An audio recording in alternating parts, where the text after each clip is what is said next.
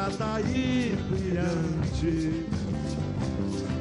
As iniciais PP foi fabulagem de rubis e diamantes, estrelinhas tão cintilantes que é pra todo mundo ver, e é ouro, prata e brilhante.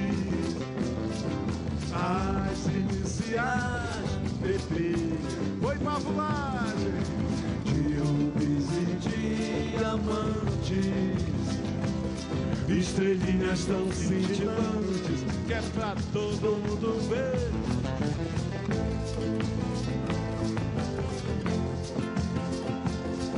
Manifestação da cultura nacional sancionada pelo presidente Lula.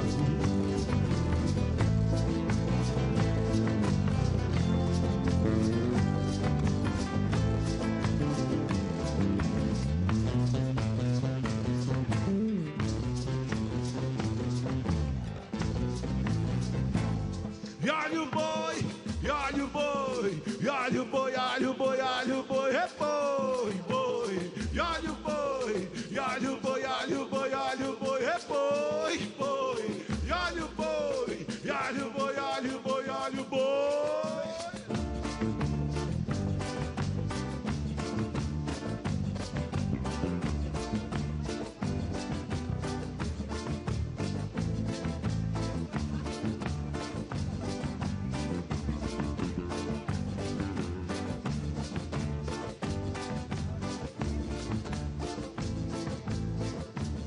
Vem ver, morena, vem ver, minha prenda é uma beleza, tesouro da natureza, realeza do Guamá.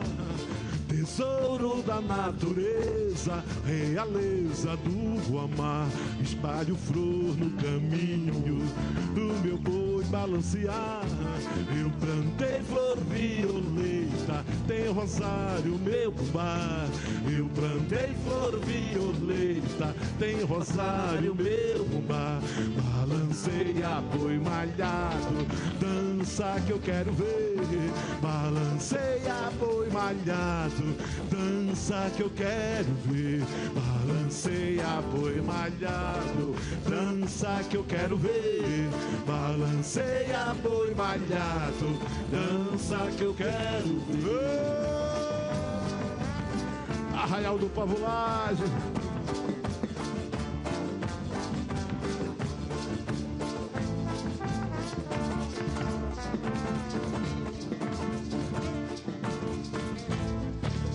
E olha o boi, e olha o boi, e olha o boi, olha o boi, olha o boi, é boi, boi, e olha o boi, e olha o boi, olha o boi, olha o boi, é boi, boi, e olha o boi, e olha o boi, olha o boi, olha o boi.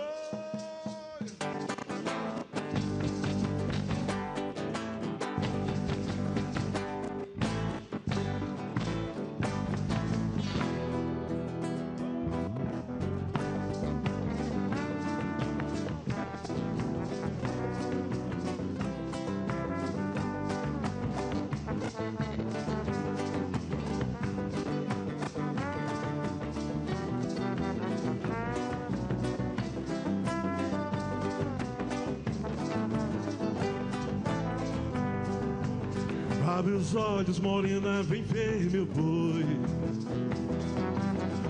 Tá vindo da estrela, traz batalhão afiado, couro bordado, pro contrário ver.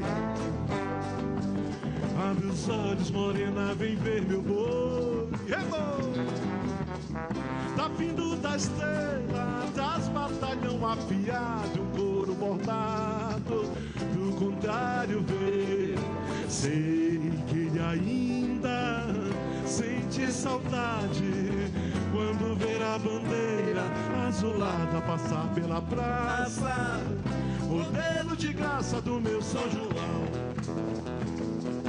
do arraial que é do sol, do arraial que é da lua, do povo na rua, oi do meu guarnecer, do arraial que é do sol, do arraial que é da lua, do povo na rua, oi do meu guarnecer. Varté, Varté das Cuieiras, que eu estando lá fora, e quando eu for embora, contrário desse adeus é que tu chora. Canta Varté, Varté das Cuieiras, que eu estrondo lá fora, e quando eu for embora, contrário desse adeus é que tu chora. Prazer enorme estar nesse momento mágico para a Amazônia. Obrigado, presidente Lula. Helder Barbalho, nosso povo, agradece muito. E olha o boi!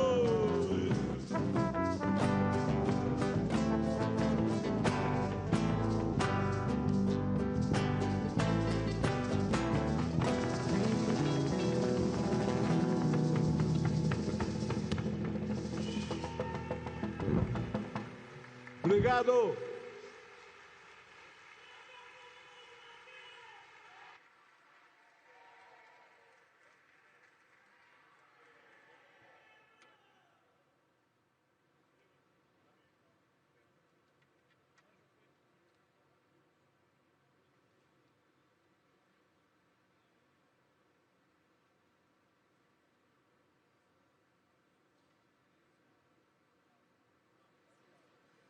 Bom dia, senhoras e senhores. Quero dar as boas-vindas a todos os chefes e vice-chefes do Estado e de governo, aos ministros de Estado e aos representantes dos organismos internacionais aqui presentes.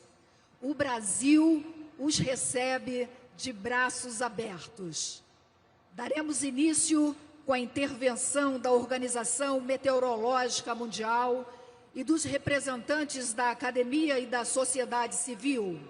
Em seguida, passaremos à ordem estabelecida de intervenções dos países e organizações internacionais aqui presentes. Ouvir os alertas da ciência é crucial para orientar nossa nação.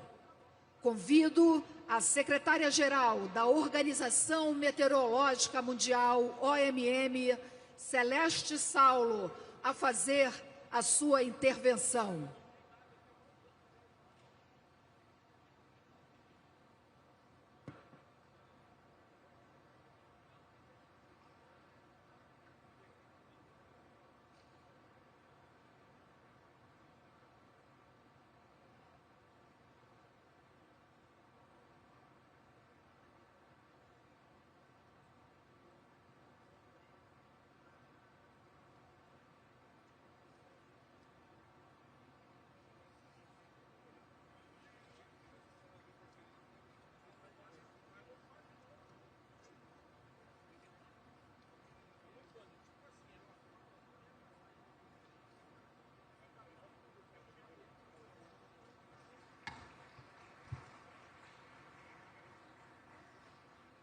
Bom dia.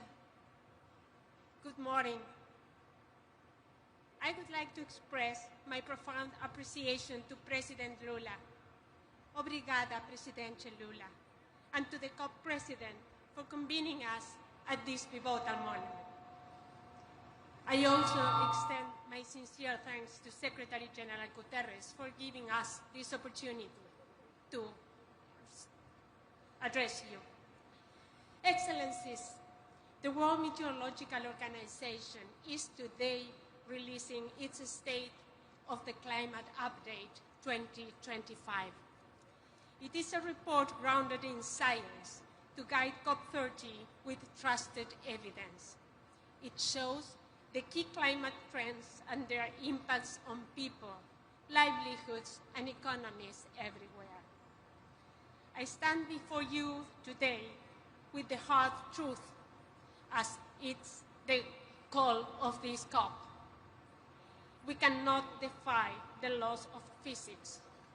Science does not lie. The alarming strike of exceptional temperatures continues. 2025 is set to be either the second or the third warmest year we have ever observed. The average temperature in January-August 2025 was about 1.42 Celsius above pre-industrial levels. Concentrations of heat-trapping greenhouse gases are their highest in 800,000 years, thus committing our planet to a warmer and more dangerous future. And of particular concern, the jump in carbon dioxide levels between 2023 and 2024 was the highest we have ever measured. Ocean heat content is also record high. Long-term sea level rise continues. Both Antarctic and Arctic sea ice are tracking at record levels. And on a daily basis, we see destructive weather. Months worth of rainfall in a matter of minutes. Extreme heat and fire, and supercharged tropical cyclones. I extend my deep condolences to all those affected. Each event leaves lasting impacts. The scars remain long after the headlines.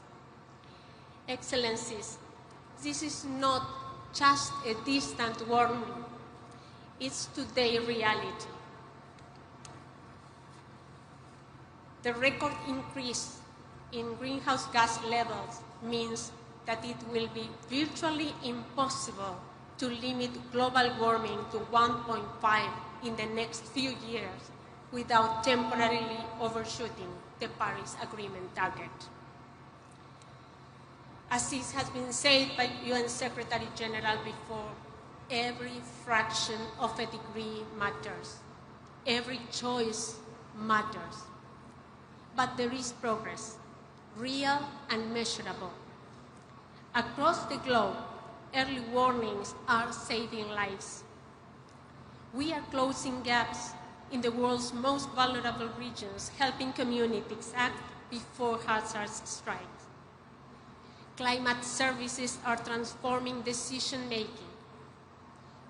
2/3 of WMO members now provide climate information, from heat health alerts to agricultural forecasts. Science is not only warning us, it is equipping us to adapt. Excellencies, let COP30 be remembered as the moment the world changed course, with the Amazon as its witness. We can't rewrite the laws of physics, but we can rewrite our path. I thank you. Obrigada.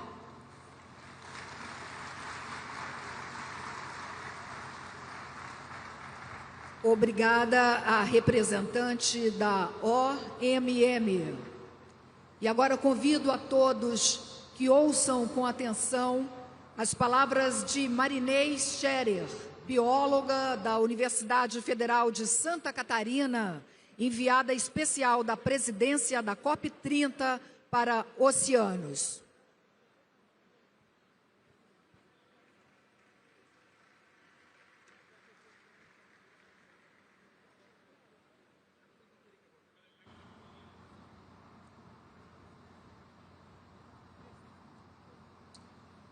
Bom dia.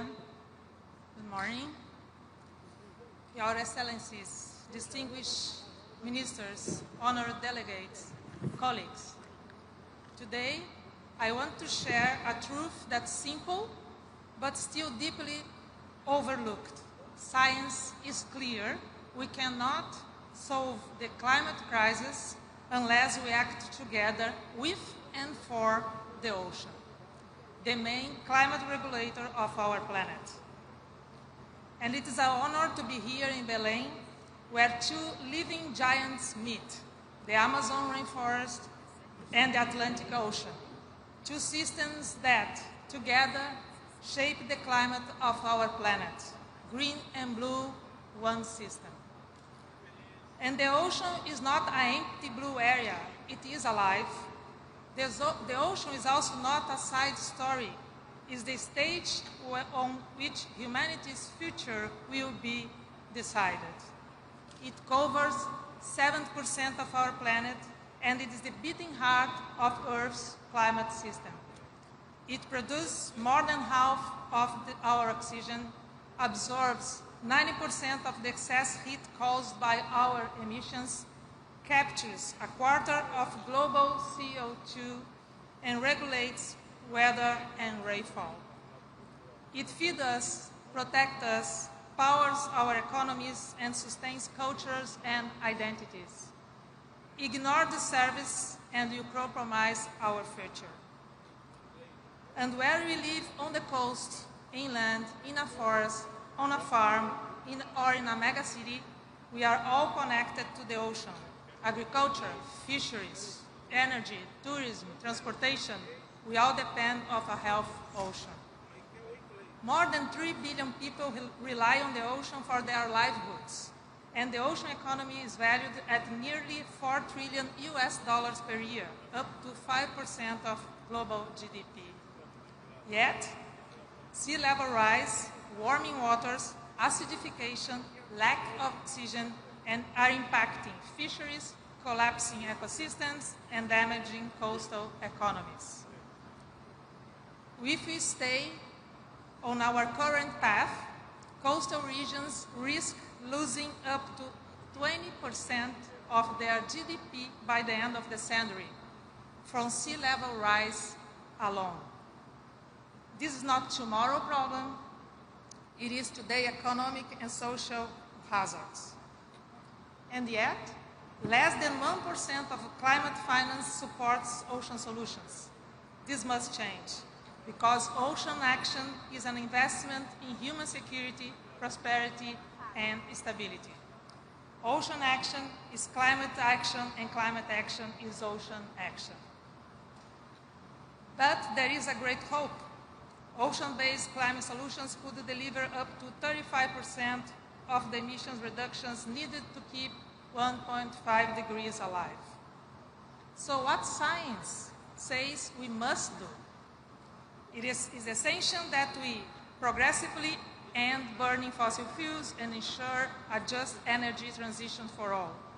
Reform fisheries and scale sustainable aquaculture. Strengthen coastal resilience through natural-based solutions and conservation of critical ecosystems such as mangroves, dunes, seagrass, salt marshes, and coral reefs.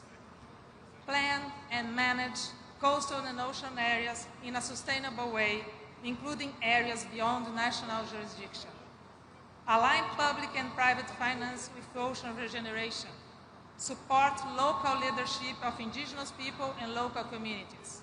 Ultimately, we need to continue building a global blue mutirão for the ocean. All of the solutions exist today. We have the knowledge and we have the science. We have the technology and we have the tools. What is needed now is political will, investment, and implementation. Countries must integrate ocean measures, policies, and targets into national climate plans for mitigation and adaptation, and deliver them. Your leadership will decide how the science becomes action, from Belém to COP31 and beyond. COP30 can be a turning point. The ocean is being recognized where it belongs, at the center of a global climate policy for a resilient, net zero, nature-positive future. Let us use this moment to chart a path toward a world where ocean science and local knowledge guide decisions, where finance feeds natural-based climate solutions and livelihoods are protected.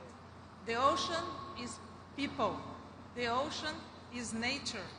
Is our past, our present, and our future. It is no longer silent. It calls us to act. So let's act together now in a truly blue mutirão, because the ocean cannot wait and the planet will not wait. Thank you. Muito obrigada.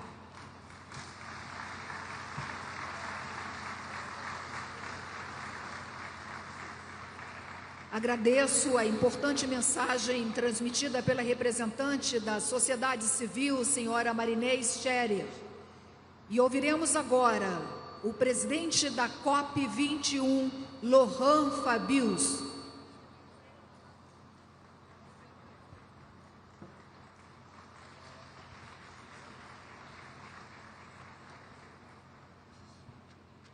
Monsieur le Président de la République fédérative du Brésil, Monsieur le Secrétaire général des Nations Unies, Excellences, Mesdames et Messieurs, je suis venu à Belém avec un ami. Et cet ami est dans ma poche, mais j'ai pensé que vous seriez heureux de le revoir.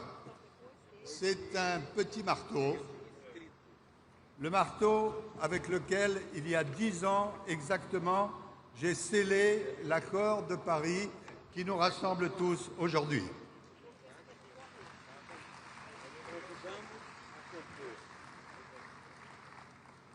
Ce marteau, il est à la fois le symbole de la lutte nécessaire pour le climat et du multilatéralisme.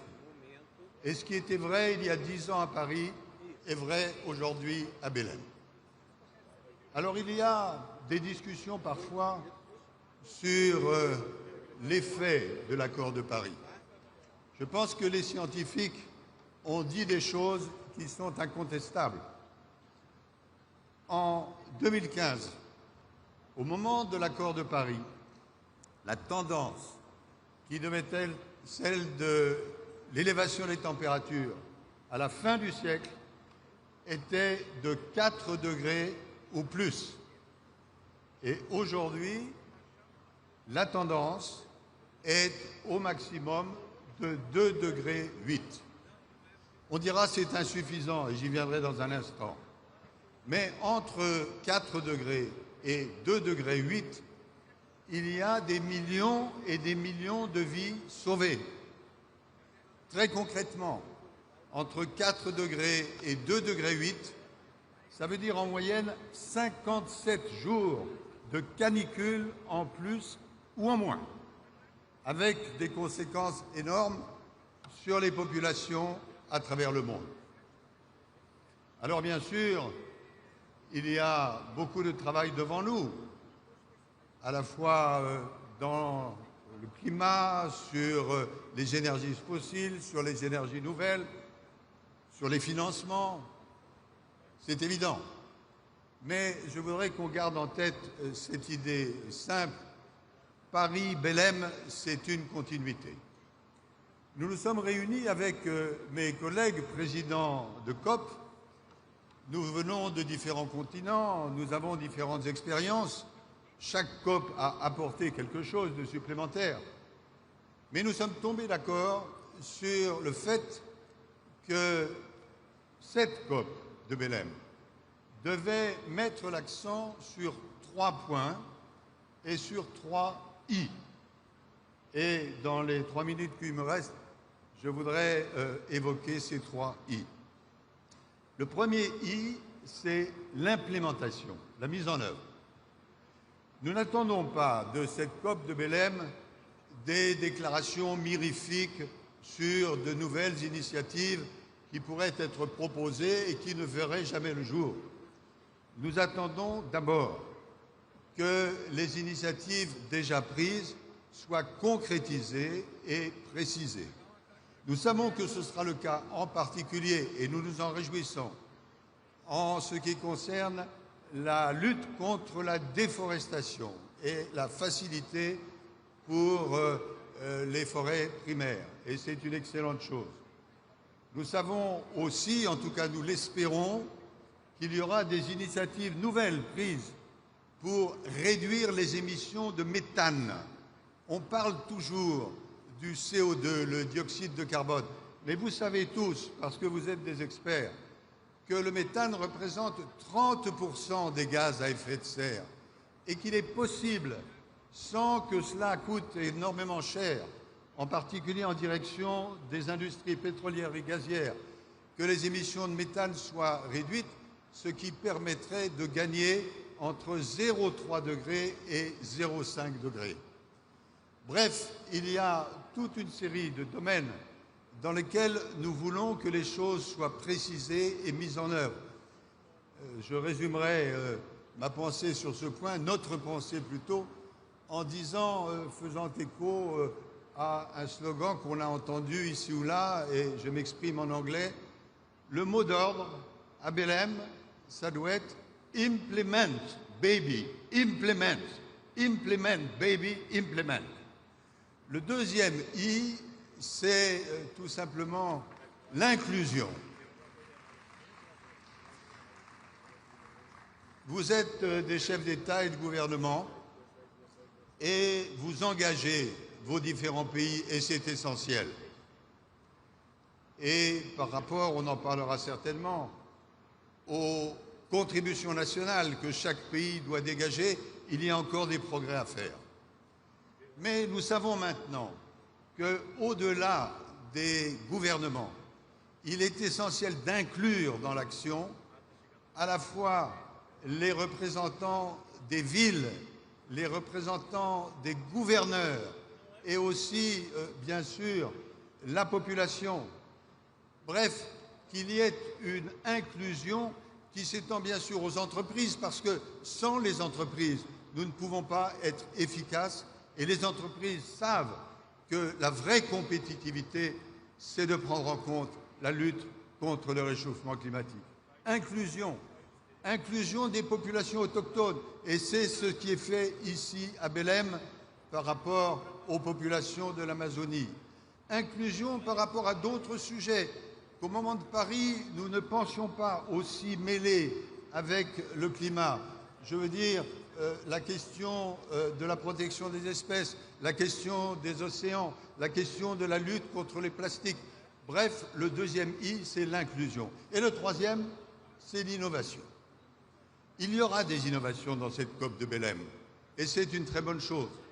Par exemple, sous la présidence d'André Delago, l'agenda pour l'action va être revu pour faire en sorte qu'il ne soit pas nécessaire de présenter des projets dont on ne sait jamais s'ils sont exécutés ou non, mais qu'on y voit très clair. Et puis, l'innovation qui consiste, par exemple, à prendre en compte l'intelligence artificielle. Il y a 10 ans à Paris, personne, absolument personne, ne parlait de l'intelligence artificielle. Or, nous savons que les data centers nécessités par l'intelligence artificielle représenteront dans quelques années une consommation d'électricité aussi importante que toute l'Union européenne. Innovation, et je m'en félicite, parce que c'est la première fois dans une COP que les questions de justice, j'entends les juges, les questions de justice seront prises en compte au moment même où, il y a quelques mois, la Cour internationale de justice prenait une décision très importante sur l'accord de Paris. Respecter l'accord de Paris, ça n'est plus seulement une obligation morale, c'est désormais une obligation légale. Et puis, la lutte contre la désinformation, parce que, comme on l'a bien dit avant moi, il y a évidence à défendre la science. Bref, l'implémentation, l'inclusion, l'innovation doivent être au cœur de la conférence de Belém. Nous allons entendre dans quelques instants le président du Brésil, Lula. J'ai lu une déclaration de sa part disant « La COP30, ce sera la COP de la vérité ». Nous, les présidents de COP, nous sommes d'accord avec cette déclaration. Qu'est-ce que ça veut dire? Ça veut dire que la vérité aujourd'hui, s'agissant du climat, c'est un mélange de lucidité, parce que les temps sont difficiles, et en même temps d'espérance. Je souhaite, j'imagine avec vous tous, que la COP30 de Belém soit une COP de lucidité et d'espérance. Merci.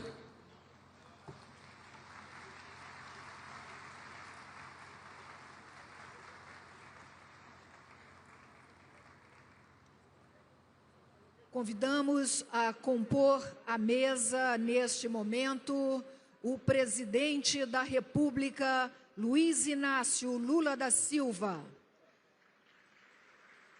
acompanhado pelo secretário-geral das Nações Unidas, Antônio Guterres, pelo presidente do Senado Federal, senador Davi Alcumbre, presidente da Câmara dos Deputados, Hugo Mota, o presidente do Supremo Tribunal Federal, ministro Edson Fachin, ministro das Relações Exteriores, Mauro Vieira, a ministra do Meio Ambiente e Mudança do Clima, Marina Silva, o governador do estado do Pará, Hélder Barbalho, o presidente da COP29, Mukhtar Babayev, e o presidente da COP30, embaixador André Correia do Lago.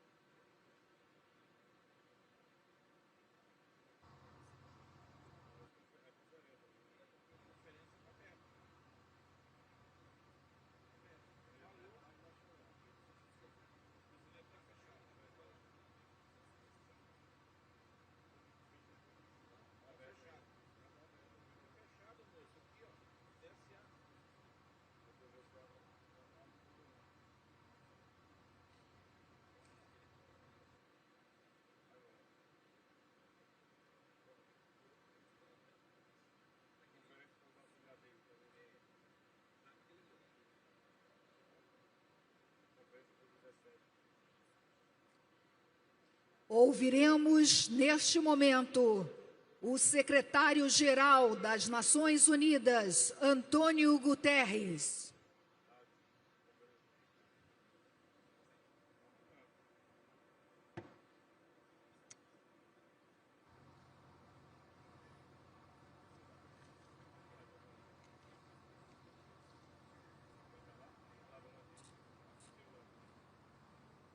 Excelências, Excellencies, agradeço ao Presidente Lula da Silva, ao Presidente da COP e ao Governo e ao povo do Brasil pela calorosa hospitalidade em Belém. Muito obrigado pela vossa liderança e firme compromisso com o multilateralismo no momento em que o nosso mundo está em jogo. Presidente Lula, you have called this the COP of truth. I could not agree more. And the hard truth is that we have failed to ensure we remain below 1.5 degrees. Science now tells us that a temporary overshoot between the 1.5 limit, starting at the latest in the early 2030s, is inevitable. We need a paradigm shift to limit this overshoot's magnitude and duration and quickly drive it down. Even a temporary average overshoot will have dramatic consequences. It could push ecosystems past irreversible tipping points, expose billions to unlivable conditions, and amplify threats to peace and security. Every fraction of a degree means more hunger, displacement, and loss, especially for those least responsible. This is moral failure and deadly negligence. Yes, the newly submitted nationally determined contributions represent progress, but they still fall short of what is needed. Even if fully implemented, they would put us on a pathway well above 2 degrees of global warming. Meanwhile, the climate crisis is accelerating. Record-breaking wildfires, deadly floods, superstorms, shattering lives, economies, and decades of progress. Last year, emissions reached another record high. And today, as we have seen, the World Meteorological Organization confirmed that the emissions continue to rise this year. Let us be clear, the 1.5 degrees limit is a red line for humanity. It must be kept within reach. And scientists also tell us that this is still possible. If we act now, at speed and scale, we can make the overshoot as small, as short, and as safe as possible. and bring temperatures back below 1.5 degrees Celsius before the century's end. Small, by peaking global emissions immediately, cutting them deeply this decade, accelerating the phase-out of fossil fuels, slashing methane, and safeguarding forests and oceans, nature's carbon sinks. Short, by reaching global net zero by 2050 and moving swiftly to sustain net negative emissions afterwards. And safe, by drastically increasing investments in adaptation and resilience and delivering early warnings for all by 2027. Excellencies, the United Nations will not give up on the 1.5 degrees goal. Because another truth is evident. We have never been better equipped to fight back. A clean energy revolution has taken hold. Solar and wind are now the cheapest sources of power and the fastest growing sources of electricity in history. Last year, almost all new power capacity came from renewables. The clean energy economy is creating jobs and driving development. It is reshaping geopolitics, delivering energy security and price stability. And it is connecting millions to clean and affordable energy for the first time. The economics have shifted. In 2024, investors poured $2 trillion into clean energy, 800 billion more than fossil fuels. Clean energy is winning in price, performance, and potential, offering the solutions to transform our economies and protect our populations. What is still missing is political courage. Fossil fuels still command vast subsidies, taxpayers' money. Too many corporations are making record profits from climate devastation, with billions spent on lobbying, deceiving the public, and obstructing progress. And too many leaders remain captive to these entrenched interests. Too many countries are starved of the resources to adapt and locked out of the clean energy transition. And too many people are losing hope that their leaders will act. We need to move faster and move together. And this COP must ignite a decade of acceleration and delivery. First, countries must agree on a bold and credible response plan to close the NDC ambition gap to 1.5 degrees. Common but differentiated responsibilities must apply, but that should not be an excuse for any country not to assume its fair share. This means supercharging renewables, electrification, and energy efficiency, building modern grids and large-scale storage, halting and reversing deforestation by 2030, cutting methane emissions, and setting near-term 1.5 aligned coal phase-out schedules. I've consistently advocated against more coal plants or fossil fuel exploration and expansion. At COP28 in Dubai, countries committed to transition away from fossil fuels. No more greenwashing, no loopholes. We must turn that committing into action while supporting low and middle-income developing countries that are highly dependent on fossil fuels. And we must also dismantle structural barriers and provide the conditions for developing countries to deliver and exceed their NDC commitments. Trade and investment policies must support climate ambition, not undermine it. Second, we must demonstrate a clear and credible path to reaching the $1.3 trillion a year in climate finance for developing countries by 2035, as agreed at COP29 in Baku. Developed countries must take the lead in mobilizing $300 billion annually, delivering affordable, predictable finance at the agreed scale. And all providers must show they will contribute to meeting the $300 billion and $1.3 trillion milestones. It's no longer time for negotiations. It's time for implementation, implementation, implementation.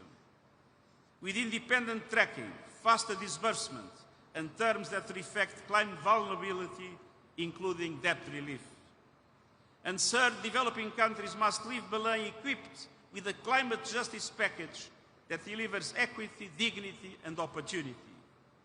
That means the concrete plan to close the adaptation finance gap, ensuring that developed countries honor their pledge to provide $40 billion adaptation finance by the end of this year, and giving confidence that affordable adaptation finance will be scaled up beyond 2025 and delivered swiftly to the communities on the front lines. It also means placing justice at the heart of the transition, with concrete measures to support developing countries to navigate it, protecting workers, empowering communities, and creating new opportunities, and significant contributions and simplified access to the Loss and Damage Fund. A just transition also means indigenous peoples leading the way. Their knowledge and full participation light the path to a livable planet. Excellencies, you can count on the United Nations. Through our climate promise, over 100 developing countries received support in the preparation of the new nationally determined contributions. I've directed the United Nations Development Programme to build on this architecture and work across the system to support developing countries during the implementation plan. The challenge is immense, but the choices are clear. No one can bargain with physics, but we can choose to lead or be led to ruin. Choose to make Belém the turning point, stand with science, stand for justice, stand for future generations, and I thank you.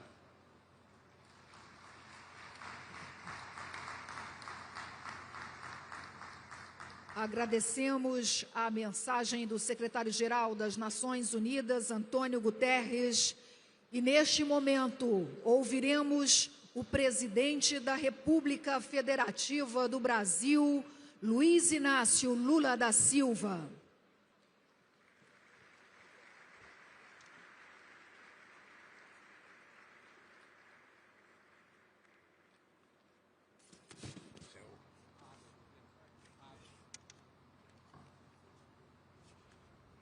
Eu quero cumprimentar o secretário-geral das Nações Unidas, o nosso amigo Antônio Guterres.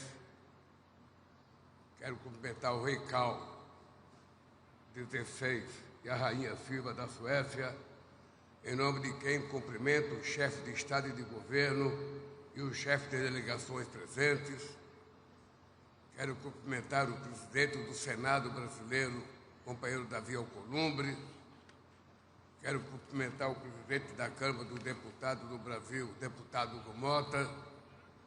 Quero cumprimentar o Luiz Edson Fachin, presidente do Supremo Tribunal Federal Brasileiro. Quero cumprimentar o meu ministro das Relações Exteriores, Mauro Vieira, e a companheira Marina Silva, ministra do Meio Ambiente e Mudança do Clima, por meio de quem cumprimento os ministros e as ministras de Estado que me acompanharam. Quero cumprimentar o embaixador André Corrêa do Lago, presidente da COP30.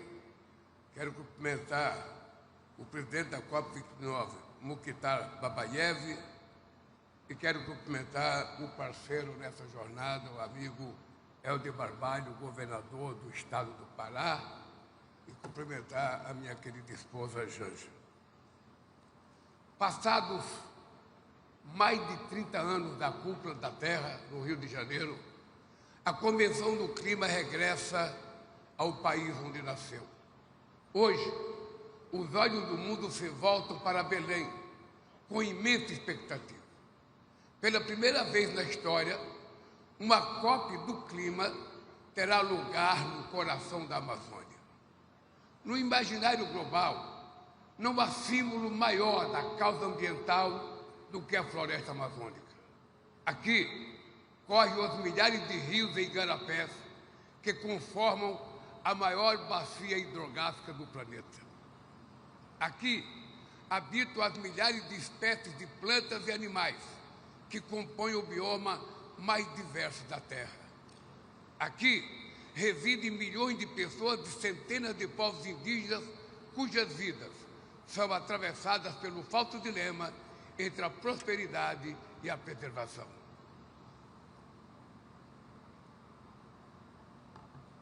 São elas que diariamente conjugam em seus modos de vida a busca legítima por uma existência digna, com a missão vital de proteger um dos maiores patrimônios naturais da humanidade. Por isso, é justo que seja a vez dos amazônidas de indagar o que está sendo feito pelo resto do mundo para evitar o colapso de sua casa. O multilateralismo, Acordo de Paris, o ano de 2025 é um marco para o multilateralismo. Celebramos os 80 anos da fundação da Organização das Nações Unidas e os 10 anos da adoção do Acordo de Paris. A força do Acordo de Paris reside no respeito ao protagonismo de cada país em definição de suas próprias metas, à luz de suas capacidades nacionais. Passada uma década, ele se tornou o espelho das maiores qualidades e limitações da ação multilateral. Graças ao acordo, nos afastamos dos prognósticos que anteviam o aumento de até 5 graus na temperatura média global até o final do século. Provamos que a mobilização coletiva gera resultados, mas o regime climático não está imune à lógica da soma zero que tem prevalecido na ordem internacional. Em um cenário de insegurança e desconfiança mútua, interesses egoístas imediatos preponderam sobre o bem comum de longo prazo. O ano de 2024 foi o primeiro ano em que a temperatura média da Terra ultrapassou 1,5 graus acima dos níveis pré-industriais. A ciência já indica que essa elevação vai se estender por algum tempo ou até décadas, mas não podemos abandonar o objetivo do Acordo de Paris. O relatório de emissões do Programa das Nações Unidas para o Meio Ambiente estima que o planeta caminha para ser 2,5 graus mais quente até 2100. Segundo o mapa do caminho Baku-Belém, as perdas humanas e materiais serão drásticas. Mais de 250 mil pessoas poderão morrer a cada ano. O PIB global pode encolher até 30%. Por isso, a COP30 será a COP da verdade. É o momento de levar a sério os alertas da ciência. É hora de encarar a realidade e decidir se teremos ou não a coragem e a determinação necessária para transformá-la. Os objetivos do Brasil. Para o Brasil, a COP30 será o ponto culminante de um caminho pavimentado ao longo de nossas presidências no G20 e dos BRICS. No G20, colocamos na mesma mesa os ministérios do meio ambiente e de finanças, das 20 economias que respondem por cerca de 80% das emissões globais. Nos BRICS, reafirmamos a centralidade do financiamento climático, da capacitação e da transferência de tecnologia. Esta cúpula de líderes é uma inovação que trazemos ao universo das COPs. As convergências já são conhecidas. Nosso objetivo será enfrentar as divergências. Nós, líderes, podemos e devemos discutir tudo para além dos muros da convenção. As palavras ditas aqui serão bússola da jornada a ser percorrida por nossas delegações nas próximas semanas. A humanidade está ciente do impacto da mudança do clima há mais de 35 anos, desde a publicação do primeiro relatório do IPCC. Mas foram necessárias 28 conferências para que se reconhecesse pela primeira vez em Dubai a necessidade de se afastar dos combustíveis fósseis e de parar de reverter o desmatamento. Foi preciso um ano adicional para que se admitisse em Baku a perspectiva de ampliar o financiamento climático para US$ 1,3 trilhão. Belém honrará os legados da COP28 e 29. Acelerar a transição energética e proteger a natureza são duas maneiras mais efetivas de conter o aquecimento global. Estou convencido de que, apesar das nossas dificuldades e contradições, precisamos de mapa do caminho para planejar, de forma planejada e justa, reverter o desmatamento, superar a dependência dos combustíveis fósseis e mobilizar os recursos necessários para esses objetivos. Para avançar,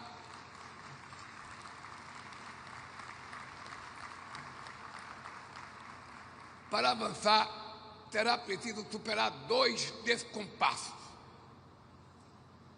O primeiro é a desconexão entre os salões diplomáticos e o mundo real.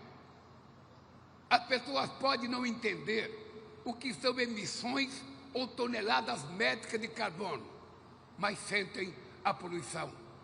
Podem não compreender o que são sumidouros de carbono ou reguladores climáticos, mas reconhecem o valor das florestas e dos oceanos. Podem não ser versadas em financiamento concessional ou misto, mas sabem que nada se faz sem recurso. Podem não assimilar o significado de um aumento de 1,5 graus na temperatura global, mas sofrem com secas, enchentes e furacões. O combate à mudança do clima deve estar no centro das decisões de cada governo, de cada empresa e de cada pessoa. O conceito de mutirão, que traduz um esforço coletivo em torno de um objetivo comum, é o espírito que vai animar Belém. A participação da sociedade civil e o engajamento de governos nacionais, subnacionais, será crucial. Seremos inspirados pelos povos indígenas e pelas comunidades tradicionais, para quem a sustentabilidade sempre foi sinônimo de viver. Superação das desigualdades. O segundo descompasso é o descasamento entre o contexto geopolítico e a urgência climática. Forças extremistas fabricam inverdades para obter ganhos eleitorais e aprisionar as gerações futuras a um modelo ultrapassado que perpetua disparidades sociais e econômicas e degradação ambiental. Rivalidades estratégicas e conflitos armados desviam a atenção de drenam os recursos que deveriam ser canalizados para o enfrentamento do aquecimento global. Meus amigos e minhas amigas, enquanto isso, a janela de oportunidades que tem para agir está se fechando rapidamente. A mudança do clima é resultado das mesmas dinâmicas que ao longo de séculos fraturaram nossa sociedade entre ricos e pobres e cindiram o mundo entre países desenvolvidos em desenvolvimento. Será impossível contê-la sem esperar as desigualdades dentro das nações e entre elas. A justiça climática é aliada do combate à fome e à pobreza, da luta contra o racismo e a desigualdade de gênero e da promoção de uma governança global mais representativa e inclusiva. Amigas e amigos, entre os povos indígenas e Yanomami que habitam a Amazônia, existe a crença de que cabe aos seres humanos sustentar o céu para que ele não caia sobre a terra. Essa perspectiva dá medida da nossa responsabilidade perante o planeta, principalmente dos mais vulneráveis. Mas também reconhece que o poder de expandir horizontes está em nossas mãos. Temos que abraçar um novo modelo de desenvolvimento mais justo, resiliente e de baixo carbono. Espero que esta cúpula contribua para empurrar o céu para cima e ampliar nossa visão para além do que enxergamos hoje. Eu queria, meus amigos e minhas amigas, antes de terminar a minha fala, pedir a vocês que a gente tem que agradecer a disposição de fazer essa COP da Amazônia na Amazônia. Muita gente não acreditava que fôssemos possíveis trazer para o estado do Amazonas uma COP, porque as pessoas estão mais habituadas a desfilar por grandes cidades, e nós resolvemos que a Amazônia para o mundo é como se fosse uma Bíblia. Todo mundo sabe que existe e interpreta cada um da sua forma. E nós queríamos que a pessoa viesse aqui para ver o que é a Amazônia, para ver o que é o povo da Amazônia, para ver o que é a natureza da Amazônia, para ver o que é a culinária da Amazônia. E eu quero terminar pedindo uma salva de palmas para todos os trabalhadores que ajudaram a construir em pouco tempo esse espaço que nós estamos ocupando e aqueles que vão nos receber e nos atender durante a COP. Um abraço e boa COP a todos vocês.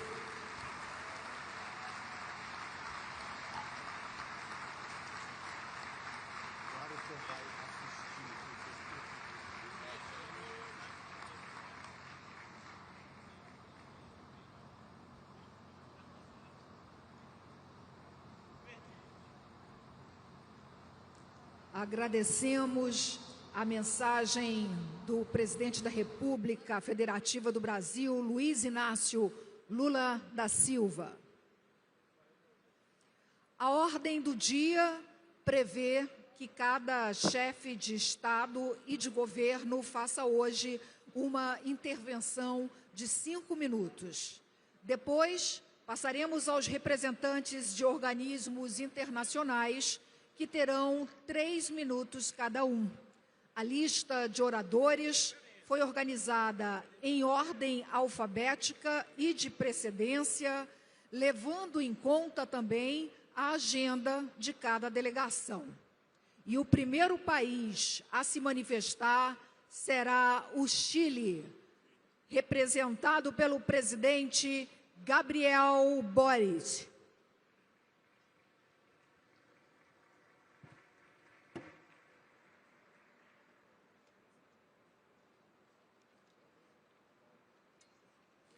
Buenos días.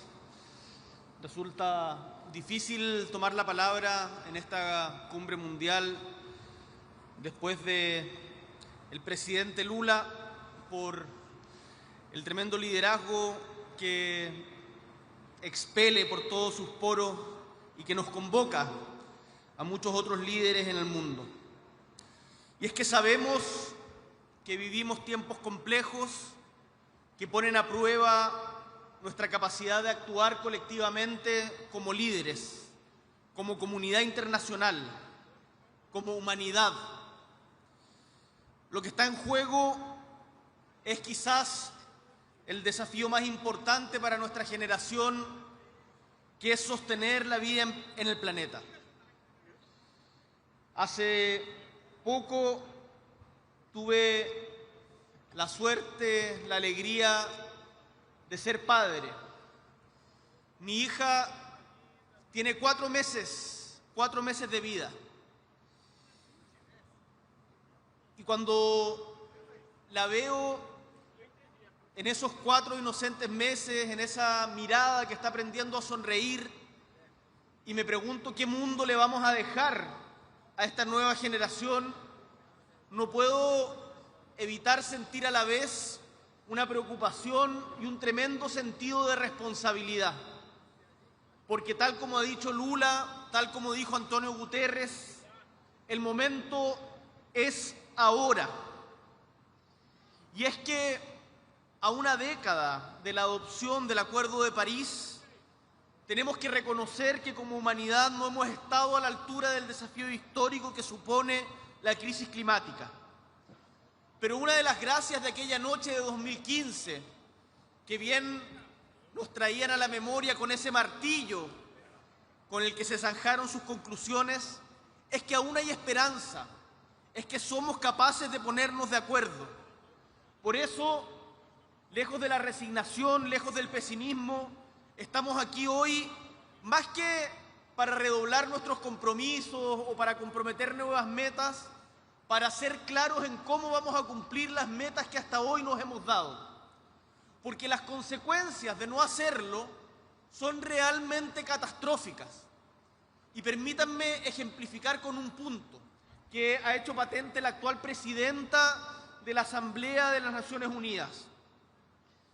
Si la temperatura sube en 2 grados, significa que más de 400 millones de personas van a tener inseguridad alimentaria. Si esto aumenta a 4 grados, 1.800 millones de personas van a padecer inseguridad alimentaria, o sea, hambre. Las consecuencias de no actuar, de no cumplir con nuestros propios compromisos, son la muerte de muchos, son el hambre de muchos, de personas de carne y hueso que deben conmovernos, que deben llamarnos a la acción.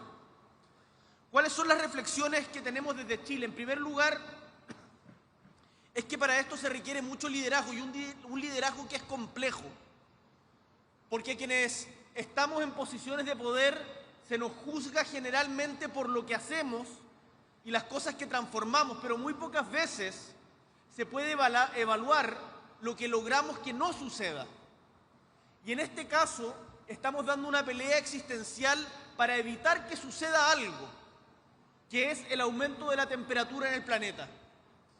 Y eso no da réditos electorales, seguramente no consiga aplausos, pero es el liderazgo que más se requiere en estos momentos, es el liderazgo generoso, comprometido, que es capaz de cumplir con sus compromisos. Desde ese punto de vista, en primer lugar, decimos que la ciencia y la evidencia científica deben seguir estando en el centro de nuestras decisiones. Fue la ciencia la que recomendó una instancia multilateral como esta COP, y es la ciencia la que nos va guiando respecto a los caminos que tenemos que andar. Y eso es importante decirlo hoy día, aunque parezca obvio, porque son tiempos en que surgen voces que deciden ignorar o negar la evidencia científica sobre la crisis climática. Sin ir más lejos, el presidente de los Estados Unidos en la última Asamblea General de la ONU dijo que la crisis climática no existe, y eso es mentira. Y debemos ser capaces de reivindicar el valor de la ciencia y de los hechos, porque podremos tener discusiones legítimas sobre cómo enfrentar los hechos, pero no podemos negarlos, y en eso se requiere el liderazgo de la comunidad internacional. En segundo lugar, acogemos con entusiasmo y responsabilidad el llamado de Brasil a avanzar hacia una etapa de implementación, no más diagnóstico, implementación. Y les cuento humildemente que desde Chile lo estamos haciendo. Primero, somos uno de los 68 países que ha entregado dentro de los plazos comprometidos sus NDC. Además, hemos ido implementando diferentes políticas públicas que desde nuestra patria van cambiando también la calidad de vida de nuestros ciudadanos. Hace 10 años no teníamos ningún bus eléctrico y este año prácticamente el 60% de los buses que recorren nuestra capital son eléctricos.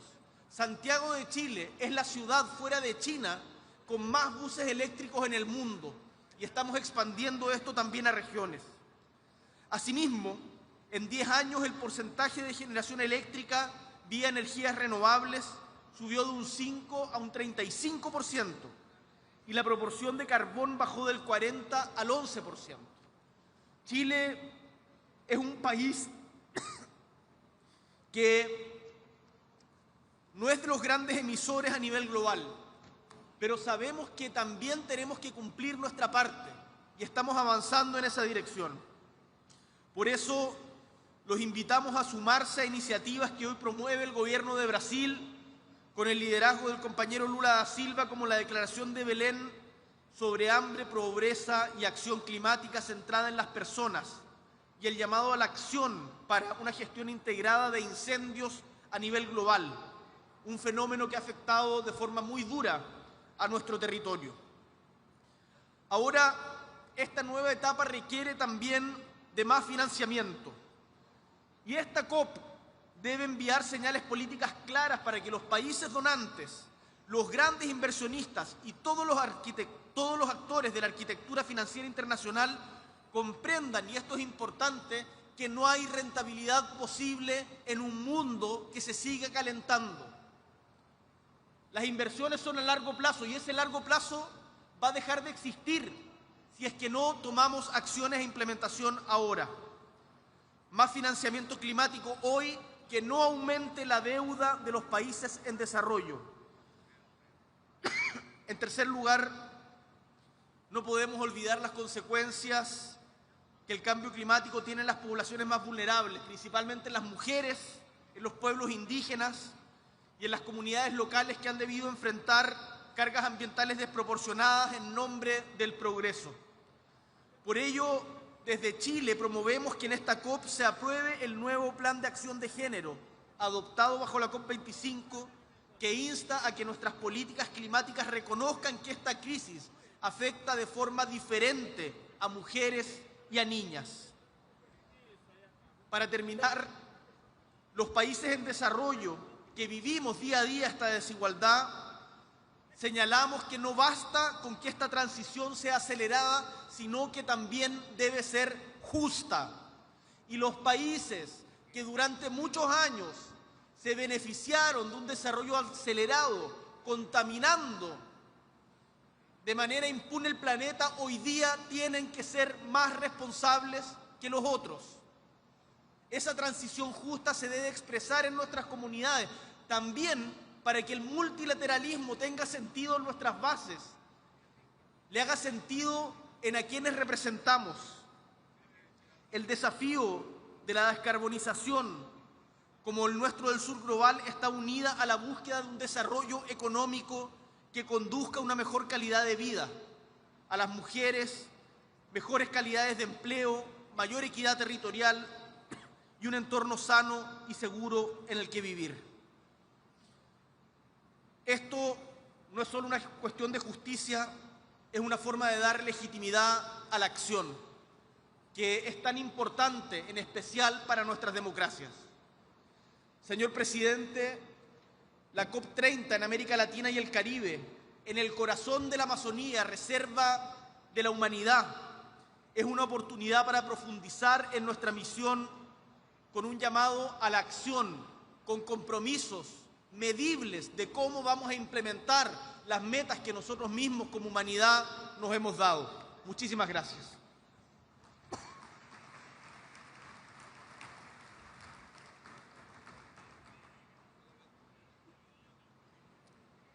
Obrigada pela manifestação. E chamamos agora o representante da China, o vice-primeiro-ministro Ding Xuexian.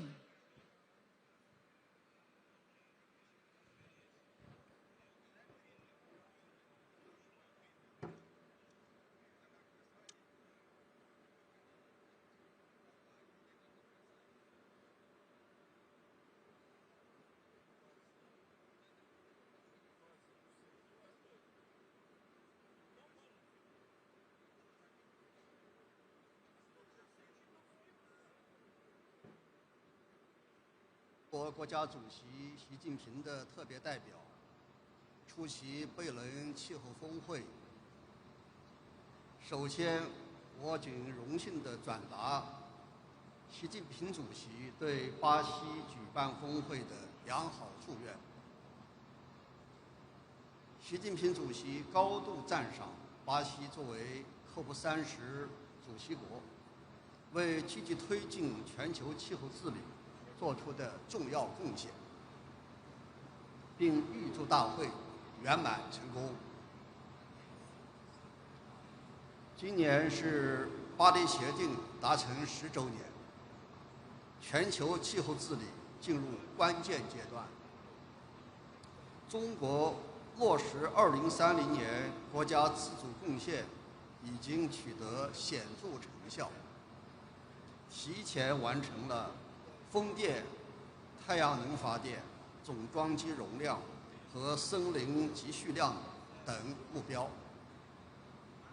9月24日，习主席在联合国气候变化峰会上郑重宣布，中国2035年国家自主贡献覆盖全经济范围，包括所有温室气体，首次提出绝对量减排目标，体现了中国的坚定决心和最大努力。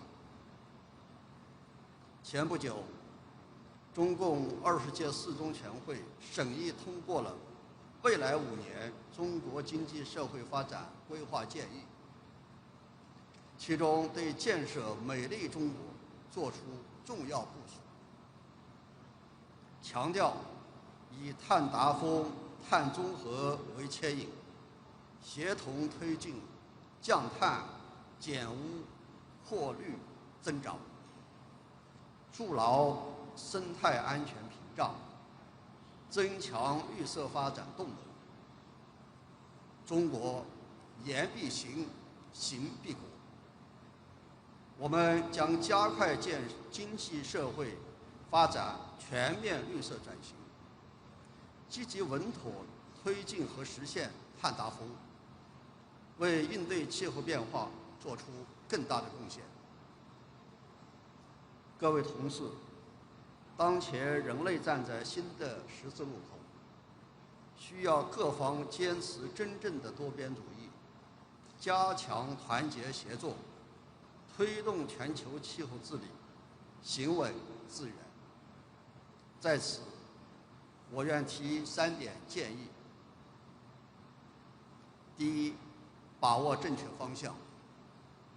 绿色低碳转型是时代潮流，我们要坚定信心，统筹保护环境、发展经济、创造就业、消除贫困等目标，协同推进民生改善和气候治理，促进高质量发展，更好地造福世界各国人民。第二，落实气候行动。应对气候变化，关键在于行动。我们要坚持共同但有区别的责任原则，全面有效落实联合国气候变化框架公约及其巴黎协定，在行动和实施中维护国际公平正义。发达国家应当落实率先减排义务，切实兑现出资承诺，并为发展中国家提供更多技术和能力建设支持。第三，深化开放合作。促进全球绿色低碳转型，需要良好的国际经贸合作环境。我们要加强绿色技术和产业国际协同，破除贸易壁垒，确保优质绿色产品自由流通，更好地满足全球可持续发展需要。中方愿同各方一道，坚持不懈推动绿色低碳发展，推动建设人与自然和谐共生的美丽世界。谢谢大家。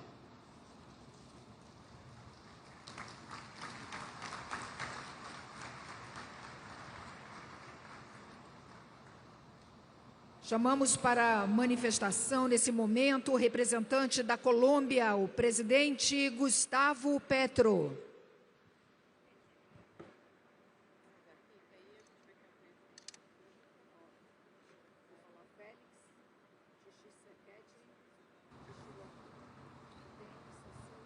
Yo le he pedido a mi equipo, presidente Lula, Antonio Guterres, secretario de nuestras Naciones Unidas, delegaciones, de tantos países del mundo aquí presente, le he pedido a mi equipo que sea más radical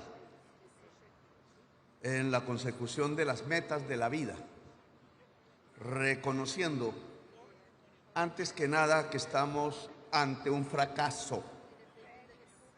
Las palabras tibias no se convierten sino en fetiches y fantasmas ante una realidad que tenemos que asumir tal cual. Después de 29 COPs, de discursos, muchos los he dado yo, y otras, estamos ante un fracaso. El fracaso se mide por la ciencia en términos de temperatura, de leyes de la termodinámica. Ese fracaso se debe, en primer lugar, al lobby de los intereses del petróleo, del carbón y el gas en esta asamblea, en todas las COPs. Su deseo de ganancia de corto plazo, su codicia ha ido contra la vida, y eso es inmoral, inhumano. Y en cada nación, una vez se realizan las COPs, el mismo lobby, en unas naciones más que en otras, cobra sus resultados. Y sus resultados son medibles. El número 1,5 grados centígrados que no queríamos alcanzar, se alcanzó. Nos acercamos a algo que ya no se llama crisis climática. Comenzamos hablando de cambio, pasamos a crisis y ahora nos acercamos a colapso climático, que significa punto de no retorno, es decir, muerte general de la existencia en el planeta. No es apocalipsis literario, es apocalipsis real. ¿Cuáles son los fetiches que nos están separando del objetivo simple de la vida? Que ni de derecha ni de izquierda es simplemente el objetivo común de la humanidad.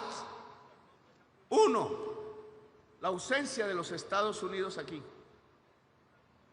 El que el señor Donald Trump no venga. El que tenga una conducta, el personal, de negación de la ciencia y lleve a su sociedad con los ojos cerrados al abismo y con ella a la humanidad. El señor Trump está equivocado. La ciencia alumbra el colapso si Estados Unidos no se mueve hacia la descarbonización de su propia economía. No es taladrar, taladrar y taladrar. Está 100% equivocado el presidente de los Estados Unidos, Donald Trump. Dos, el que se lleve a Europa a invertir en más armas de acuerdo a su Producto Interno Bruto. Ese es un error de Europa, si hace caso. No es un problema de defensa y seguridad. No es Rusia el enemigo, es la crisis climática el enemigo. Son sus nietos, señoras y señores presidentes y primeros ministros de Europa, los que están en riesgo, al igual que todos los hijos y las hijas del enorme, gran y civilizatorio pueblo europeo y de la humanidad entera. Es más enemigo la muerte sobre el hijo y el nieto que los peligros fetiches que desde las épocas napoleónicas y anteriores tienen sobre una Rusia que no es sino parte de Europa. Tres, amenazas de invasión por doquier. Perdemos tiempos. Invasión a Gaza y genocidio. Amenaza de invasión a Venezuela. Amenaza de invasión a Cuba. Amenaza de invasión a Colombia. El que les habla aquí ha sido considerado por Trump como un líder del narcotráfico, cuando en mi vida personal y a riesgo de perderla he sido el primer paladín de la lucha contra el narcotráfico en Colombia, aumentando como ningún gobierno en la historia mundial las incautaciones de cocaína, solo para silenciarme ante estos eventos y que me calle ante la realidad. Amenazas de invasión a Brasil, amenazas de invasión a México y, óiganlo bien, invasión real al Caribe colombiano. Los mismos misiles que caen sobre los niños y las niñas de Gaza hoy caen sobre pobres jóvenes que no son narcos, sino empleados de los narcos o a veces pescadores en las lanchas rápidas en el Caribe, más casi 70 asesinatos que rompen el derecho internacional humanitario a través del principio de la proporcionalidad de la fuerza, es decir, son ejecuciones extrajudiciales en el Caribe, cerca de esta región. Y sigue. Políticas antiinmigratorias hechas al estilo de los nazis contra nuestros pueblos en Estados Unidos, contra los pueblos árabes y subsaharianos en Europa. Y sigue ya los mismos misiles que caen en el Caribe. Y estas políticas todas que producen a lo largo de estos 2 años desde Dubái, que perdemos el tiempo, que son fetiches, fantasmas, para ganar votos rápidos en los países del poder, los que emiten más CO2 y no hacer nada contra la crisis climática. Son excusas inventadas para abrazarse con el lobby petrolero, ganar un poco más de dinero y llevarnos más cerca al colapso climático. ¿Qué hacemos entonces? Indudablemente el objetivo no puede ser otro que en lo más rápido del tiempo, y es un cronómetro, es una carrera contra el reloj, construir una economía descarbonizada. Cero carbón, cero petróleo, cero gas. Economía descarbonizada es igual a construir una economía de la vida, la podemos llamar así, como Hinkelarmer en Costa Rica, de origen alemán, él la denominó. Hoy, literalmente, el señor Trump está contra la humanidad. Al no venir aquí, lo demuestra. Trump está contra la humanidad. ¿Qué hacemos entonces? Dejarlo solo, olvidarlo. El olvido es el castigo mayor. Cuando quiera hablar, hablamos, pero sobre la vida, no sobre nada más. ¿Qué hacemos? El progresismo del que hago parte tiene que saber que la bandera es su vida. No hay un progresismo fósil, porque sería un progresismo falso. El progresismo mundial tiene que definir con claridad que su bandera es llevar la humanidad hacia la vida, y ese es el objetivo real de corto plazo que tenemos. Y tenemos aquí en América, de donde vengo, en cada parte se podría hacer un esfuerzo similar, una propuesta concreta con $500,000 en América Latina y el Caribe. Vengan del mundo árabe, vengan de China, vengan de Europa, los recibimos, vengan de estados de los Estados Unidos con $500,000, bon marché. Se puede lograr que lo que hoy es potencial se haga realidad. 1.400 gigas anuales de generación de energía limpia. Tenemos ese potencial que se puede volver realidad. Está en nuestro sol, en nuestros vientos, en nuestra agua. Está en los volcanes y en la geotermia. 1.400 gigas anuales, algo igual puede hacer África, mientras la matriz de generación de energía eléctrica de los Estados Unidos consume o genera 1.200 gigas al año, 70% energía fósil. Matemáticamente fácil. Si se invierten 500.000 millones de dólares aquí, limpiamos 100% la matriz energética de los Estados Unidos. Es decir, un paso fundamental en evitar que de la crisis pasemos al colapso climático y salvemos entonces la existencia en el planeta Tierra.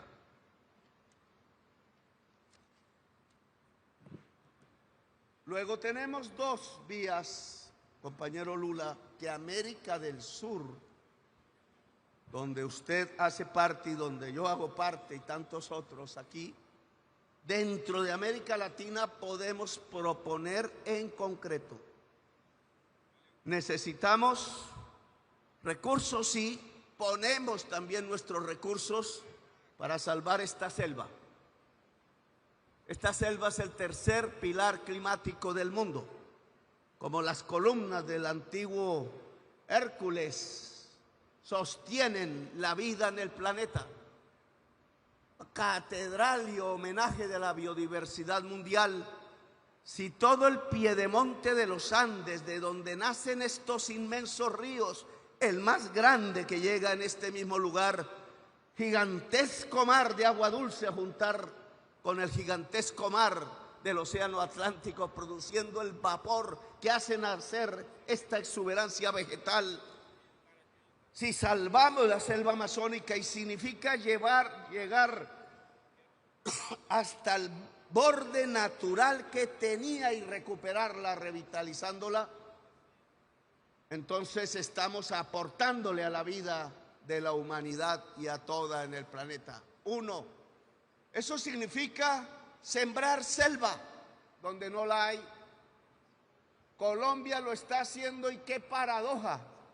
En donde antes existían 80.000 hectáreas de cultivos de hoja de coca que hoy están abandonados y que pueden ser fácilmente de nuevo selva. Todo el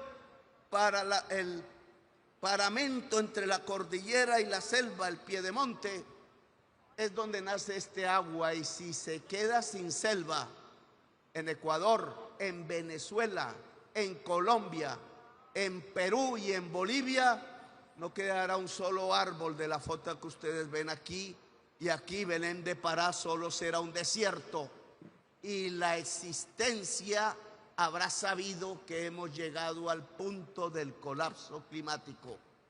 Luego esta es la primera carta que América del Sur coloca para que nos ayuden y nos ayudemos a salvar la vida. No necesitamos el norte para ello, necesitamos la humanidad. Y dos, indudablemente podemos limpiar la matriz sucia de generación eléctrica de los Estados Unidos. Gran acumulador de CO2, el mayor del mundo, y responsable, por tanto, de la crisis y la posibilidad del colapso climático. ¿Qué necesitamos? 500.000 millones de dólares. Volver generación eléctrica real, el potencial de energía limpia. Construir una red moderna, homologada e inteligente de cables de energía eléctrica que vayan desde la Patagonia hasta Alaska, y ya prácticamente la tenemos. Si esas dos cosas las logramos, más otros elementos del transporte de energía eléctrica, América del Sur puede limpiar 100% todas las matrices de energía eléctrica desde la Patagonia hasta Alaska, incluida la matriz de energía eléctrica de los Estados Unidos, y no necesitamos a Trump para ello. Olvidémoslo.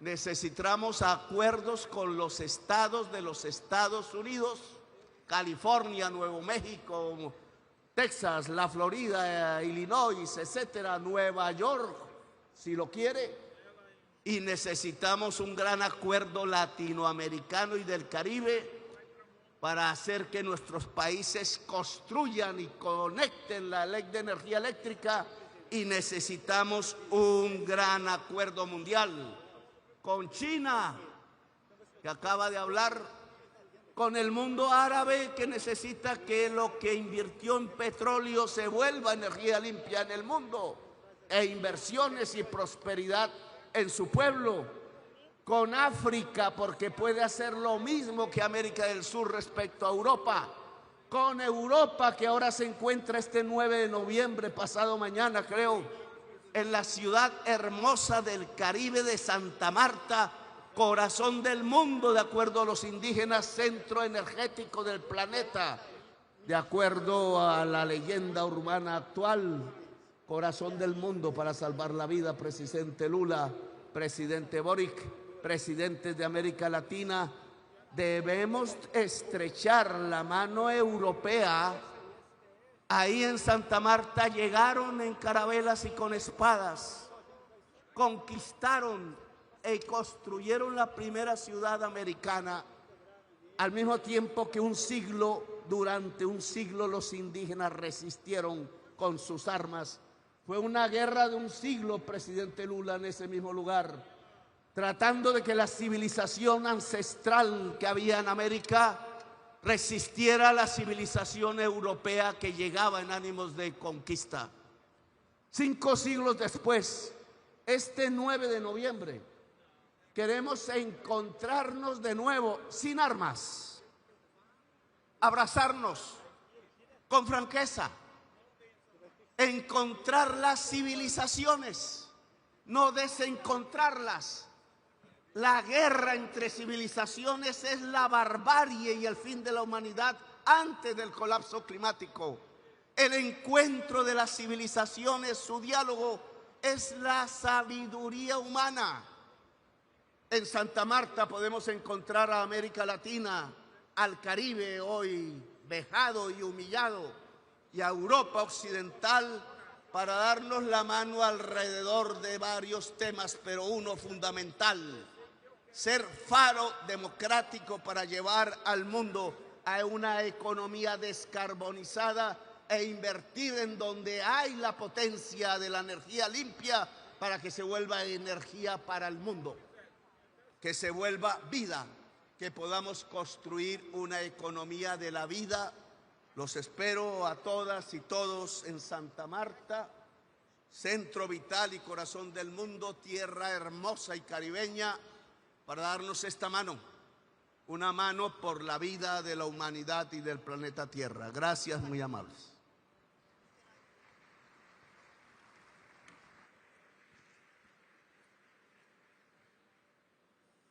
Agora teremos a mensagem do Reino Unido com o Príncipe de Gales, William.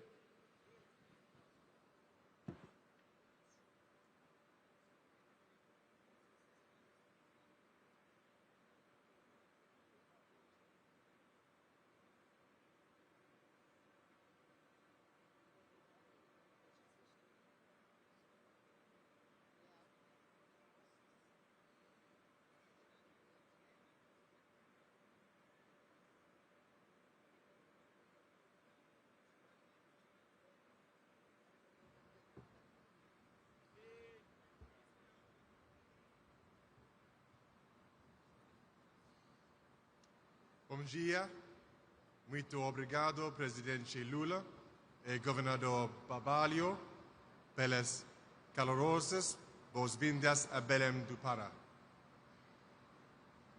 We come together today, here in the heart of the Amazon, at a pivotal moment in human history. A moment that demands courage, cooperation and unwavering commitment to our planet's future. A future that belongs not to us, but to our children and grandchildren. I want to first express my profound gratitude to Brazil for welcoming us all to Belém. Over the last week, I've seen firsthand that your global commitment to environmental progress is not new. It's built on decades of bold action, visionary thinking, and shared purpose. From the Rio Earth Summit in 1992 to Brazil rapidly becoming a leader in renewable energy and sustainable agriculture, you have shown the world what climate ambition looks like. Just earlier this week, the vibrant city of Rio de Janeiro hosted the Earthshot Prize, a global initiative I founded to accelerate and spotlight the most innovative solutions to our planet's greatest environmental challenges. Many of these solutions are born in the global south. I want to add my thanks to the gracious hospitality of Mayor Eduardo Pez. The event was not only a celebration of ingenuity and hope, but a powerful reminder of what's possible when we lead with vision and courage.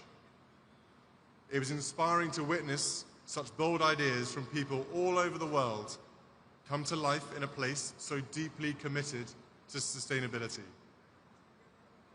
And so as we gather here in Belém, 10 years on from the Paris Agreement, we are reminded of the extraordinary power of nations, communities, and individuals coming together to drive change. Where we unite behind shared purpose, we can scale and accelerate solutions that transcend borders, solutions that give us hope and fill us with optimism for the future. I have long believed in the power of urgent optimism, the conviction that even in the face of daunting challenges, we have the ingenuity and determination to make a difference, and to do so now.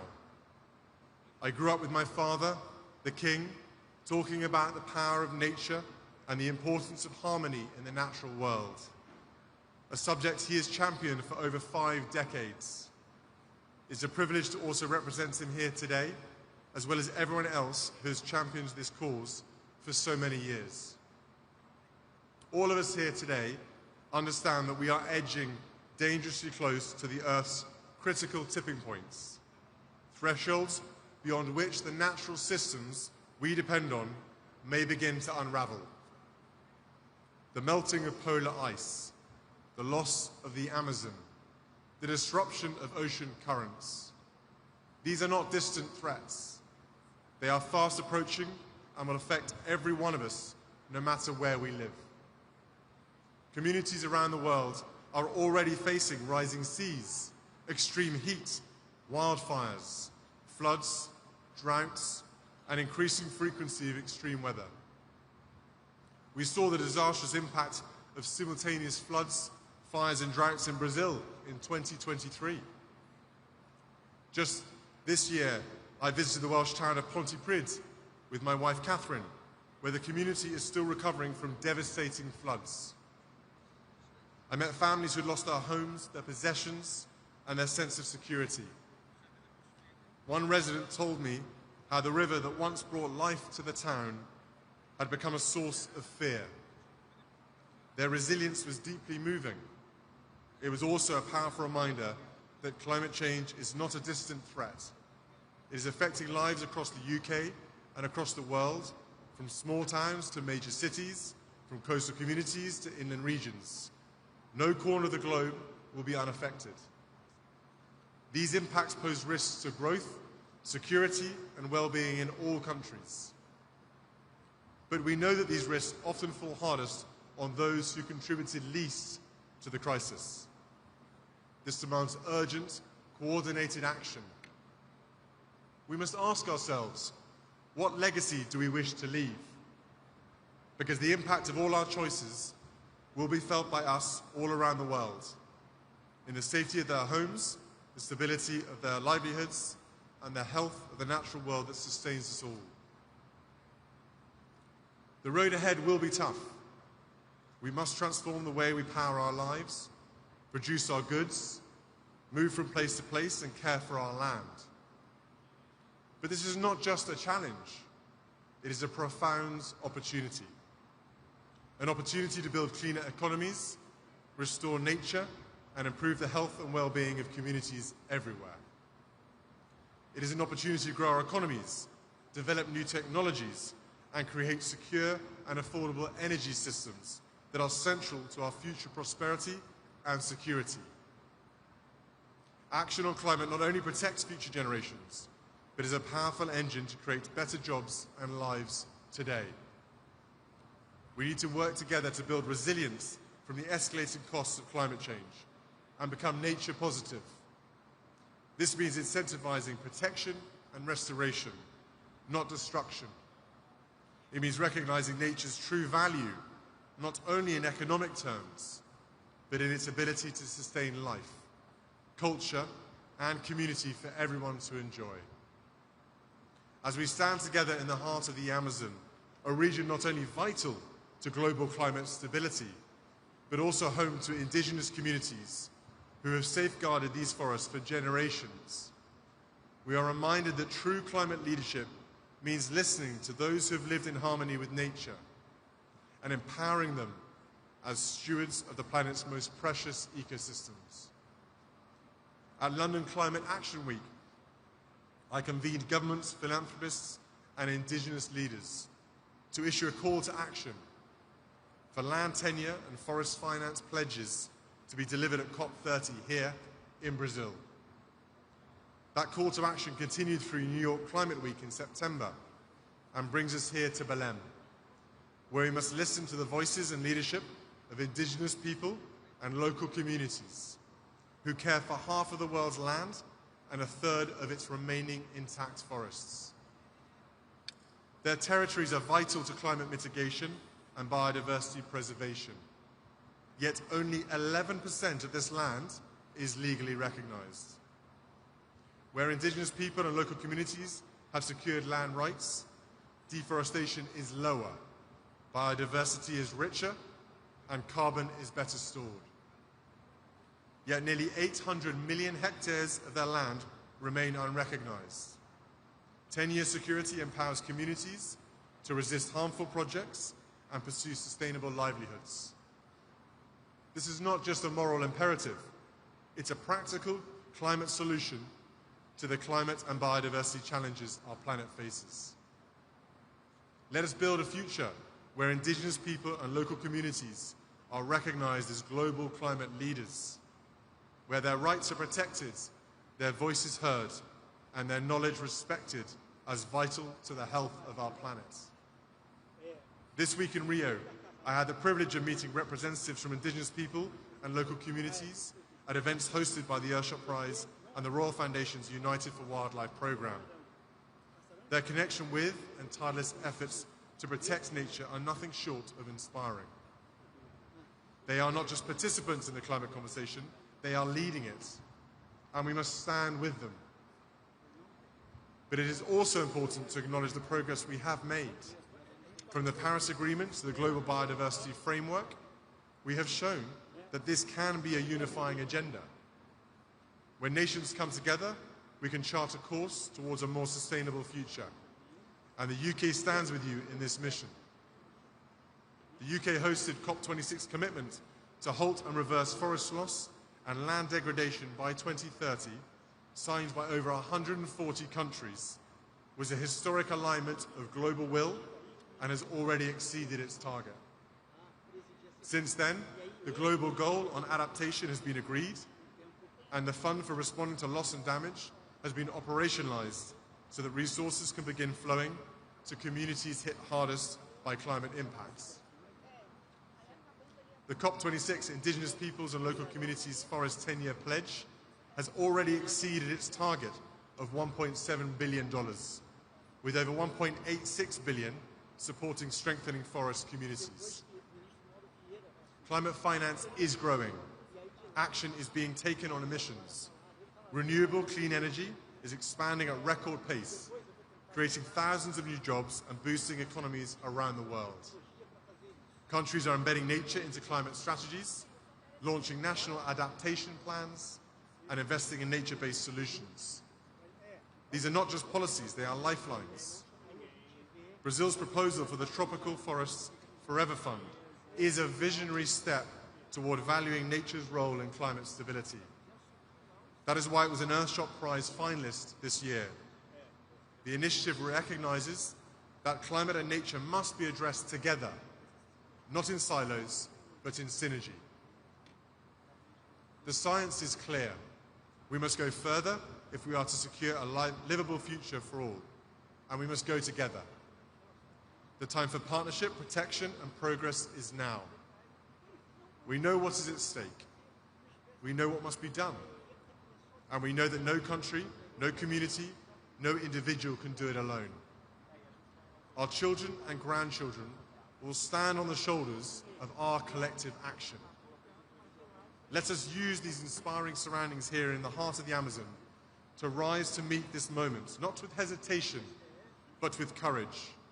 Not with division, but with collaboration. Not with delay, but with decisive commitment. Let us honor the leadership of those who have long protected the planet, indigenous peoples and local communities, and walk forward together. Let us build a future where nature is valued and where every child inherits a world of prosperity, not peril. Let us rise to this moment with the clarity that history demands of us. Let us be the generation that turns the tide, not for applause, but for the quiet gratitude of those yet to be born. This here at COP30 is our moment. Let us not waste it. Our children and grandchildren are watching and hoping. Obrigado.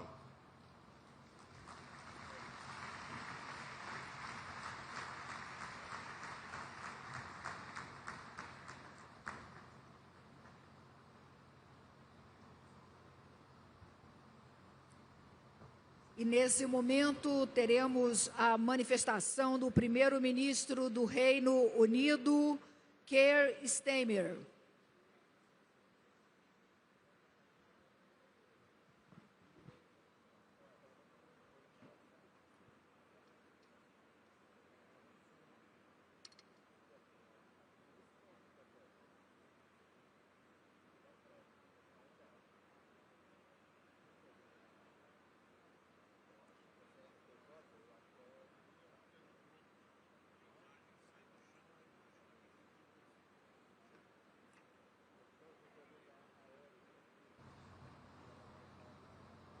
Colleagues and friends, 10 years ago, the world came together in Paris, united in our determination to tackle the climate crisis, a consensus that was based on science that is unequivocal. And this unity was not just international, it was there within most of our countries. There was a cross-party consensus in the United Kingdom. The only question was how fast could we go? Today, sadly, that consensus is gone, with some arguing that this isn't the time to act, and saying that tackling climate change can wait. But my question is this: can energy security wait too? Can bill payers wait? Can we win the race for green jobs and investment by going slow? Of course not. Inaction would only deepen these problems, drive prices higher, leave the call of opportunity unanswered, and leave our communities exposed to greater instability, flooding, rising food prices, growing migration flows, and growing threats to national security. Just look at the tragic destruction brought by Hurricane Melissa. Lives lost, homes, livelihoods, entire communities destroyed, islands just trapped in its devastating path. And so we say today to our friends in Jamaica and across the Caribbean, we stand with you. And look, there is a better path for all of us. We can choose to rise to this moment and to recognise that this is not just a problem to be solved, but also an immense opportunity to be seized. So the UK is doubling down on the fight against climate change. As an investment in future generations, yes, of course. but also crucially, as an investment in improving the lives of working people here and now. Our aim is very simple: to make energy a source not of vulnerability, but of strength, an engine to create thousands of new jobs, bring down household bills, and end, once and for all, our exposure to volatile fossil fuel markets and dictators like Putin who seek to weaponize them. Everything we're doing here is about seizing that opportunity, renewing our nation to deliver for our people. We will bring these opportunities home, not by lowering our ambition here, but by raising it. That's why at COP last year, I announced our world-leading nationally determined contribution, aligned with delivering the Paris Agreement in full. I urge other leaders to do the same, as the best chance we have of limiting temperature rise to 1.5 degrees. And we're following through on our commitments today. I'm proud to say we're delivering the largest investment of clean energy in British history and the biggest nuclear building programme in a generation to take back control of our energy system and make Britain a clean energy superpower. Already, our clean energy sector is second only to tech in its rate of growth. At COP last year, I announced a £1 billion turbine contract for a wind farm blade factory in Hull. This year, I'm pleased to announce upgrades to the port of East Anglia, which will pre-assemble the turbines using the very same blades made in Hull, so they can be loaded out to the offshore wind farm in the North Sea. We've also got new deals in Belfast to support 2 major offshore wind farms in the Irish Sea, and in Manchester, where we're building one of the UK's largest battery sites. And all of this is in addition to the over £50 billion of investment into UK clean energy industries announced since last year, and 800,000 jobs expected by the end of the decade. So from revitalising our coastal communities to firing up our industrial heartlands, our clean energy revolution is powering millions of homes, securing thousands of skilled jobs, and delivering energy security and national renewal. And look, this is how we will win in the new era, by driving forward together. And we want you to join us to amplify our progress at home and around the world. We are already investing in adaptation and mitigation for our long-standing commitments on the international climate finance. And last year, President Lula and I joined forces to launch the Global Clean Power Alliance, together with partners around the world. We're helping developing countries secure investment for energy transition. And now we're going further in unblocking clean energy supply chains too. So let me be clear. To my mind, this is a win-win. The greater our collective ambition, the more progress we make in tackling the climate crisis and the greater opportunities that we create. For example, just for UK businesses, providing goods and services for global net zero transition could be worth £1 trillion by 2030. So look, my message is that the UK is all in, because we know you don't protect jobs and communities by sticking with the status quo. You don't meet a challenge like climate change by standing still. You do it by embracing change, embracing the opportunities, and doing it together. This iconic setting eloquently makes that point. The Amazon rainforest helps to regulate the climate for every person on Earth, and it reminds us that this is a truly collective endeavour. So, as His Royal Highness, the Prince of Wales, said just a moment ago, let's be inspired by this setting and let's rise to meet this moment together. Thank you very much.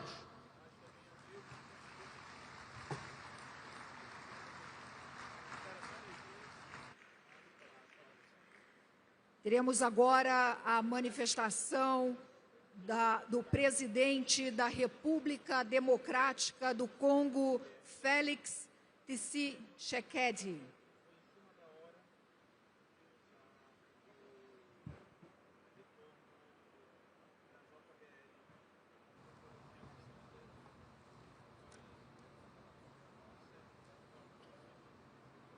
Excellences, Monsieur Luiz Inácio Lula da Silva, président de la République fédérative du Brésil, Excellences, Mesdames et Messieurs les chefs d'État et de gouvernement, Monsieur le Secrétaire général des Nations Unies, Monsieur le Secrétaire exécutif de la Convention cadre des Nations Unies sur les changements climatiques, Monsieur le Président désigné de la COP30, Mesdames et Messieurs les ministres, distingués invités, Mesdames et Messieurs, je voudrais avant toute chose exprimer au nom du peuple congolais ma gratitude au président Luiz Inácio da Silva et au peuple brésilien pour leur hospitalité et saluer le choix symbolique du Brésil d'accueillir cette 30e conférence des partis ici à Belém, au cœur de l'Amazonie. En effet, Belém est un message. L'avenir de l'humanité dépend en grande partie des forêts. Force est de constater que ces forêts vitales sont aujourd'hui en péril. 10 ans après l'adoption de l'accord de Paris, l'heure est à l'action. Il nous faut agir vite et honorer les engagements souscrits. Mesdames et Messieurs, les scientifiques sont unanimes. Si nous échouons à limiter la hausse de la température globale à 1,5 degré Celsius, les dommages deviendront irréversibles pour des vies humaines, pour des écosystèmes et pour nos économies respectives. La crise climatique n'est pas seulement une crise environnementale, c'est également une crise de justice et d'équité. Ceux qui ont le moins contribué au dérèglement climatique payent aujourd'hui le prix le plus lourd. Nos populations sont frappées par les inondations, les sécheresses extrêmes, les érosions et l'insécurité alimentaire. Pendant ce temps, les financements demeurent insuffisants, fragmentés et trop souvent mal ciblés. J'en appelle à un rééquilibrage entre financement de l'atténuation et celui de l'adaptation. Les pays qui subissent déjà les chocs ont droit à la protection aujourd'hui, pas seulement à des promesses d'atténuation demain. Il en est de même de la mise en œuvre effective du mécanisme pertes et dommages et sur son financement pérenne.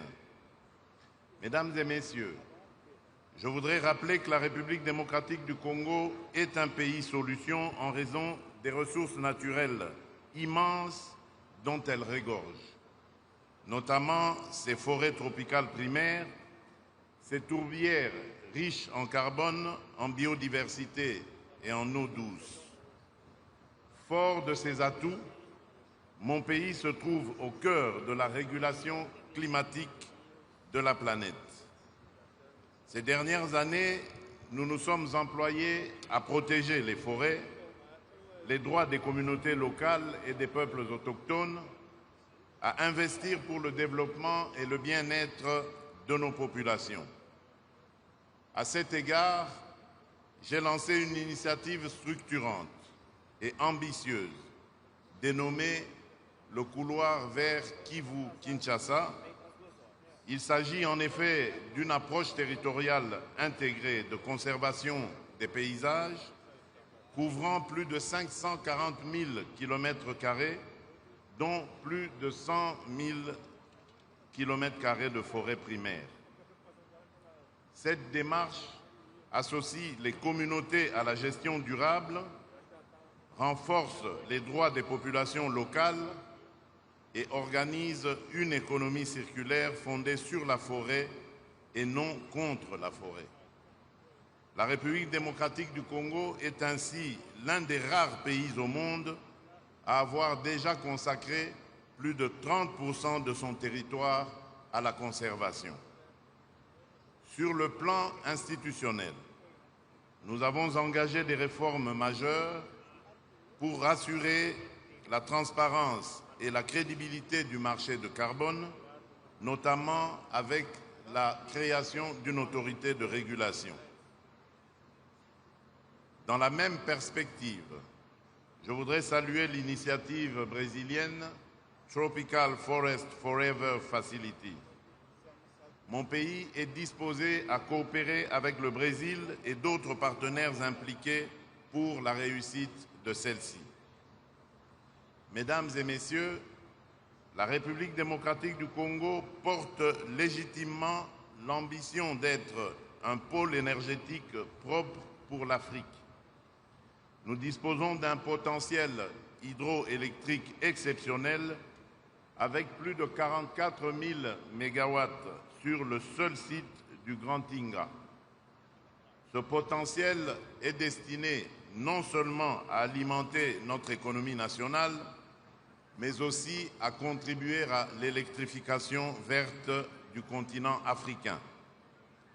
L'Agence nationale de l'électrification et des services énergétiques en milieu rural et périurbain, ANSER en sigle, est engagée à implémenter des mini-réseaux solaires ruraux.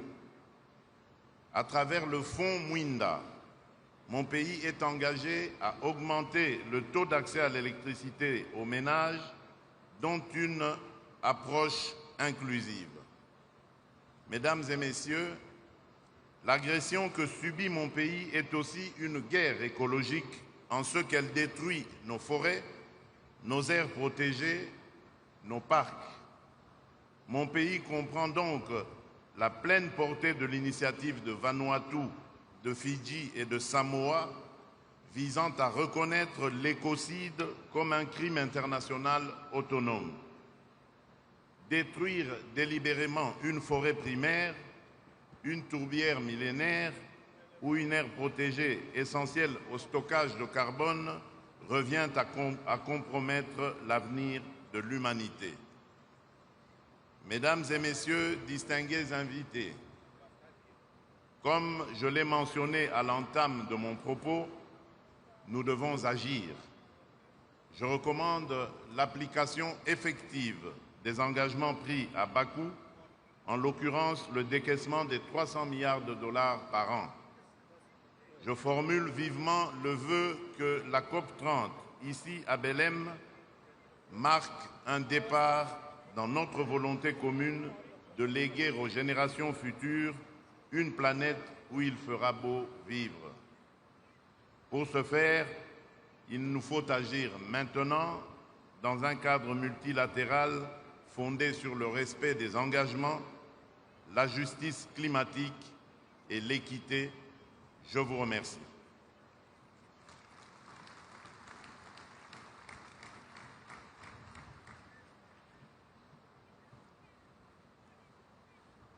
Fará uso da palavra o senhor Eduardo Martínez, vice-primeiro-ministro de Cuba.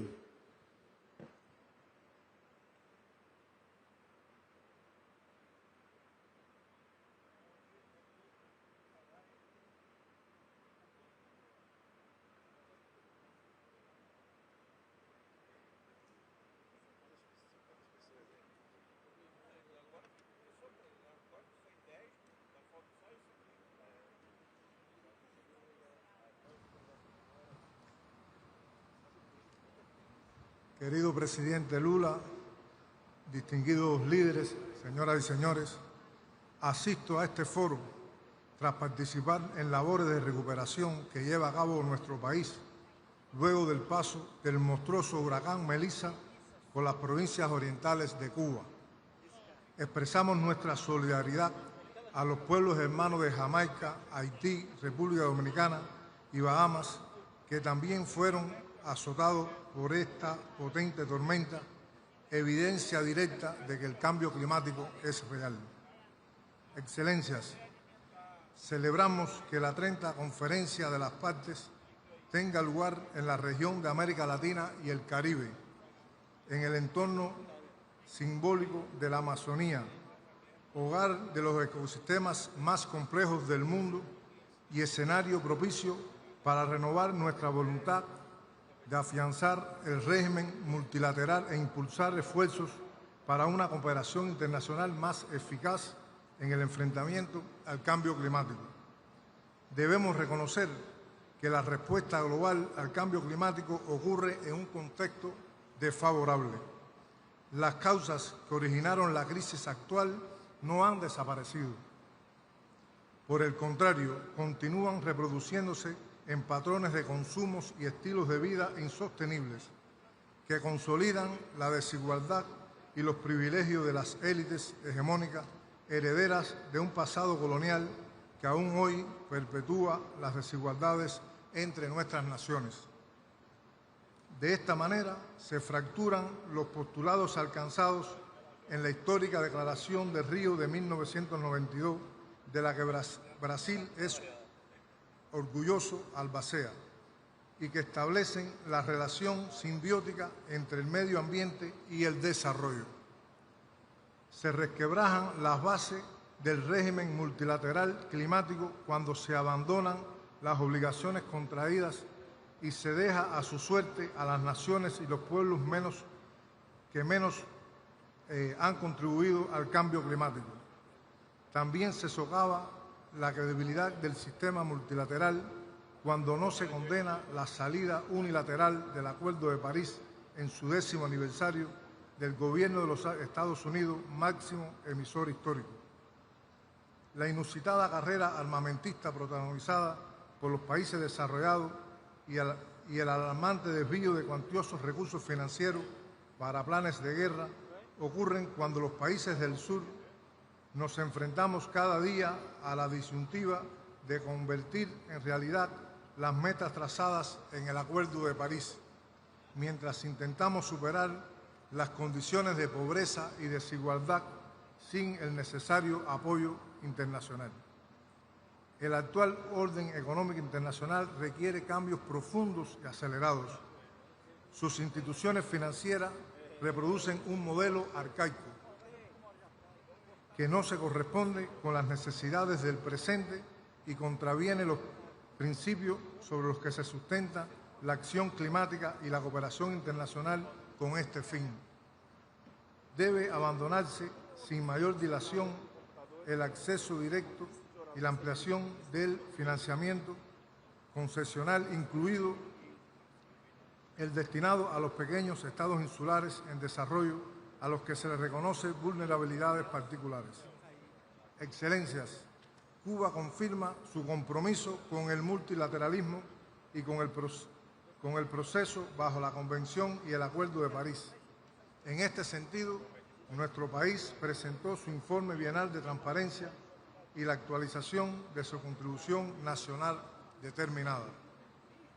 El mayor desafío para la implementación de nuestra contribución nacional es el recrudecimiento sin precedentes del bloqueo económico, comercial y financiero del gobierno de los Estados Unidos contra Cuba, incluidas sus acciones para coartar la voluntad de terceros de cooperar con mi país. No hay duda alguna que el bloqueo, condenado recientemente por abrumadora mayoría en la Asamblea General de Naciones Unidas, constituye el principal obstáculo para nuestro desarrollo. Forjemos un mundo sin proteccionismo ni unilateralismo. Movilicemos toda la voluntad política necesaria para revertir las inequidades actuales. Propiciemos las condiciones necesarias para amplificar la ambición en la implementación de nuestras acciones climáticas. Como expresara el comandante en jefe Fidel Castro Ruz en la histórica conferencia de Río en 1992, y cito: cesen los egoísmos, cesen los hegemonismos, cesen la insensibilidad, la irresponsabilidad y el engaño. Mañana será demasiado tarde para hacer lo que debíamos haber hecho hace mucho tiempo. Muchas gracias.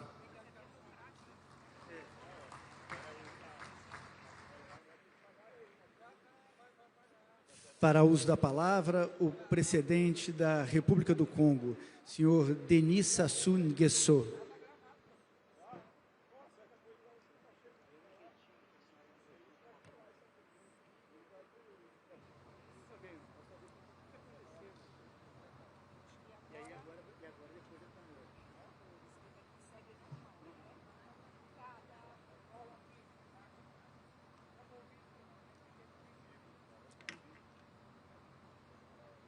Monsieur le Président de la République fédérative du Brésil, Monsieur le Secrétaire général des Nations Unies, Monsieur le Président de la COP30, distingués participants, Mesdames, Messieurs, je voudrais adresser mes sincères remerciements à Son Excellence, Monsieur Luis Inácio Lula da Silva, président de la République fédérative du Brésil, ainsi qu'au peuple et au gouvernement brésilien pour l'accueil chaleureux qui nous a été réservé à ma délégation et à moi-même. 33 ans après Rio,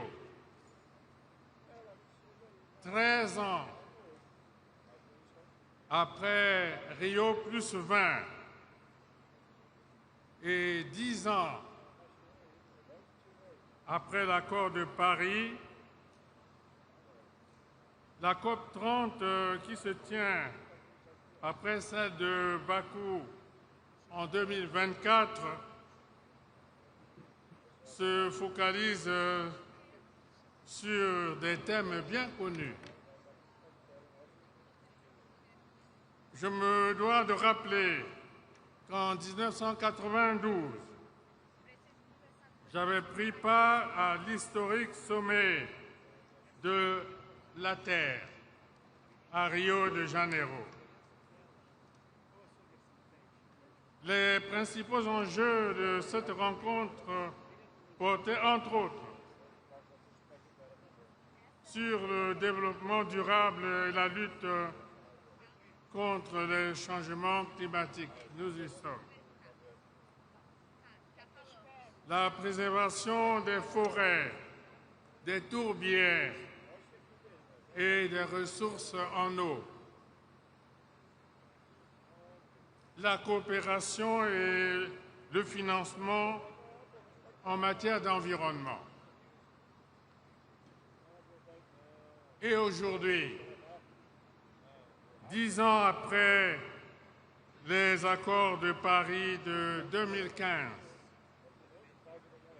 force est de relever le fossé béant entre les ambitions proclamées et la grande insuffisance des efforts réalisés, sinon la quasi-impuissance du monde entier face au dérèglement climatique.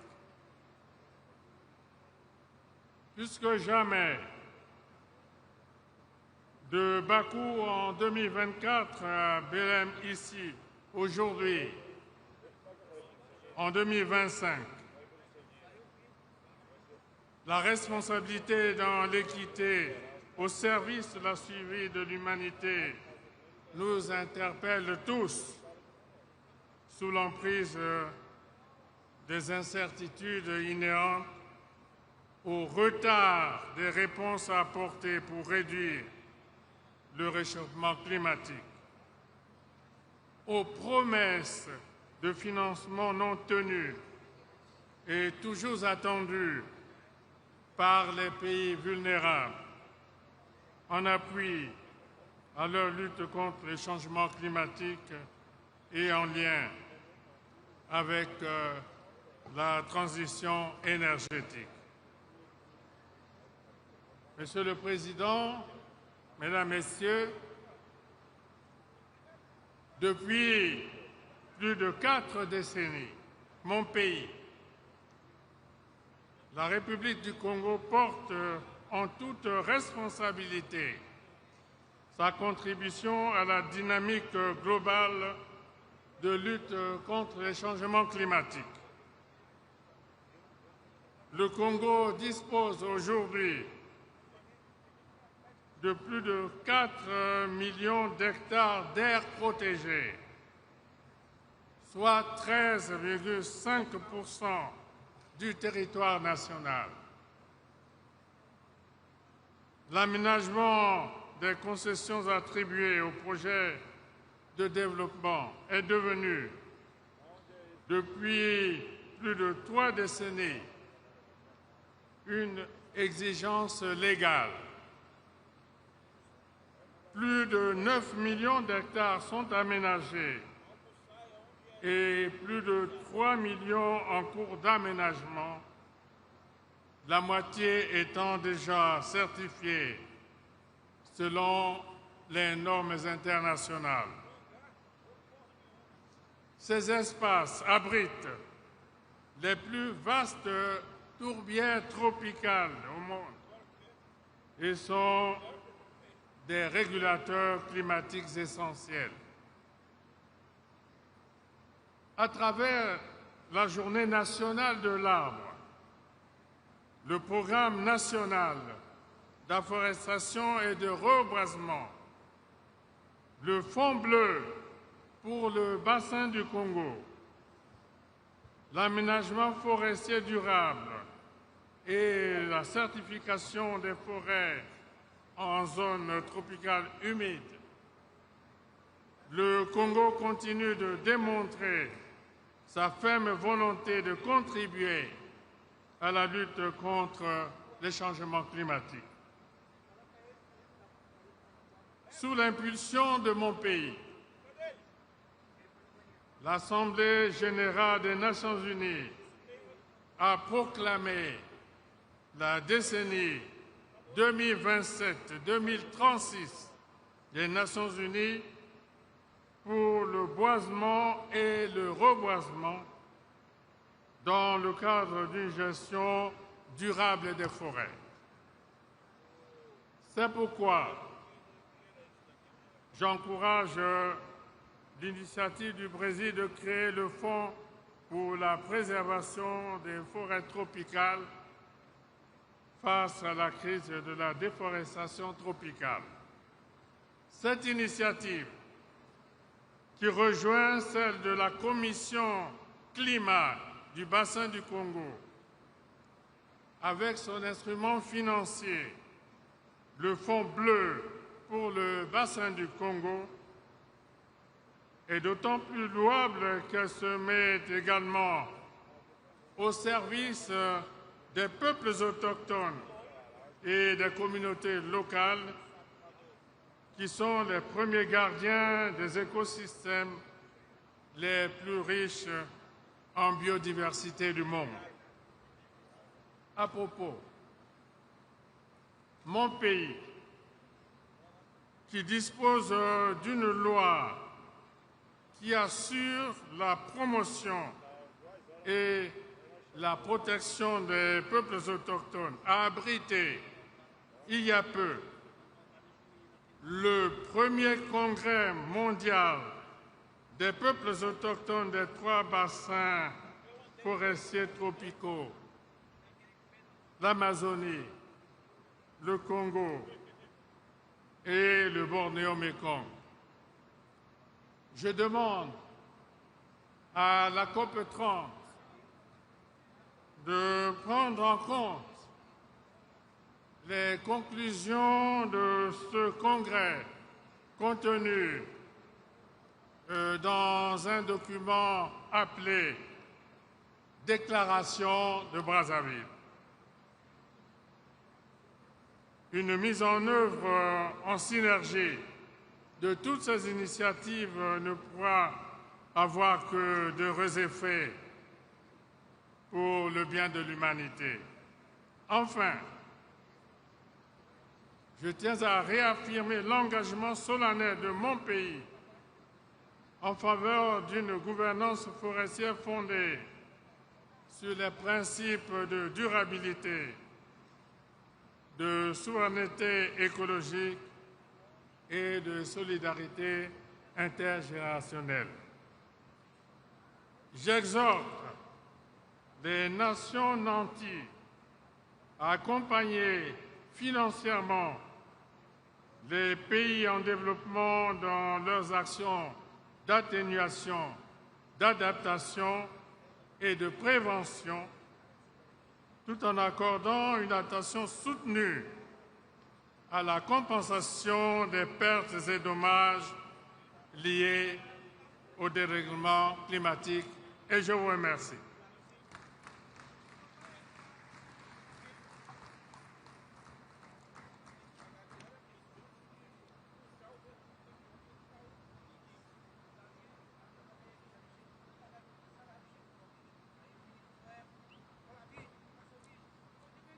Temos agora a manifestação do representante de Comores, presidente Azali Assoumani.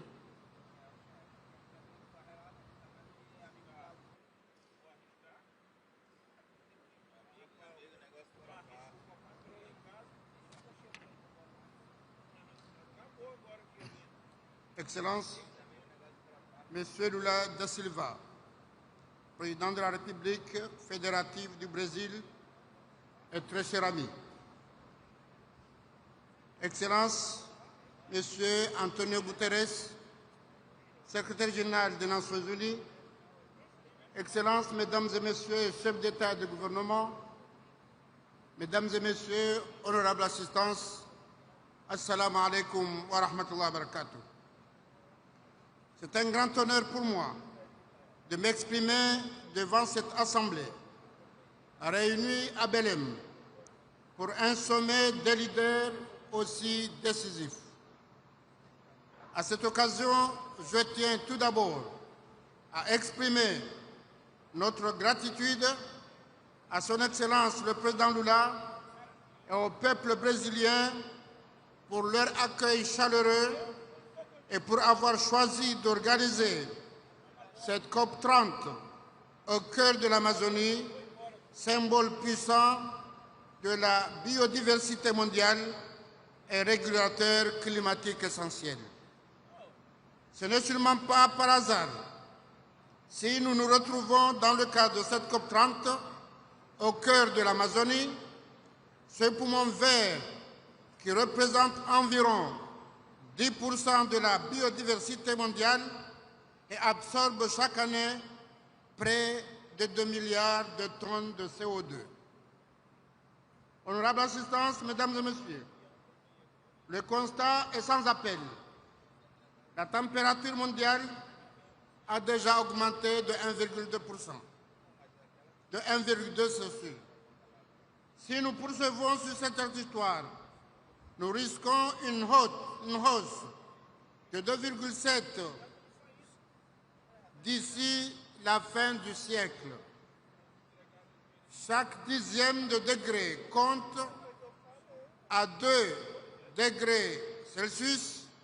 C'est l'extinction de 90% des récifs coralliens et le déplacement de plus de milliards de personnes d'ici 2050. Les pays en développement, pourtant faiblement émetteurs, supportent déjà des pertes économiques colossales dépassant 500 milliards de dollars par an dès 2030. Dans mon pays, l'Union des Comores, État insulaire au cœur de l'océan Indien, les effets sont déjà visibles. Plus de 60% de notre population vit en zone côtière est exposée directement à l'élévation du niveau de la mer.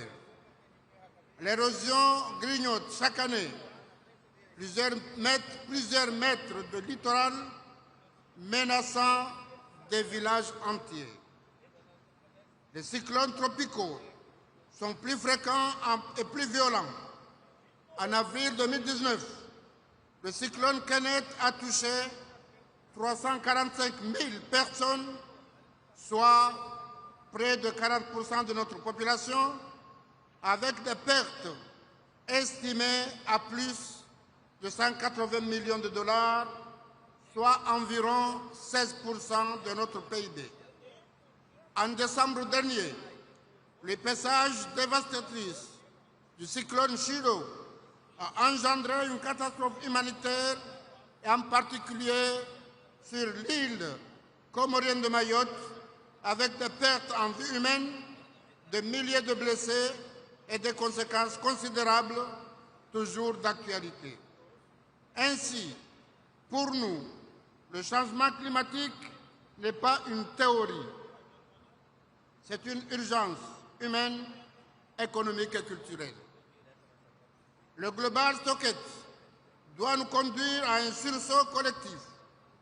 Les CDN actuels ne couvrent que 30% des efforts nécessaires pour rester sous la barre de 1,5. Nous devons donc accélérer, renforcer notre ambition et surtout accompagner celles et ceux qui peuvent agir. Les pays les moins avancés, responsables de moins de 8% des émissions historiques, subissent près de 90% des impacts. Les engagements financiers doivent être tenus et le nouveau cadre collectif quantifié doit répondre aux besoins réels estimés à 1 400 milliards de dollars par an d'ici 2030. L'accès aux fonds doit être simplifié. Aujourd'hui, moins de 10% des financements d'adaptation atteignent les plus vulnérables. Protéger les écosystèmes, forêts, mangroves et récifs est un impératif. L'Amazonie stocke l'équivalent de 15 années d'émissions mondiales. Aux Comores, nos mangroves captent jusqu'à 4 fois plus de carbone que les forêts tropicales.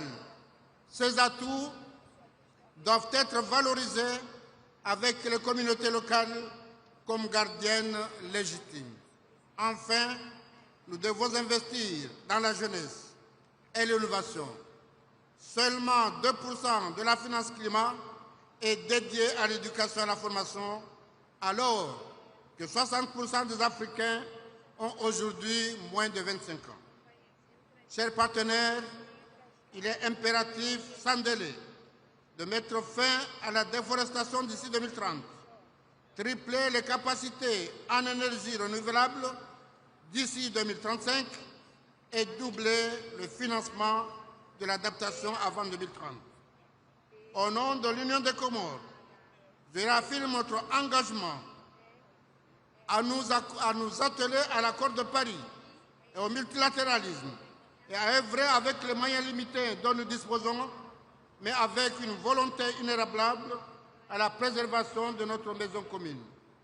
Nous portons la voix de celles et ceux qui subissent déjà les conséquences d'une crise qu'ils n'ont pas provoquée, mais nous ne devons pas baisser les bras. Au contraire, nous avons le devoir de léguer un bel héritage aux générations à venir. Mesdames et Messieurs, je vous remercie.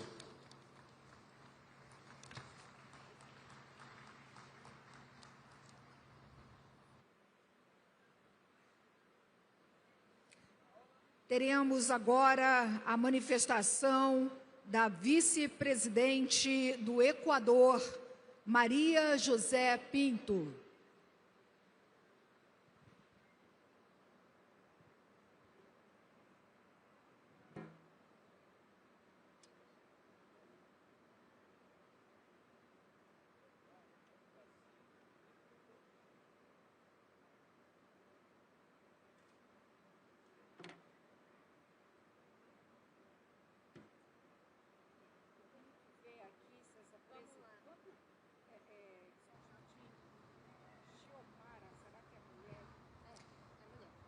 Excelencias, distinguidos jefes de Estado y Gobierno, representantes de organismos internacionales y todos quienes trabajan por el planeta. Reciban un saludo en nombre del Ecuador. En esta COP vamos a hablar de bosques, de carbono, de transición energética, pero yo quiero empezar hablando de algo que casi nunca tiene micrófono en estos foros: los niños. ¿Por qué? ¿De qué sirve proteger la Amazonía si no protegemos primero a quienes la habitan? ¿De qué sirve hablar de futuro verde si los niños de la selva crecen rodeados de miedo? ¿Cómo podemos hablar de conservación si al mismo tiempo miles de niños están siendo reclutados por las mismas mafias que destruyen los ríos, los suelos y la vida? La verdad es incómoda, pero es real. La minería ilegal no solo mata árboles, envenena cuerpos y contamina agua. También destruye infancias, también roba futuro, también desplaza comunidades enteras. Y por eso hoy quiero decir algo simple: no hay conservación si no hay seguridad. No hay sostenibilidad si hay comunidades amazónicas que viven bajo amenaza. No hay clima sin infancia. No hay selva viva si los niños desaparecen en el silencio. En Ecuador, bajo el liderazgo del presidente Daniel Noboa, lo sabemos bien. Cada vez que combatimos la minería ilegal, no solo defendemos el territorio, defendemos a los niños que estaban a un paso de ser reclutados. Cada vez que protegemos un río, también estamos protegiendo la salud de una familia. Cada vez que un adolescente puede estudiar sin miedo, la Amazonía respira un poco más. Porque el clima no es solo temperatura, es dignidad, es vida cotidiana, es el derecho de crecer sin violencia. Y quiero decirlo con claridad: los niños no pueden seguir siendo una estadística en los informes internacionales. No pueden ser la nota al pie de un documento ambiental. Ellos son la razón, ellos son la medida, ellos son el futuro del planeta, literalmente. La Amazonía no se defiende solo con declaraciones, sino con decisiones reales: cooperación contra el crimen organizado, protección de territorios, trabajo con comunidades, educación que siembra esperanza. Por eso hoy, desde Ecuador, quiero invitarles a algo profundo: a que la causa climática deje de ser solo técnica y vuelva a ser humana. Que dejemos de hablar solo de árboles y toneladas de carbono y volvamos a hablar de personas, de familias, de niños, de futuro. Porque si la transición ecológica no incluye a la gente, no es transición, es maquillaje. Si la justicia climática no incluye a la infancia, no es justicia, es discurso. Si el planeta se salva, pero los niños no, entonces habremos fracasado. Hoy les propongo que demos un paso más, que la defensa de la infancia sea reconocida como una parte esencial de la agenda climática global, porque proteger a los niños es proteger la continuidad de la vida. O lo hacemos juntos o no habrá victoria individual. La Amazonía no tiene fronteras, el futuro tampoco. Y termino con esto: un niño que hoy crece sin miedo, mañana será un adulto que sabrá cuidar la tierra. Pero un niño que crece rodeado de violencia crecerá sin posibilidad de amar lo que el mundo quiere que salve. La lucha ambiental no es solo por la tierra, es por quienes caminarán sobre ella. Muchas gracias.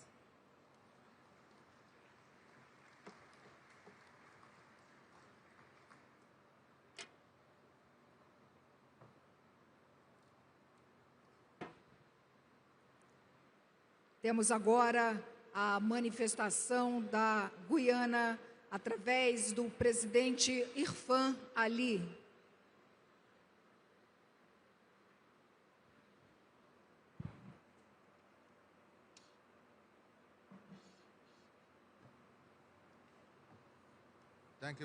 Thank you very much. Excellencies, colleagues, friends, once again, we meet in Brazil, more than 30 years after the world created the UNFCCC in Rio. Now, after 30 COPs and conquest-related meetings, many of our people ask, what have these COPs achieved? Climate change is still happening, bringing pain and loss. Just last week, Hurricane Melissa devastated Jamaica, Cuba, Haiti, and the Bahamas. They need our solidarity now. But my answer to those who question what COPs and a wider process are achieving is to ask, what is the alternative? There is still no other forum where every nation can sit as equals to shape the planet's response. So we must make this process work. But to do so, we must recognize that a COP process and a wider climate agenda is not moving forward with the speed or success our people deserve. In part, this is because the agenda has been captured by the extremes. Some of that comes from climate deniers and those who put profit before planet. We must keep challenging them. But they're not the only obstacles. Too many who claim to care about climate are also standing in the way. Countless activists dedicate themselves daily to climate justice. Yet, a vocal minority, often far from the front lines, capture the headlines with simplistic narratives and social media theatrics. Some irresponsible journalists saturate the public realm with misinformation and sensationalism. And too often, bureaucracies, including within international institutions, have become better at stopping progress than enabling it. These forces create a different kind of climate denial by generating public fatigue and skepticism that solutions can never be found. Here in Belém, we need that to change. Our challenge is not to dismiss COPs, but to fix the machinery of cooperation so that good ideas can move forward. And being in Brazil can inspire us. Under President Lula, Brazil achieved the largest reduction in deforestation ever recorded, an 80% fall that prevented 5 billion tons of carbon emissions. It is encouraging to see the spirit carried forward by the COP30 presidency. That is the right focus, and we support it wholeheartedly. In Guyana, we have seen how fair and effective solutions can work. When we launched our low-carbon development strategy in 2009, many said it could not be done, that a small country could not provide a model for the world or pursue growth while protecting its forests. But we proved otherwise. We implemented one of the biggest bilateral climate partnerships ever with the government of Norway.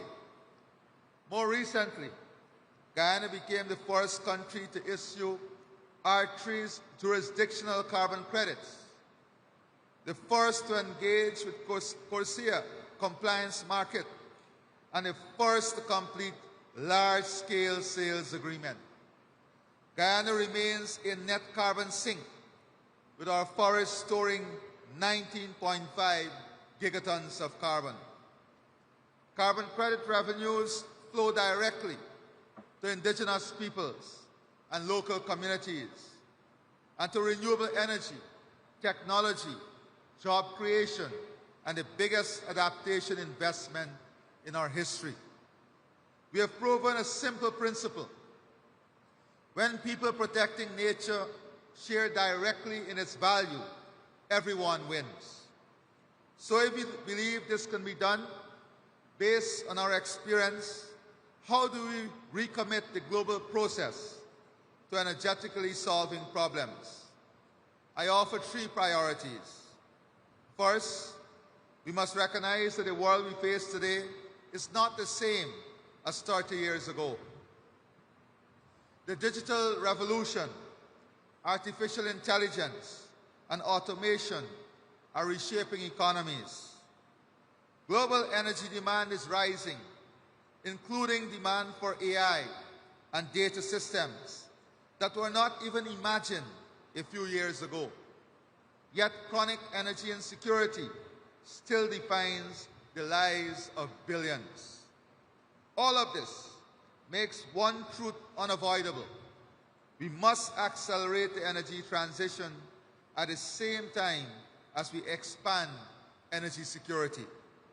That means moving on 2 tracks: massive investment to scale renewables, hydrogen storage, and modern grid systems to decarbonize growth and meeting rising demand, and science-based policy that advances a just transition by powering the remainder of the fossil fuel era with the lowest carbon, most efficient, least cost fuels.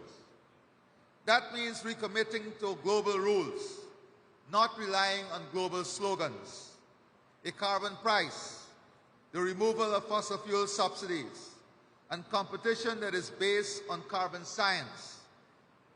And competition that is based on carbon science, not legacy advantage. It also means recognizing that responsible producers must be included in the search for solutions. None of this is easy, and it does not fit neatly into the narrative peddled by some. But it is only by grasping these difficult challenges that we will win the battle against climate change. The second priority is we must act on forests. Yes, we must act on forests. Forests must be mainstream in this agenda. They absorb around 1/3 of global emissions and remain the most viable and cost-effective opportunity for mitigation by 2030. Forests cannot be an afterthought. It cannot be a negotiated item on the agenda of COP. Forests must be mainstream and part of every single COP. We must not fight for forests to be on any agenda. If we are serious about climate change, forests must find a permanent place on the agenda of climate change.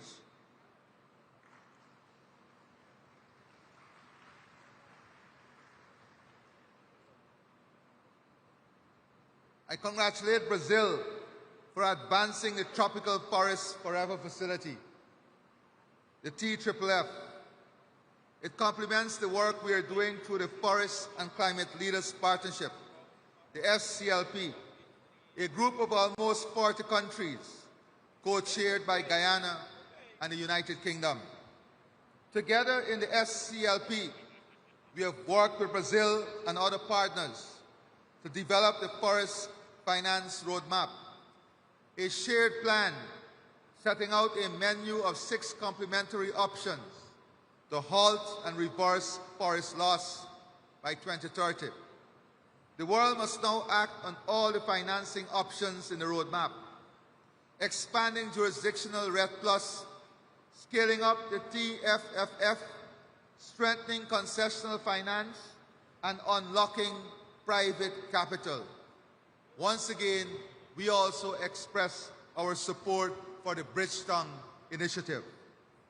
We must also connect to the other Rio conventions by integrating biodiversity into our work. Healthy biodiversity strengthens ecosystem. Strong ecosystems stabilize the climate, and a stable climate protects economies and sustains societies. This is why Guyana is expanding our protected areas to meet our 30 by 30 target, and why we launched the Global Biodiversity Alliance this year, bringing countries together to value nature in its entirety, not just the carbon it stores. And I want to congratulate and thank all those leaders, academic institutions, who joined us in the launch of the Biodiversity Alliance. Many speak glowingly about biodiversity and nature, but when a small country puts its hands up and say we are going to lead and we are going to launch an alliance, they cannot find the time to join that alliance. They cannot find the time to attend the summit on the alliance, but they will speak glowingly about biodiversity and nature. Let our words and meditation of our heart be followed by action, and not based on the size of countries or the power of country. Climate change affects us all equally. And I use this platform to thank all of those who embrace this initiative as we work towards enhancing and expanding the Global Biodiversity Alliance. The third priority is to advance adaptation finance. Even if all mitigation targets are met, millions already live with the consequences of climate change. For them, adaptation is survival. Investing in resilience protects lives, food systems, and economies. It strengthens stability and peace. So to conclude, we are at a hopeful moment if we choose to grasp the opportunities before us. People everywhere, and in particular, the people of the developing world, are offering practical, experience-based solutions. If we commit ourselves to shun extremism and instead promote collaboration, if we make our bureaucracies accelerate innovation, not trap it, if we unleash the financing options that are affordable and available, then more than 30 years after Rio, Belém will be the turning point when the world moves from promises to progress. I thank you, and God bless all of you.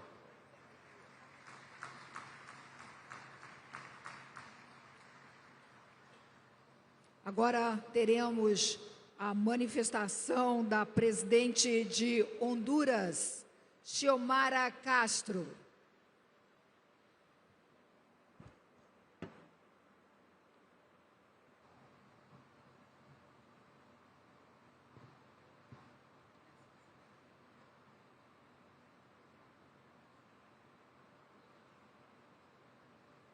Señoras y señores, jefes de Estado y de Gobierno, distinguidos delegados, pueblos indígenas y guardianes de nuestra tierra. Es un honor representar al pueblo soberano de Honduras en esta COP30, aquí en Belém do Pará, el corazón vivo del Amazonas. Agradezco al presidente Luis Ignacio Lula da Silva, a su equipo y al pueblo brasileño por organizar esta cumbre que devuelve al sur la voz de la esperanza y de la vida. Hablar desde Belém es hablar desde el pulmón del planeta, pero también es hablar desde el lugar donde nació una conciencia continental contra la violencia y la desigualdad. Aquí se firmó la Convención Interamericana de Belém do Pará, que consagró el derecho de las mujeres a vivir libres de violencia y dominación. Hoy, desde este mismo suelo, levanto mi voz como la primera mujer presidenta de Honduras para afirmar que también la tierra tiene derecho a vivir libre de abusos, explotación y violencia. Fui electa después del golpe de Estado del 2009, revirtiendo 12 años y 7 meses de saqueo, impunidad, corrupción público-privada. Durante ese periodo, la narcodictadura entregó los ríos, los bosques, las minas y las costas al capital especulativo. Redujo al Estado a servidumbre y repartió el país como un botín. 25 grupos económicos y 10 familias concentraron el poder y destruyeron los cimientos de la democracia. Refundar Honduras ha significado devolver su dignidad, su soberanía y el alma verde. Nuestros países del trópico somos la reserva vital del oxígeno que sostiene al mundo. Sin embargo, seguimos siendo los más castigados por la desigualdad climática. En la COP28, como presidenta de la coalición de países con bosques tropicales, denuncié que 100 corporaciones generan el 71% de las emisiones contaminantes, mientras el norte global, con apenas el 10% de la población, produce más de la mitad de los gases que destruyen el clima. El capitalismo se ha convertido en el principal verdugo ambiental. Devora los bosques, seca los ríos y condena al hambre y desplazamientos a millones de seres humanos. El cambio climático no es pronóstico. Es una herida abierta que sangra en nuestros pueblos. En Dubái propuse 7 medidas urgentes para que la naturaleza y la vida humana sea reconocida como bienes supremos universales. Hoy se las reitero a ustedes. Exigir ante las Naciones Unidas el cese inmediato de las guerras que devastan el planeta y asegurar la paz con respeto a los derecho internacional. Condenar el terrorismo en todas sus formas, incluyendo el terrorismo del Estado. El genocidio contra el pueblo palestino en Gaza no puede quedar impune. Erradicar el lucro depredador que destruye bosques, ríos y tierras ancestrales, fortaleciendo alianzas entre países tropicales y pueblos indígenas. Formular una iniciativa para que los países acreedores y los organismos de crédito internacionales aprueben la conversión de la deuda externa para implementar planes de desarrollo ambiental y mitigar los efectos nefastos del cambio climático.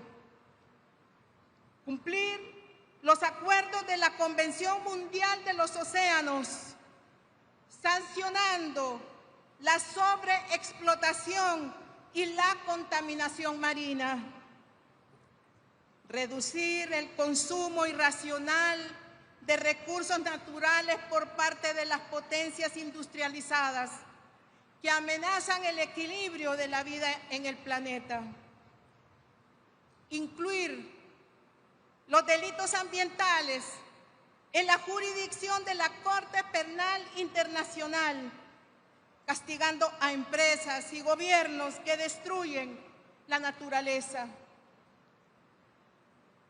Si detenemos las atrocidades del capitalismo en los bosques y en las selvas tropicales, estaremos protegiendo a la humanidad.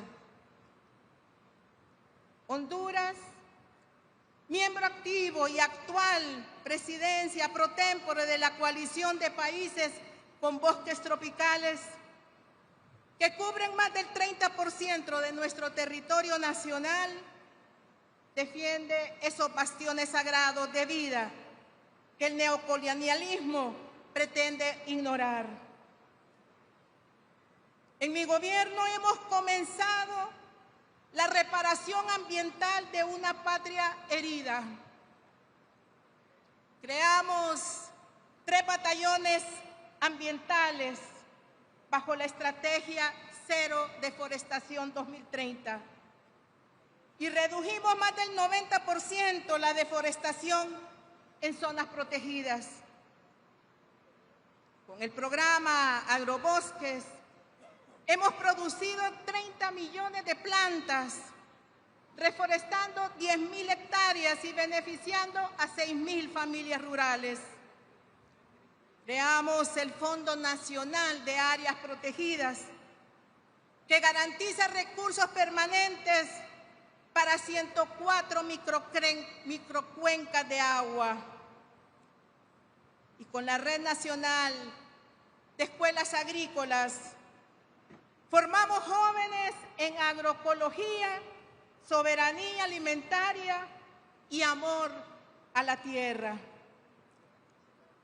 Además, Honduras firmará su primer acuerdo internacional para movilizar financiamiento climático soberano, basado en créditos de carbón de alta integridad, que aseguran justicia ambiental y desarrollo sostenible.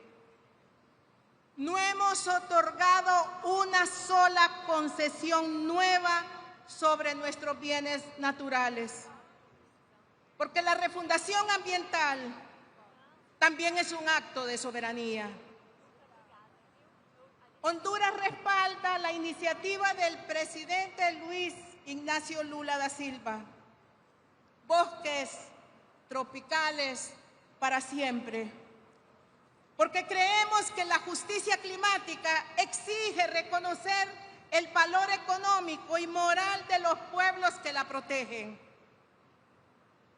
Pero mientras avanzamos con firmeza en esta refundación ecológica y moral, mi país se enfrenta una nueva amenaza. Los mismos grupos que rompieron el orden constitucional en el 2009 y que generaron fraudes en las elecciones del 2013 y 2017, hoy conspiran contra la democracia. Se han revelado 26 audios que evidencian un intento criminal de vulnerar la voluntad popular desde el Consejo Nacional Electoral. Ante esta cumbre, declaro: ninguna conspiración política, digital o mediática podrá arrebatarle al pueblo su derecho a decidir. El 30 de noviembre celebraremos elecciones libres, limpias y transparentes. Honduras volverá a demostrar que se gobierna a sí misma libre, soberana e independiente. Pueblos del mundo, refundar una nación es también refundar nuestra relación con la naturaleza. La justicia ambiental es la base de la justicia social y la defensa del bosque es también la defensa de la democracia. Como mujer, como madre y como presidenta, sé que cuidar la tierra es cuidar la vida. Desde este Belén, que marcó la ruta a las mujeres para vivir libres de violencia, llamo a liberar también al planeta del abuso y del egoísmo. Que esta COP30 sea recordada como la cumbre donde el sur dejó de pedir permiso y comenzó a exigir respeto. Que Belém vuelva a parir esperanza. Despertemos humanidad. Ya no hay tiempo, nos dijo Berta Cáceres. Muchas gracias.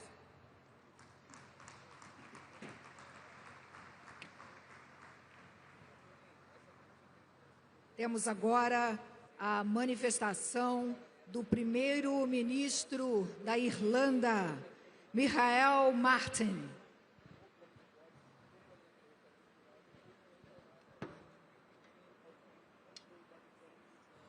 Excellencies, could I first of all thank President Lula for hosting this very important COP30 in beautiful Brazil.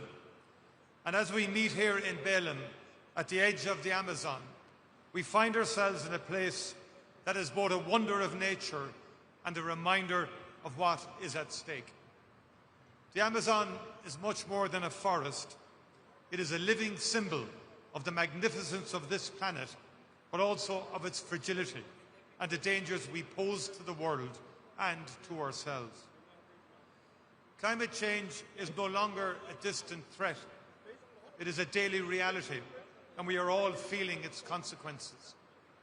In the 12 months since COP29 in Azerbaijan, Ireland experienced Storm Ion, which brought the strongest wind gusts ever recorded in my country and the highest storm surges on our western seaboard. In Ireland, we too had the warmest spring and summer on record and an unprecedented marine heatwave. Only last week, Hurricane Melissa, the strongest storm ever to make landfall there, has devastated parts of Jamaica, Cuba, Haiti, and other nations of the Caribbean. And as recently as yesterday, Typhoon Kalmegi in the Philippines left over 100 dead. And we also know that the effects are not felt equally. The poorest and most vulnerable nations, and the poorest people within all nations, those who did least to cause the crisis, are often those who suffer first and suffer most. We all must recognise that each of our futures is connected.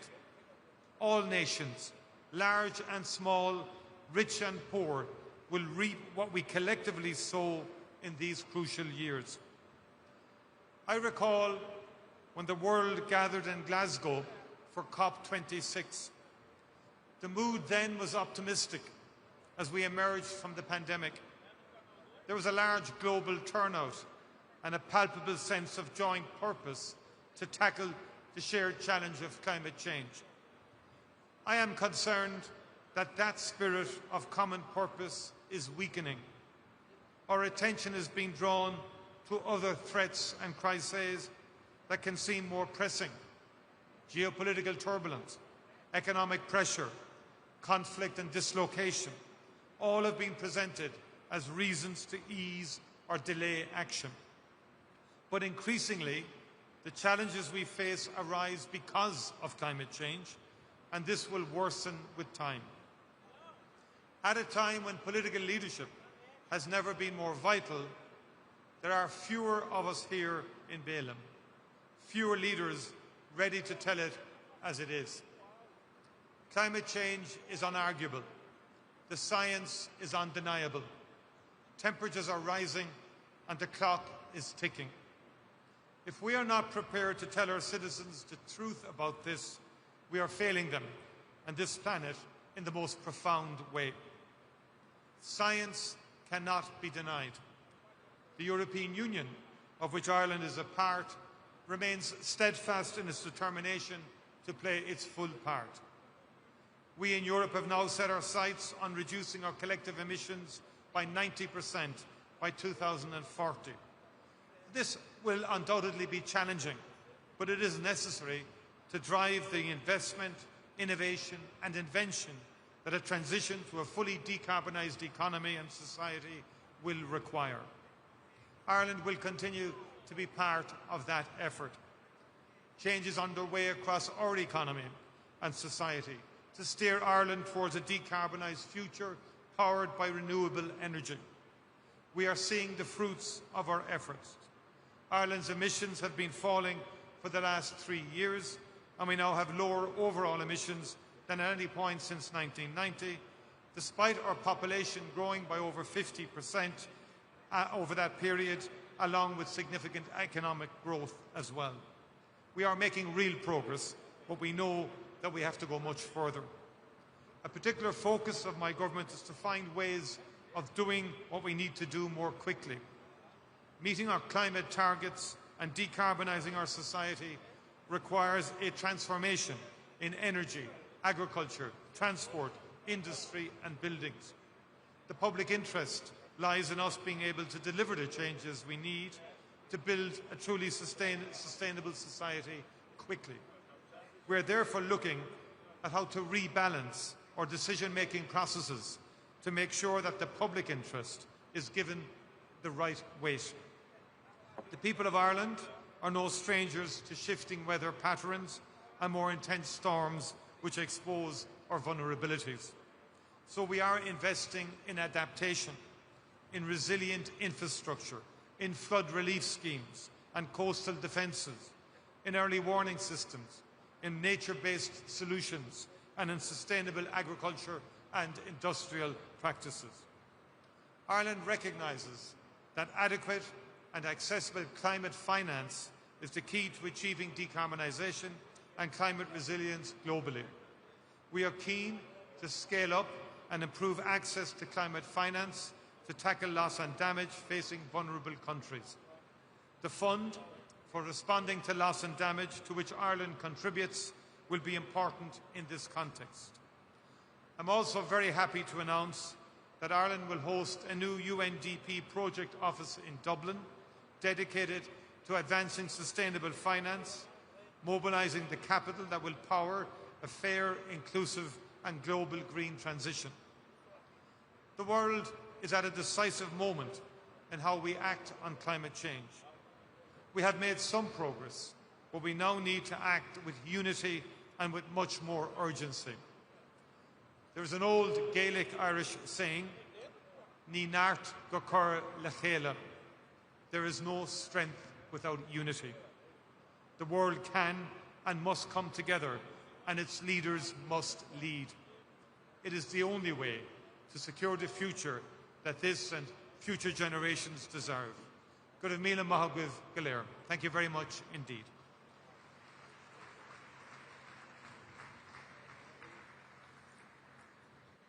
Vamos agora à manifestação do presidente de Moçambique, Daniel Francisco Chapo.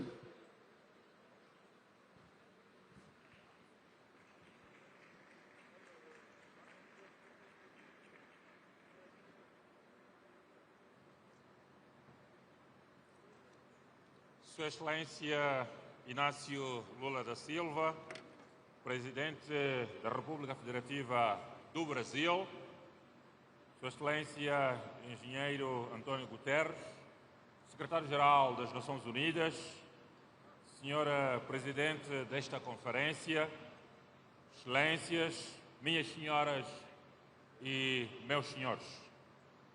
Queremos começar por criar e citar, sobretudo, o saudoso Papa Francisco, que uma vez disse: o tempo para buscar soluções globais está se esgotando. Só encontraremos soluções adequadas se agirmos juntos e em acordo. Estas palavras, excelências, devem fazer-nos assumir esta reunião como prioritária nas nossas agendas, pois é sobre a nossa casa comum, a Mãe Terra. Assim, é com profunda honra que me dirijo a esta augusta cimeira de líderes mundiais, em nome do Governo e do povo da República de Moçambique, para expressar o nosso apreço ao povo irmão brasileiro e ao Governo do Brasil pela hospitalidade calorosa e pela organização exemplar desta 30ª Conferência das Partes aqui na inspiradora cidade de Belém do Pará. A escolha de Belém, no coração da Amazônia, como palco da COP30 é profundamente simbólica. Estamos reunidos no pulmão do planeta, um espaço que encarna tanto a generosidade como a fragilidade da natureza. Que este local nos inspire a decisões corajosas e transformadoras para assegurar uma exploração sustentável e responsável dos ecossistemas que sustentam a vida na Terra. Excelências, reunimos-nos num momento crítico da história da humanidade, um momento em que o mundo enfrenta simultaneamente crises interligadas, conflitos armados, eventos climáticos extremos, fluxos migratórios sem precedentes, declínio econômico e uma preocupante estagnação no cumprimento dos compromissos globais do financiamento ao desenvolvimento. Estes desafios exigem mais do que palavras, exigem ação concertada e solidariedade multilateral renovada. Passaram-se mais de 3 décadas desde a histórica Cimeira do Rio, marco que despertou a consciência coletiva sobre o impacto das mudanças climáticas e a necessidade de todos nós protegermos o planeta como legado comum. Hoje, o imperativo é o mesmo, mas a urgência é maior. Precisamos de decisões executáveis, justas e sustentáveis, particularmente no que toca ao financiamento das ações de adaptação e a construção de resiliência, sobretudo nos países e comunidades mais vulneráveis. Ao longo dos anos, criamos instrumentos e mecanismos multilaterais para travar a degradação ambiental, no combate à desertificação, na proteção da biodiversidade e na gestão sustentável da água. São avanços que nos encorajam, mas não nos devem satisfazer. Como se tem dito, o tempo de agir é agora e a escala da ação deve ser tão vasta quanto o desafio. O balanço global da ação climática é inequívoco.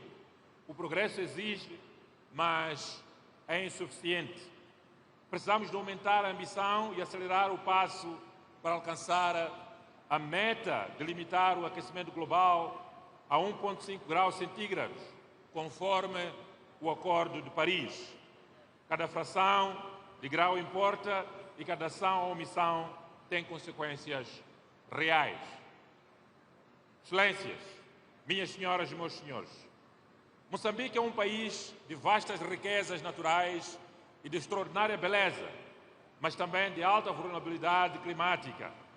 Ciclicamente, somos assolados por ciclones, cheias, secas, inundações e secas prolongadas que devastam comunidades inteiras, degradam os ecossistemas e comprometem o nosso desenvolvimento. Apenas nos últimos 2 anos, os ciclones Chido, Declede e Jude deixaram um rastro de destruição, afetando milhares de famílias e ceifando 233 vidas em várias províncias do nosso país. Estima-se que Moçambique necessita de cerca de 300, ou melhor, 37,2 mil milhões de dólares para alcançar a plena resiliência climática do seu capital humano, físico e natural. Este número traduz o custo de adaptação, mas também o valor de esperança de milhões de moçambicanos. Com uma população maioritariamente jovem, o futuro do nosso país e do continente africano depende das decisões que tomarmos hoje.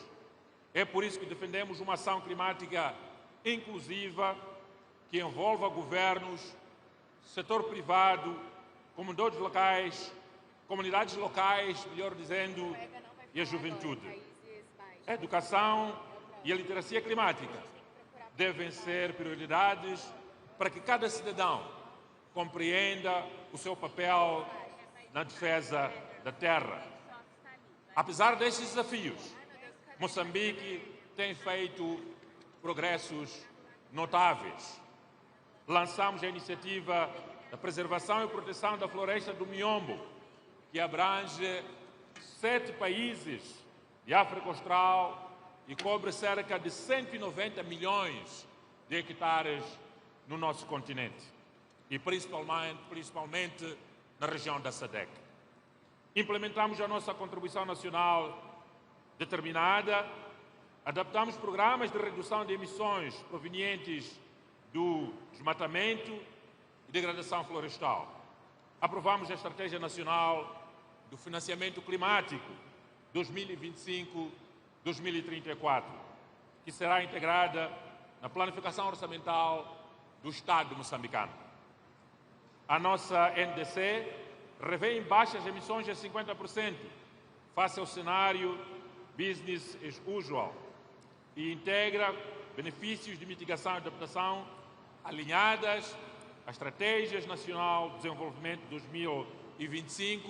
2025-2044 e ao Programa Quinquenal do Governo da República de Moçambique. Estes instrumentos são convites abertos à cooperação e ao investimento verde.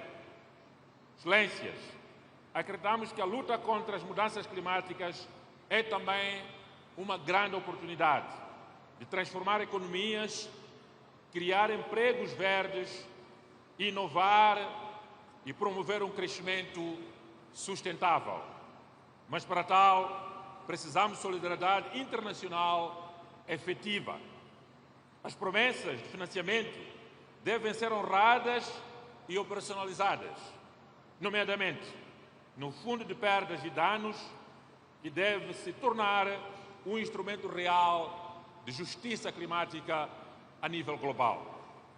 Instamos igualmente para que os mecanismos financeiros multilaterais e bilaterais sejam mais acessíveis e sensíveis às realidades de países em desenvolvimento que enfrentam simultaneamente o desafio da industrialização e da descarbonização. Os países desenvolvidos devem liderar pelo exemplo, ampliando as suas ações de mitigação e fornecendo apoio financeiro e tecnológico previsível e suficiente.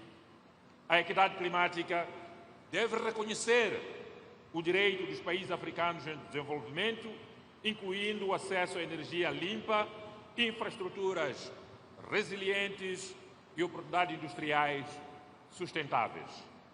Moçambique defende uma transição energética justa que garanta espaço político e econômico para que os nossos recursos naturais sejam usados de forma sustentável em benefício das populações e de todo o planeta Terra. Excelências, que as nossas decisões sejam inspiradas no ditado: nós não herdamos a terra dos nossos antecessores, nós pegamos-la emprestada das nossas crianças. Auguramos que desta COP30, no coração da Amazônia, emanem compromissos renovados, ações concretas e uma visão partilhada de esperança para o planeta Terra. que saiamos de Belém com a convicção de que proteger o sistema climático é um dever moral e uma responsabilidade coletiva de todos nós com as presentes e futuras gerações.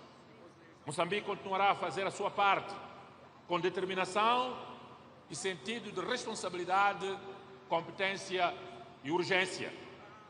Juntos podemos construir um futuro resiliente, justo e sustentável para todos. Muito obrigado pela vossa atenção.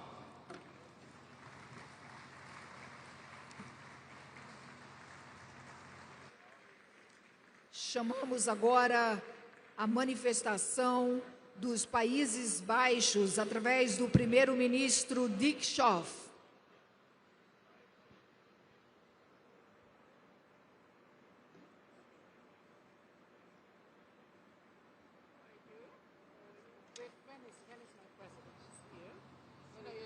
Your Excellencies, ladies and gentlemen, I'm sure you're all familiar with the famous saying that optimism is a moral duty. I believe that, generally speaking, this is a good advice. But of course, optimism is not the same as being naive. Getting the world on track for a 1.5-degree future is not an easy task. We must be realistic. We must face up to all the difficulties and challenges that stand between us and the goals we agreed on in Paris. And there is no question we must pick up our pace. At the same time, we should acknowledge the progress made since 2015. For example, temperature projections are lower today than before Paris. And in the real economy, the energy transition is accelerating. With governments, industries and society working together in a true multi-round, creating solutions that are feasible and affordable for all. Which brings me to my key message today, that there is hope in implementation, in delivering on promises made.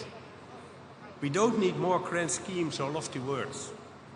What we need is concrete action on all the topics covered here in Belém, knowing that many small steps will eventually lead to the giant leap forward the world so desperately needs. The Kingdom of the Netherlands is ready to deliver. Take the pressing issues of climate finance. Last year, the milestone agreement of the new collective quantified goal reaffirmed the vast financial needs for developing countries when it comes to meeting their climate goals. The Netherlands continues to do its part, allocating 2.4 billion euros in climate finance in 2024. We firmly believe that climate adaptation needs to be center stage. That's why over 60% of our international public climate finance is directed at adaptation, with a focus on food security and water management. And it's why we applaud the COP presidency focus on adaptation.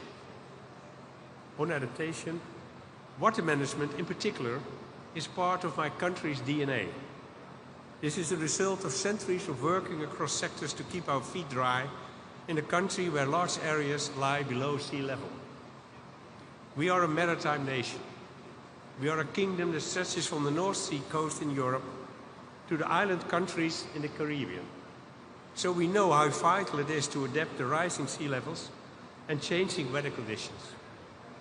We know how vital it is to innovate, moving from traditional agriculture to climate-smart food systems, and we're eager to share our expertise in these fields with others. In today's world, water management, future-proof agriculture and renewable energy sources like hydrogen are becoming more and more interconnected. And that's a good thing, because it's putting us firmly on the path of green growth. With this in mind, the Netherlands is convinced that strengthening the NDC partnership can serve as a catalyst. After all, NDCs are at the heart of the Paris Agreement, and the EU has just finalized its NDC for 2035. We are determined, and will continue doing our part. We have also agreed to work towards 90% emission reduction by 2040. Our ambition level is clear. And since NDC implementation on water and food is lagging behind, the Netherlands is supporting the energy partnership with an additional 10 million euros. Because again, we must focus on implementation. And that includes following up on decisions made in previous COPs. In this light, I applaud Brazil for its Tropical Forest Forever Facility initiative. The Netherlands is proud to support this initiative and will contribute $5 million to help to get the fund off the ground. What's more, and I think even more important, is that I know that Dutch asset managers and large investors like pension funds are interested in taking part too. Now, is this fund all it will take to achieve the pledge we reaffirmed 2 years ago? To stop and reverse deforestation by 2030? No, of course not. We also need to address the root causes and work towards deforestation-free products. But it is an important step forward. And as I said earlier, every step counts and leads to something bigger. So, ladies and gentlemen, let us send a strong message to the world from here in Belém. If we continue the moral duty of optimism with realism and resolve, working step by step, we can and we will move closer to the Paris goals. The Kingdom of the Netherlands stands ready to work with all of you. Thank you.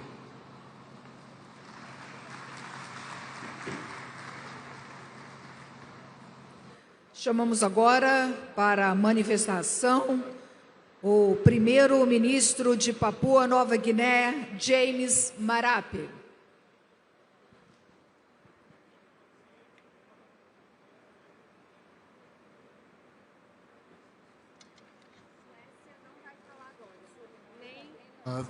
Thank you very much, Mr. President. His Excellency, the Governor General of, Secretary General of the United Nations, President Lula, and all distinguished guests, ladies and gentlemen, on behalf of the government and people of Papua New Guinea, firstly and foremost, I want to thank President Lula, government of Brazil, and the people of Brazil for what a wonderful hospitality and a good meeting so far. Thank you very much for your hospitality. Good to be here in the city of Belém. Papua New Guinea has a good relationship with the city of Belém. It was here that our experts were trained through the Terra Amazon program to monitor deforestation and degradation skills that has helped us to build our own forest monitoring system, now the blueprint of our sustainable forest management. Brazil is not new to the conversation on environment and climate change. It was Rio de Janeiro in 1992 that birthed this contemporary conversation on environment and climate change sensitivities. Mr. President, I come here with one message: save our one livable planet by honoring our commitments for Papua New Guinea. Climate adaptation and mitigation is not a choice, it is a matter of survival. We call on all nations to act now, act responsibly, and honor our combined pledges. We all, human beings, have no second planet or no second chance if we destroy this one planet. For Papua New Guinea, we come here to join Brazil and all forest and ocean nations to offer solutions to the fight against climate change and save this planet. Whilst most of us forest and ocean nations have minimum carbon footprints, we are bigger climate victims. We are here also to offer solutions. Papua New Guinea joins the family of nations to offer solutions in the climate change fight. Solutions to fight climate change lies in forest and nature. That is why Papua New Guinea over 10 years ago championed Articles 5 and 6 of the Paris Agreement. Forests and oceans offer nature-based solutions and technologies to replenish Mother Earth, Mr. President. As a forest nation, just like Brazil is, Papua New Guinea safeguards 35 million hectares of pristine rainforest. These are lungs of the earth, and with many of our forest nations globally, in the Amazon basins, in the Congo basins, and us in Southeast Asia, we offer our forests for the sustainability of planet Earth. Our forest has been our livelihood, but this is also our contribution, our legacy to the world as we face this climate change diversity. We are implementing locally our nature, forest, and climate country package to help manage our forests better, introduce nature-based solutions, and mobilize innovative financings for all our communities that hold these forests. This initiative represents how local actions can drive global impact through example of the Mutirao spirit of collective actions that Brazil is known for. We are also advancing our National Earth Trees platform, aiming to issue very high quality jurisdictional REDD+ credits by year 2026. This could unlock potentially over $1 billion in carbon finance and reduce over 82 million tons of CO2, real variable results from a small nations like Papua New Guinea that holds a substantial forest. This morning I was inspired by the Director General of World Trade Organization, Dr. Iwala, who said correctly that the rainforests of the world produce atmospheric river that waters the planet Earth. Saving the forest saves the Earth, and I joined the Honduras President and others before me, including Brazilian President, who advocated for saving the forest as a solution to fighting climate change. With forests comes saving the oceans. In the forests and oceans, we have huge biodiversity, or biodiversity rather. Papua New Guinea is a mega hotspot for biodiversity. In our 462,340 square kilometers of land, or over 3 million square kilometers of ocean, we house over 7% of world's biodiversity. Very soon, we'll be depositing to the United Nations our ratification to preserve 30% of our ocean space from illegal fishing, from fishing and commercial use and exploitations. Our forests and our oceans have 7% of world's biodiversity. Sustainable use of our oceans and forests will save this planet. Nothing more, nothing less. We have come back to a full cycle here in Brazil since 1992 conversation on Rio de Janeiro. Brazil, you are as the biggest forest nation on earth. We count on you for your leadership to drive conversation to ensure Article 5.2 and Article 6.2 is truly honored. Papua New Guinea rallies behind offering this simple nature-based solution. When we save our forests and when we save our oceans, they could help assist in the manner in which our planet is kept. We have talked about energy transition. Not too many nations have shut down fossil fuel. And I offer today in COP30, as we all work towards energy transition, why don't we save a tree? Why don't we save our oceans? Why don't we keep our biodiversity intact? Whilst technology compels us to go and look for solutions elsewhere, Papua New Guinea today point us back to nature-based solutions. Nature-based solutions that can help save the earth.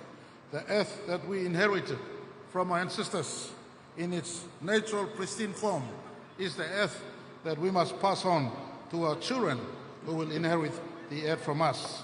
This earth that has forests, this earth that has oceans, this earth that has biodiversity in its natural form will save us from the climate change diversity. In its conversation at COP30, Papua New Guinea stands behind Brazil and offers to the world a possibility of nature-based solution as a way to go in as far as fighting climate change conversation is concerned.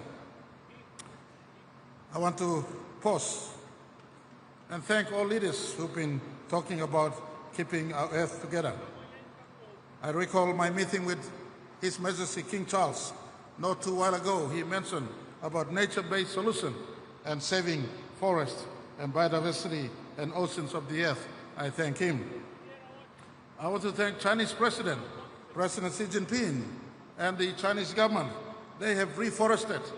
They have the leading nation now in as far as reforestation is concerned. Over 96 million hectares of land have been reforested by the Chinese government. I thank the United Nations Secretary General, who continues to advocate for nature-based solutions and forestry and indigenous people and justice that must be rendered to them in as far as indigenous communities' keeping of forestry is concerned. And I thank everyone else who advocate for nature-based solutions. Papua New Guinea is an ocean nation. Papua New Guinea is a forest nation. Our oceans and our forests combined can be solutions in as far as fighting climate change is concerned. And I thank also other stakeholders, private sectors who have assisted us. For instance, the Green Climate Change Fund that has assisted Papua New Guinea in forest resource conservation. I want to thank also ICRAF, or Coalition of Rainforest Nations. These are private sector people who have joined us in an effort to save our forestry. And I want to thank nations like France and Australia who've come in and helped conserve our forestry. Mr. President, as we talk about climate change, I want to say climate change conversation is totally redundant without nature-based solution. Without nature-based solution. Technology is redundant without saving our forests, without saving our trees, without saving our ocean. Papua New Guinea, in our constitution, as we were birthed in 1975, the father of our country, Sir Michael Thomas Somare, talked about preserving our trees and sustainable development.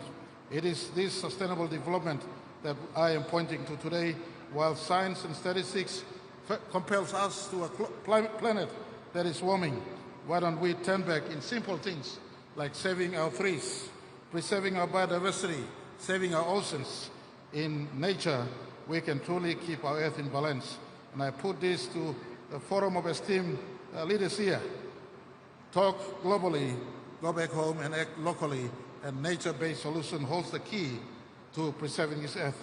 We inherited a livable planet from our ancestors.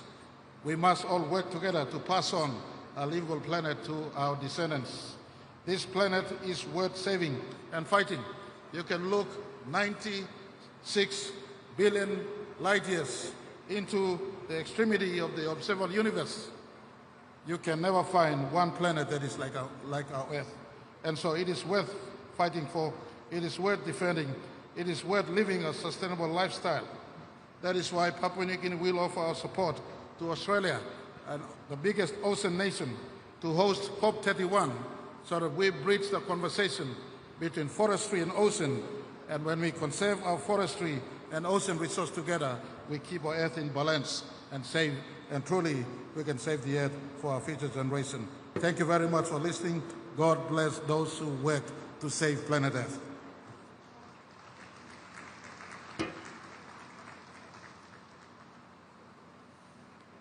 Nesse momento, representando a Eslovênia, chamamos a vice-primeira-ministra e ministra das Relações Exteriores e Europeias, Tanja Fajon.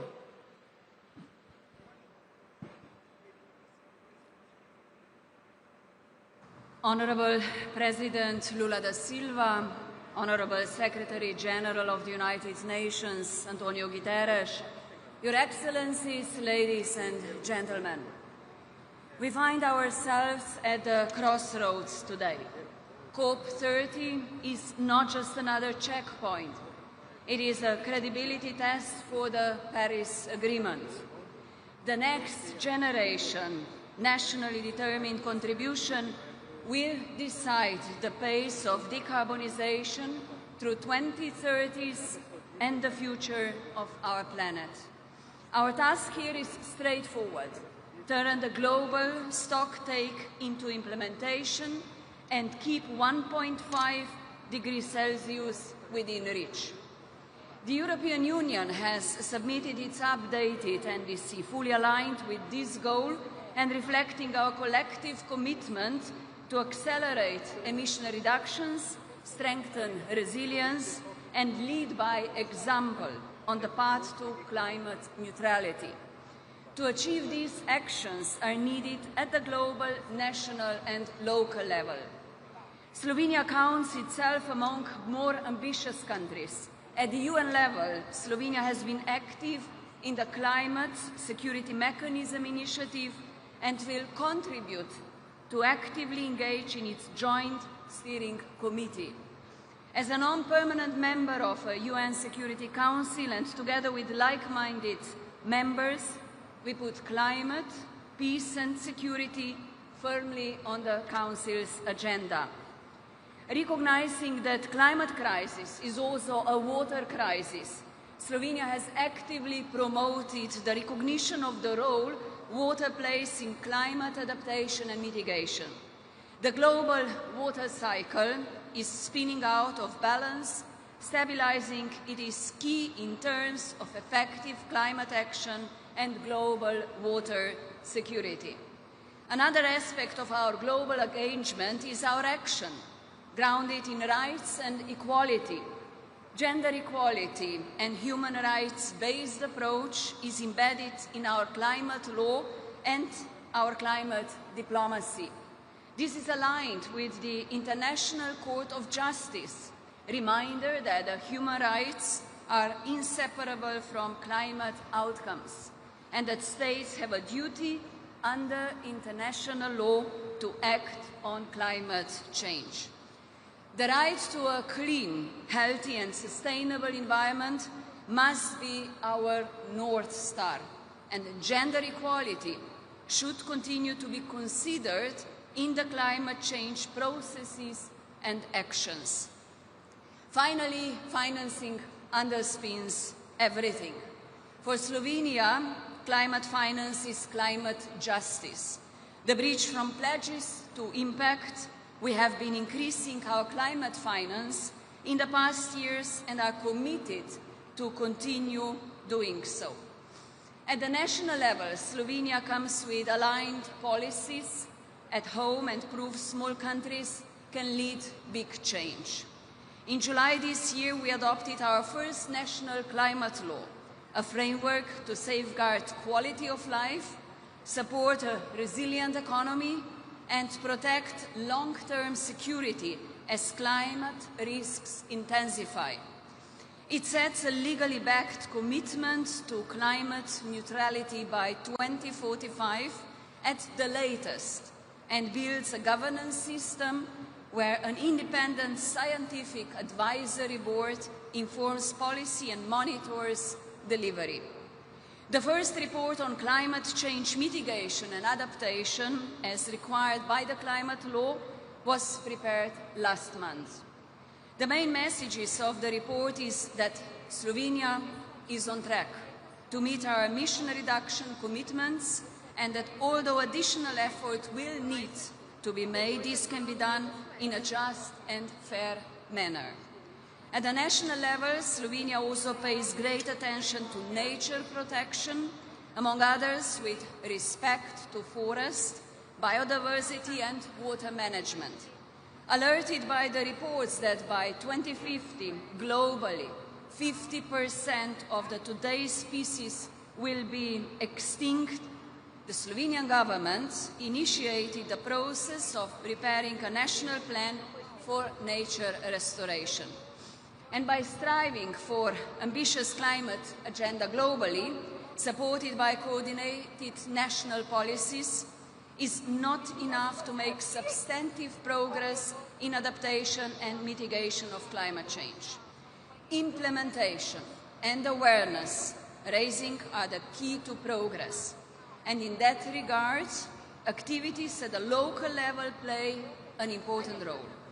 A climate office that connects stakeholders at the municipality level was established in Slovenia in November 2024. And it supports local communities and regions in adapting to climate change and helps the state understand local needs and conditions. At the same time, it strengthens understanding, awareness and support for municipalities and regions through targeted knowledge transfer. In conclusion, ladies and gentlemen, We are still hearing voices of climate change skepticism. However, scientists, as well as the current increase in frequency and intensity of extreme weather events, are telling us a different story. Climate change is real. It is happening already now. It is aggravating existing vulnerabilities and increasing inequalities. To make progress, acting alone will not bring success. We will reach our climate goals only if each of us acts and contributes. Let this COP be remembered for delivery of ambitious and scaled finance and faster adaptation. Slovenia stands ready to partner with all who share this purpose, and despite uncertain times, multilateralism can still prove its worth, and we must choose to use it now. Thank you.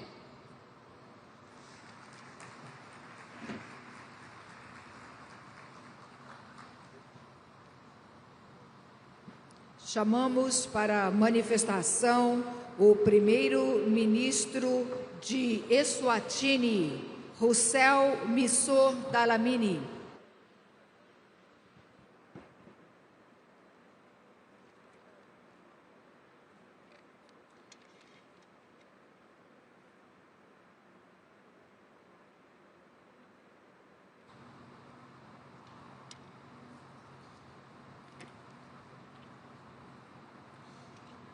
Your Excellency, the President of the Republic of Brazil, Mr. Lula, distinguished heads of state and government, honorable delegates, ladies and gentlemen, I'm profoundly honored to deliver this statement on behalf of His Majesty King Mswati III and on behalf of the people of Eswatini.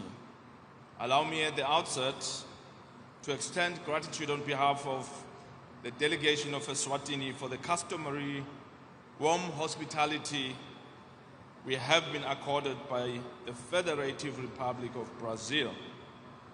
Your Excellencies, we gather at a moment of profound urgency.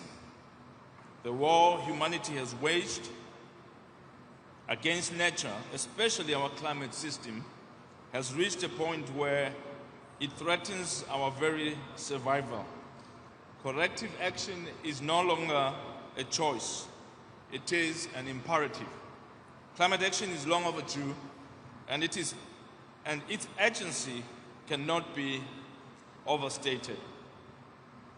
The third round of nationally determined contributions have been submitted and synthesized. While the increase in ambition across nations is commendable, it remains insufficient. If we are to limit the temperature increase to below 2 degrees Celsius, although the more ambitious target to limit the increase to 1.5 degrees is preferred, we must accelerate our efforts dramatically. To achieve the goals we have set, collaboration is essential. In fact, we must go beyond collaboration. We must ramp up ambition and align with scientifically determined emission reduction targets.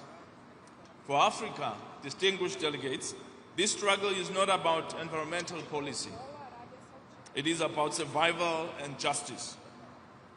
Africa contributes less than 4% of global greenhouse gas emissions, yet we endure the heaviest consequences. The Kingdom of Eswatini, like much of the continent, has borne the brunt of this circumstance. Our rain-fed agriculture, which sustains the livelihoods of over 70% of our population, is increasingly threatened by unpredictable weather patterns, water scarcity, soil degradation, and biodiversity loss, placing immense strain on our rural communities. While we continue to call for the honoring of commitments, Africa will not wait, but will continue to make a difference by ensuring that her development is environmentally friendly, as it has always been. Your Excellencies, despite our criminal Despite our minimal contribution to the global crisis, the Kingdom of Eswatini refuses to be defined solely by vulnerability. We believe that our resilience, innovation, and unity will chart the course for a sustainable future. Drawing from our national development strategies, Eswatini is committed to strengthening NDC 3.0 commitments which cover both adaptation, mitigation, as well as social inclusion. Our response embraces robust, homegrown, nature-based and technology-based solutions. To begin with, we have prioritized watershed management, community reforestation, and sustainable land use practices to safeguard our ecosystems. Simultaneously, we are actively investing in climate-smart agriculture and integrated water resources management to strengthen our adaptive capacity. We are also advancing our initial adaptation communication to the UN FCCC, which outlines comprehensive actions such as flood control measures and efforts to achieve land degradation neutrality by 2030. Excellencies, Eswatini is determined and ready to play its part, but the principle of common but differentiated responsibilities must remain intact. Those who have contributed most to this crisis must lead the way in resolving it. Our commitment does not abdicate their responsibilities to lead the response. We cannot allow our people to live in poverty while resources are diverted to solve a crisis that disproportionately benefited others. None of our global goals are possible without adequate and accessible financing. Accessing climate funds is currently overly complex for developing nations. Eswatini's NDC alone requires an estimated $2.4 billion but globally we need approximately $2 trillion. Crucially, this financing must be in addition to development financing. Excellencies, the current global financial architecture is simply not fit for purpose. It must change. We need transformative climate financing, moving from aid to strategic investment in local innovation. An urgent reform of global funding mechanisms, including multilateral development banks, to increase concessional finance and African representation is a must.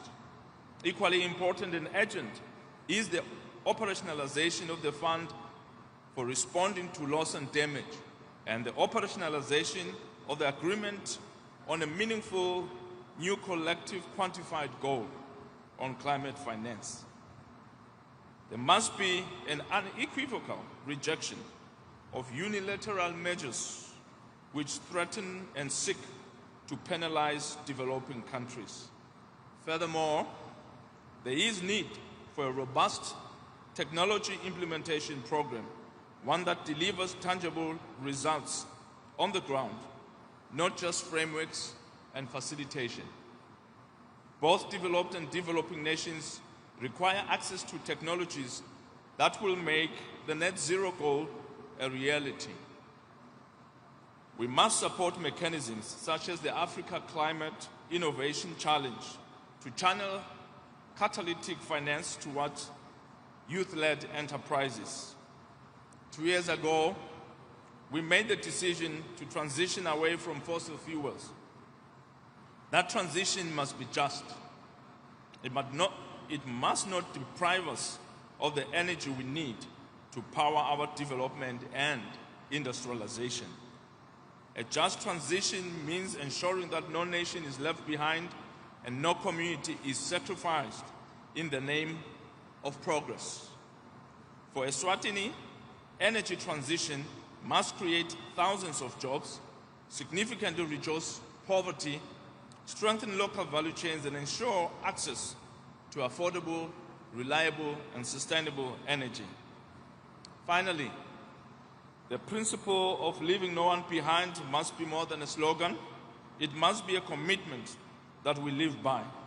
We must unite to confront what has rightly been called one of the greatest challenges humanity will ever face.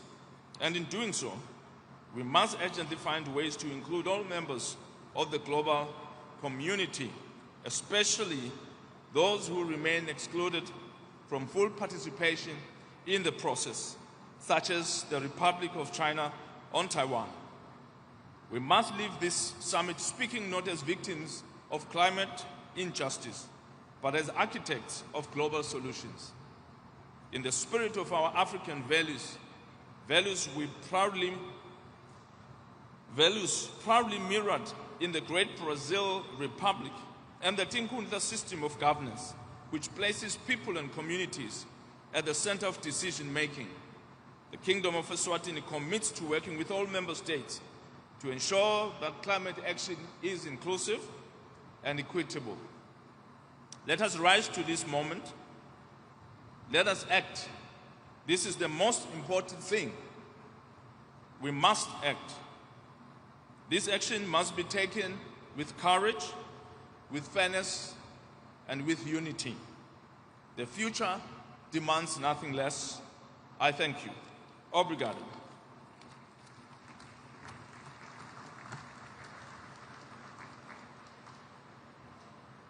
Nesse momento, chamamos para a manifestação o rei da Suécia, Carlos XVI Gustaf.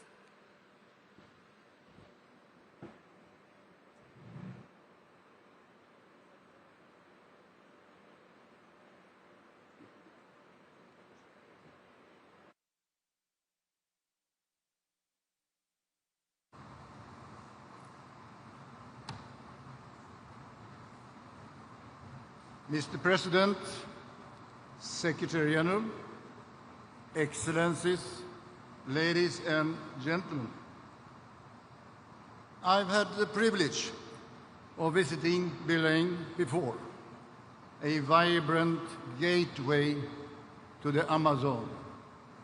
The river and the rainforest give life to the city, shaping its people, economy, culture, and culinary traditions. President Lula's commitment to protecting the Amazonas is appreciated and urgently needed at a time when the impact of climate change is increasingly being felt across the globe. In 1972, I participated in the first ever United Nations Conference on Environment held in Stockholm, Sweden. I was a young crown prince back then, attending the ceremony with my grandfather, King Gustav Adolf. It was historic, as it placed global environmental issue on the political agenda and was a starting point for international environmental cooperation. For me, that conference marked the beginning of a lifelong dedication to protecting the nature and belief in science will foster innovation and show the way forward. It also convinced me that cooperation across borders, disciplines and sectors will be essential to meet the challenges ahead. This spirit of collaboration is at the heart of Sweden's climate transition. And more than 500 companies, municipalities, regions, and organizations are engaged in effort aiming to make Sweden one of the world's first fossil-free welfare nation. To turn ambitions into concrete actions, the Swedish Climate Policy Council has supported the development of Panorama. It is a platform that provides an overview of how Sweden can reach net zero gas emission by 2045. And hopefully, just before President Lula and I turn 100 years. The model can be adopted globally, helping other countries research climate goals. These efforts go hand in hand with our international engagement. This year, Sweden is the co-chair of the Green Climate Fund. Through this role, we help mobilize resources to turn climate commitment into real action. However, major challenges remain. 33 years after the Climate Convention was signed in Rio de Janeiro, emission of greenhouse gases continue to rise. Biodiversity is declining and ecosystems are under enormous pressure. International collaboration is crucial. Pollution, climate change respects no border, that we all know. Cooperation between nations is the only path towards sustainable development and long-term prosperity. Climate action is the investment opportunity we should all embrace, because the green transition drives economy growth, building the workforce for the future, and keep our industries competitive. We know there are ways to limit temperature rise while building resilient economies of the future. I am now counting on all of you, heads of states, governments, to implement policies that stimulate demand for sustainable involvement.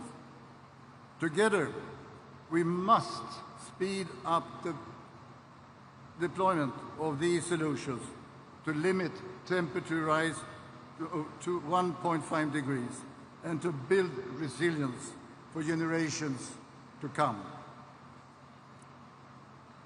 The message, I believe, is really what we need to see happening here and now. Action today is important for growth tomorrow. Lack of action means a tremendous loss in human as well as economic capital. I would like to conclude by quoting from the 1972 Stockholm Declaration. Quotation: "In our time, man's capability to transform his surroundings is used wisely, if used wisely, can bring to all people the benefit of development and the opportunity to enhance the quality of life." End of quotation. So let us make this gathering here in Belém turning point, a moment when the world come together, not just to discuss, but also to deliver. Thank you and good luck.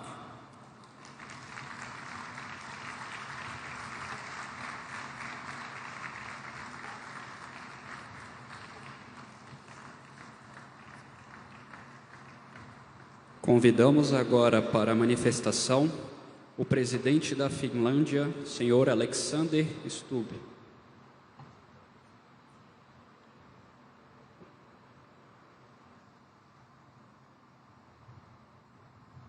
Mr. President, Your Excellencies, ladies and gentlemen, it's a great honor for me as President of Finland to speak after the King of Sweden. He mentioned that he has been in Belém before. I haven't, this is my first time, but I have a memory from 1992 and the Rio conference. At the time, I was a young trainee at the Finnish embassy in Washington, D.C., and my job was to cover the Rio conference. Now, I know there are a lot of cynics who are following our discussion and our speeches here today, and to them I'd like to perhaps give a little bit of optimism, because I actually think that the UN Framework Convention for Climate Change and the COP meetings in general, as well as the Paris Agreement, have been a success story of multilateralism which currently is being challenged. Now, I have some good news and some bad news. The good news is that, as recently reported by the UN, we are at long last bending the global emissions curve downwards. So basically we are emitting less CO2 than before. That is, if we stick to our commitments. The bad news, of course, is that the direction might be right, but the pace is, as the King of Sweden just noted, way too slow. Now, COP30 is a crucial step on this path. Whether we will permanently lose the 1.5-degree goal depends on the decisions here and now. In my short speech, I would like to underline three critical elements which I believe will ensure the success of COP30. First, we must all lead by example. At COP, each party has an equal say, regardless of their size. And of course, in international relations, this is not always the case. So we are collectively accountable. Yes, the largest emitters must lead the way in reducing emissions, and they must do it now, but the rest of us need to act in an equally responsible manner. And here, please stop blaming your neighbor. I'm not blaming Sweden, but the key is that we must look in the mirror and see what we ourselves can do in this COP30. The blame game doesn't work. Nostalgia is no better driver than cynicism. So therefore we must turbocharge the transition away from fossil fuels. All of us are in a position to do so, must urgently provide the necessary financial and other support to help the most vulnerable countries adapt. Leading by example means giving a voice to those most affected by climate change. So let me applaud the COP presidency, Brazil, for highlighting the role of the indigenous people in climate action, as well as underline the importance of the COP adopting an ambitious gender action plan.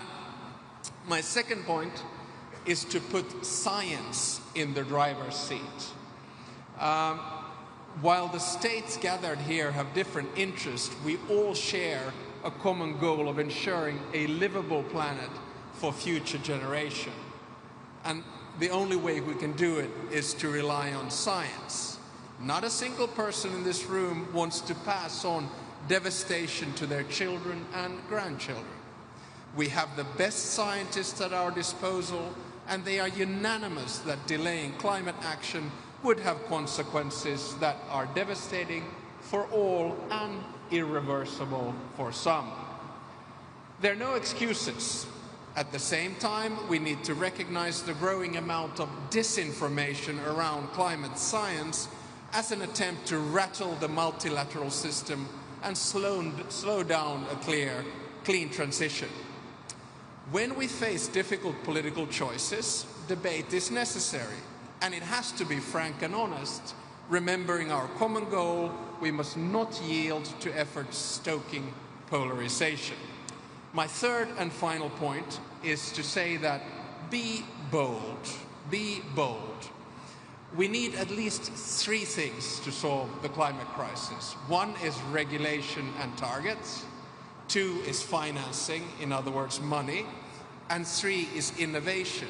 You can't pick and choose one of them. They go hand in hand. So please don't pit climate action and growth as some kind of enemies. They're friends. They go hand in hand. Numerous encouraging examples show that decoupling carbon emissions from economic growth is possible. To do this, we need to invest in clean technologies and make sure that those who most need them have the access. Investment for climate change is the growth and prosperity plan for this century. So let me finish by noting that COP30 must send a clear message that the green transition is here to stay and that fossil fuels have no future. 10 years after Paris, let's make sure Belém will be remembered as a success too. And let me finish with a Finnish saying which I disagree with. In Finnish, we have a saying that a pessimist will never be disappointed. The problem, of course, is that a pessimist is often quite cynical. And let me assure you that pessimists will never solve the climate crisis. Optimists and realists will. Thank you very much.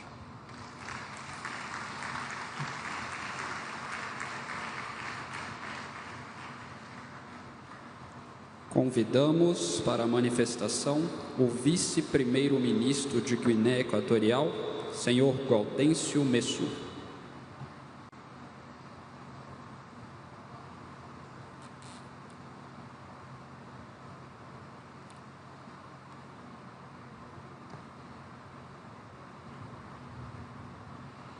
Excelentísimo señor Luis Ignacio Lula da Silva, presidente de la República Federativa de Brasil. Excelentísimo señor Antonio Gutiérrez, secretario general de las Naciones Unidas.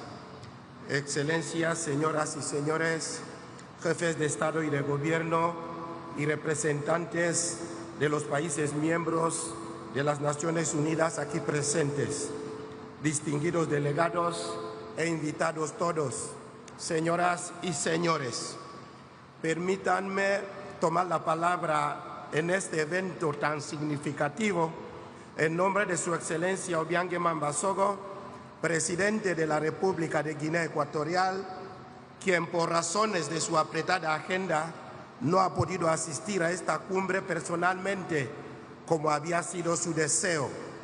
Ante todo, expreso mi gratitud al excelentísimo presidente de la República de Brasil por la acogida a esta 30ª sesión de la Conferencia de las Partes sobre el Cambio Climático COP30.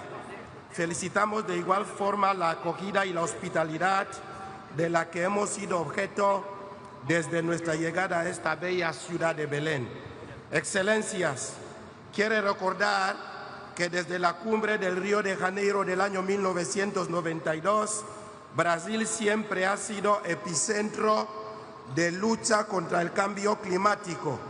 Por eso, esa COP30 que se celebra por vez primera dentro de la cuenca amazónica, que es la selva tropical más grande del mundo y considerado también como el primer pulmón del planeta debido a su rica biodiversidad y su papel en la regulación del clima. Se concibe como una plataforma para mostrar que los países tropicales disponen de los principales sumidores de carbono y deben ser los líderes de innovación climática y de sostenibilidad, pasando de la dependencia a la corresponsabilidad. Distinguidos invitados, señoras y señores, la lucha contra los efectos adversos del cambio climático constituye un problema amplio y multifacético que amenaza la misma existencia de la vida humana. Por tanto, requiere un trabajo conjunto con la participación de todas las naciones del mundo. La cuenca del Congo, ubicado en África, es el segundo bosque tropical más grande del mundo y el primer pulmón como sumidero de carbón forestal tropical del mundo. Es donde se encuentra ubicada la República de Guinea Ecuatorial, concretamente en África Central, por lo que nuestro país contribuye a la regulación de la temperatura del planeta. A pesar de esta función reguladora, Guinea Ecuatorial, como otros países africanos, es muy vulnerable a las inclemencias climáticas y se está experimentando en los últimos años eventos climáticos nunca antes conocidos, como crecidas de olas marinas, incendios forestales, fuertes tempestades, vientos huracanados acompañados de lluvias intensas que ocasionan inundaciones en nuestras ciudades con pérdidas de infraestructuras costeras, materiales y medios económicos. Excelencias, señoras y señores, al margen de que mi país emite un porcentaje insignificante de gases de efecto invernadero a la atmósfera de alrededor de 0,2% a nivel mundial, no obstante, estamos al día de nuestras obligaciones, como la actualización de las contribuciones determinadas a nivel nacional, que aumentó la ambición en un 35% para el año 2030, un 15% más respecto a la visión presentada en París y un 50% para el año 2050. Excelencias, señoras y señores, Guinea Ecuatorial está promoviendo energías renovables con la construcción de centrales hidroeléctricas que tienen como objetivo alcanzar antes del año 2050 un 100% de energías renovables, donde actualmente el porcentaje total de energía de transición instalada en mi país es del 90% de fuentes hidroeléctricas y de gas natural. Además, mi país, la República de Guinea Ecuatorial, está cubierto de más del 80% de bosques. Protegemos desde antaño, así como la implementación de acciones de reducción de la deforestación con la finalidad de convertir nuestros bosques en verdaderos sumidores de carbono y la conservación de nuestros refugios de la biodiversidad. También mi país dispone de una parte insular y una larga costa atlántica, con una extensión marítima de unos 314.000 kilómetros cuadrados, casi 2 veces la superficie terrestre. Por eso se invierte mucho en la construcción de diques, rompeolas en las costas y la canalización de los ríos urbanos para la adaptación costera. Señoras y señores, el cambio climático es hoy la principal barrera para el desarrollo sostenible en el continente africano. Por consiguiente, pedimos un compromiso renovado a esta COP30 para proporcionar a los países más vulnerables, para reforzar las iniciativas de acción para el clima a través del multilateralismo impulsado por las Naciones Unidas, un financiamiento adecuado, transparente, justo, con fácil acceso, así como la transferencia de tecnologías para la valoración de nuestro capital natural, con la finalidad de implementar las diferentes declaraciones como la africana sobre el clima y otras. Mi país comparte la agenda propuesta en esta edición de la COP30 desde la transición energética, la conservación de los bosques, la transformación de la agricultura y los sistemas alimentarios, entre otros, por lo que la República de Guinea Ecuatorial apoya las propuestas de las declaraciones de Belém sobre el clima, centrados en el desarrollo sostenible de las poblaciones, puesto que dichos temas están alineados con la Estrategia Nacional de Desarrollo Sostenible, Agenda Guinea Ecuatorial 2035. A pesar de los esfuerzos de Guinea Ecuatorial está realizando, aún necesitamos el fortalecimiento de los marcos de cooperación sur-sur y norte-sur entre países e instituciones, como la Comunidad de los Países de la Lengua Portuguesa CPLP, ya que es de suma importancia para consolidar la paz mundial y luchar juntos contra el cambio climático, deteniendo las guerras en el mundo, ya que no se producen solo las muertes de personas, sino que también contaminan la atmósfera global. Así reitero una vez más el total compromiso incuestionable de la República de Guinea Ecuatorial contra el cambio climático. Que Dios bendiga nuestras deliberaciones de esta COP30. Muchísimas gracias. Muito obrigado.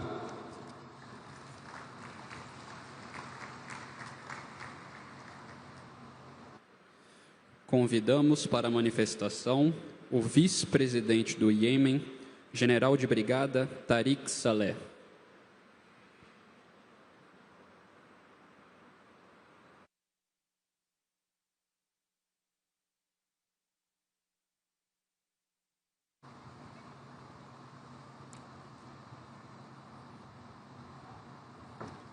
بسم الله الرحمن الرحيم. فخامة الرئيس لولا دي سيلفا رئيس جمهورية البرازيل الاتحادية، معالي الأمين العام للأمم المتحدة، أصحاب الجلالة والفخامة والسمو، السيدات والسادة رؤساء الوفود، السلام عليكم ورحمة الله وبركاته. يشرفني باسم الجمهورية اليمنية أن أتقدم بخالص الشكر والتقدير إلى حكومة وشعب جمهورية البرازيل الاتحادية على استضافة هذا المؤتمر الهام الذي ينعقد في قلب الأمازون، رمز الحياة والتوازن البيئي على كوكبنا. السيدات والسادة، تأتي مشاركة اليمن في هذه القمة ونحن نعيش واحدة من أعقد الأزمات الإنسانية والبيئية في العالم، بلد أنهكته الحرب التي تقودها الميليشيات الحوثية ضد الدولة والمجتمع، وتواجه في الوقت ذاته تداعيات متطرفة لتغير المناخ تضرب كل جوانب الحياة، ظهرت في حالات الجفاف والفيضانات المتكررة وانهيار الغطاء النباتي وجرف الأراضي الزراعية وتدمير الممتلكات، بحيث أصبحت هذه الظواهر واقعاً يهدد الأمن المالي والغذائي لملايين اليمنيين، ويعمق هشاشة المجتمعات الريفية، ويدفع بالآلاف إلى النزوح الداخلي والهجرة الخارجية، ويعطل قدرة الإنسان على الاستقرار والإنتاج. نحن في اليمن رغم أننا لا نتحمل المسؤولية عن الانبعاثات العالمية، إلا أننا من بين أكثر الدول تضرراً من آثارها القاسية، ولذلك فإن مشاركتنا هنا ليست مجرد واجب دبلوماسي، بل دعوة إنسانية نوجهها للعالم من أجل العدالة المناخية وإنصاف الدول الأضعف التي تدفع ثمن أزمة لم تصنعها. الحضور الكريم، إن أولويات الجمهورية اليمنية في هذه القمة تتمحور حول 3 قضايا أساسية. أولاً، العدالة المناخية والتمويل. نحن نؤمن أن الالتزامات التي تفرزها مؤتمرات هامة كهذا المؤتمر يجب أن تتحول إلى أفعال من خلال آليات تمويل ميسرة وشفافة ومباشرة للدول المتأثرة بالصراعات لتمكينها من بناء قدراتها، وندعو إلى تفعيل صندوق الخسائر والأضرار بشكل عاجل وضمان وصوله إلى الدول الأكثر تضرراً مثل اليمن، بعيداً عن التعقيدات البيروقراطية التي تحرمها من فرص الدعم العاجل. ثانياً، التكيف والصمود. إن مستقبل الشعوب يعتمد على قدرتها على حماية مواردها الطبيعية، ونحن بحاجة إلى استثمارات حقيقية في قطاع المياه والزراعة والبيئة والبنية التحتية المقاومة للمناخ لحماية مواردنا الطبيعية. وللتعامل مع هذه القضية فقد أطلقت الحكومة اليمنية عبر وزارة المياه والبيئة الخطة الوطنية للتكيف، وشرعت في إنشاء مركز المعلومات والذكاء الاصطناعي لتعزيز إدارة البيانات البيئية والمناخية ومبادرات الاقتصاد الدائري والطاقة المتجددة في المدن والمناطق الريفية. ثانياً، الأمن والسلام المناخي. لا يمكن تحقيق استدامة بيئية في غياب السلام، وفي اليمن تعتبر شحة المياه وتدهور الموارد الطبيعية سبباً في تأجيج الصراعات المحلية، ولذلك فإن أي رؤية عالمية فعالة يجب أن تربط بين العمل المناخي وبناء السلام، وأن تدمج مفهوم الأمن المناخي ضمن استراتيجيتها التنموية والاستقرار. السيدات والسادة، نود أيضاً أن نلفت انتباه المجتمع الدولي إلى الأخطار البيئية المحدقة بالبحر الأحمر، أحد أهم الممرات البحرية والأنظمة البيئية في العالم، والذي يواجه اليوم مخاطر التلوث والتسريبات النفطية والتدهور البحري نتيجة السلوك الإجرامي للميليشيات الحوثية الإرهابية، ونطالب بدعم جهود اليمن في بناء قدراته على الاستجابة للطوارئ البحرية ومراقبة التلوث والحفاظ على التنوع البيولوجي البحري. فخامة الرئيس، إن الجمهورية اليمنية رغم كل التحديات تؤمن بضرورة المضي في مسار التنمية المستدامة وتحقيق أهداف اتفاق باريس، كما أننا ندرك أن مسؤولية حماية الكوكب مسؤولية جماعية، وننظر إلى قمة بليم لا كمحطة تفاوض فقط، بل فرصة لإعادة بناء الثقة بين الدول المتقدمة والدول النامية، وتحويل الموعود إلى أفعال والأهداف النظرية إلى التزامات واقعية قابلة للتنفيذ. ونؤكد للجميع أن التعاون في بناء القدرات والتمويل العادل ونقل التكنولوجيا ليست طرفاً بل شرطاً أساسياً لتمكين الدول النامية من المساهمة الفاعلة في الجهد العالمي. ختاماً، نجدد شكرنا لجمهورية البرازيل الاتحادية على استضافة هذا المؤتمر التاريخي، وندعو العالم أجمع لأن يجعل من كوب 30 قمة للتنفيذ والعدالة، وتثبت أن الإنسانية قادرة على توحيد جهودها من أجل كوكب أكثر أماناً واستدامة. شكراً لحسن استماعكم.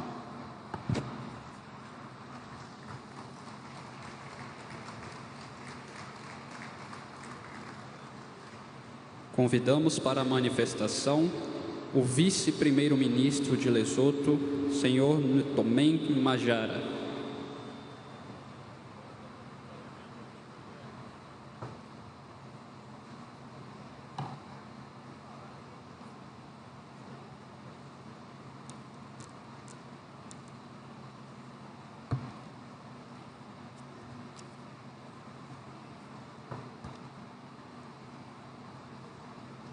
Your Excellency, President Lula da Silva, Excellencies, distinguished heads of state and government, His Excellency, the United Nations Secretary General, distinguished delegates, with all protocol observed, I bring you warm greetings from the Mountain Kingdom, Lesotho, the kingdom in the sky.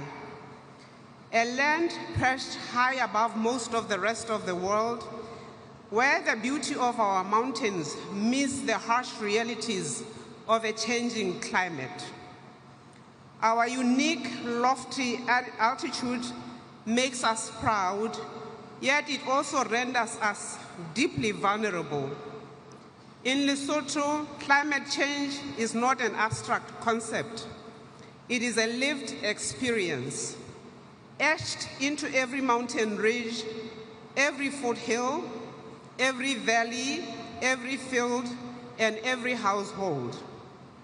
From the highlands to the lowlands, our people face severe droughts, floods, snow, frost, and storms which negatively affect and reshape lives and livelihoods. Each passing season reminds us that climate change is no longer a distant threat. It is here and it is accelerating. Excellencies, when the Paris Agreement was adopted in 2015, the world pledged to limit the temperature rise to well below 2 degrees, with efforts to keep it at 1.5 degrees. Yet, the evidence before us is sobering. We are drifting and veering dangerously off course. For Lesotho, 1.5 degrees is not a target. It is a threshold of survival. The rising heat threatens our food systems, our water security, and our very way of life. Our people, contributing less than 0.01% of global emissions, bear the full brunt or weight of a crisis they did not cause.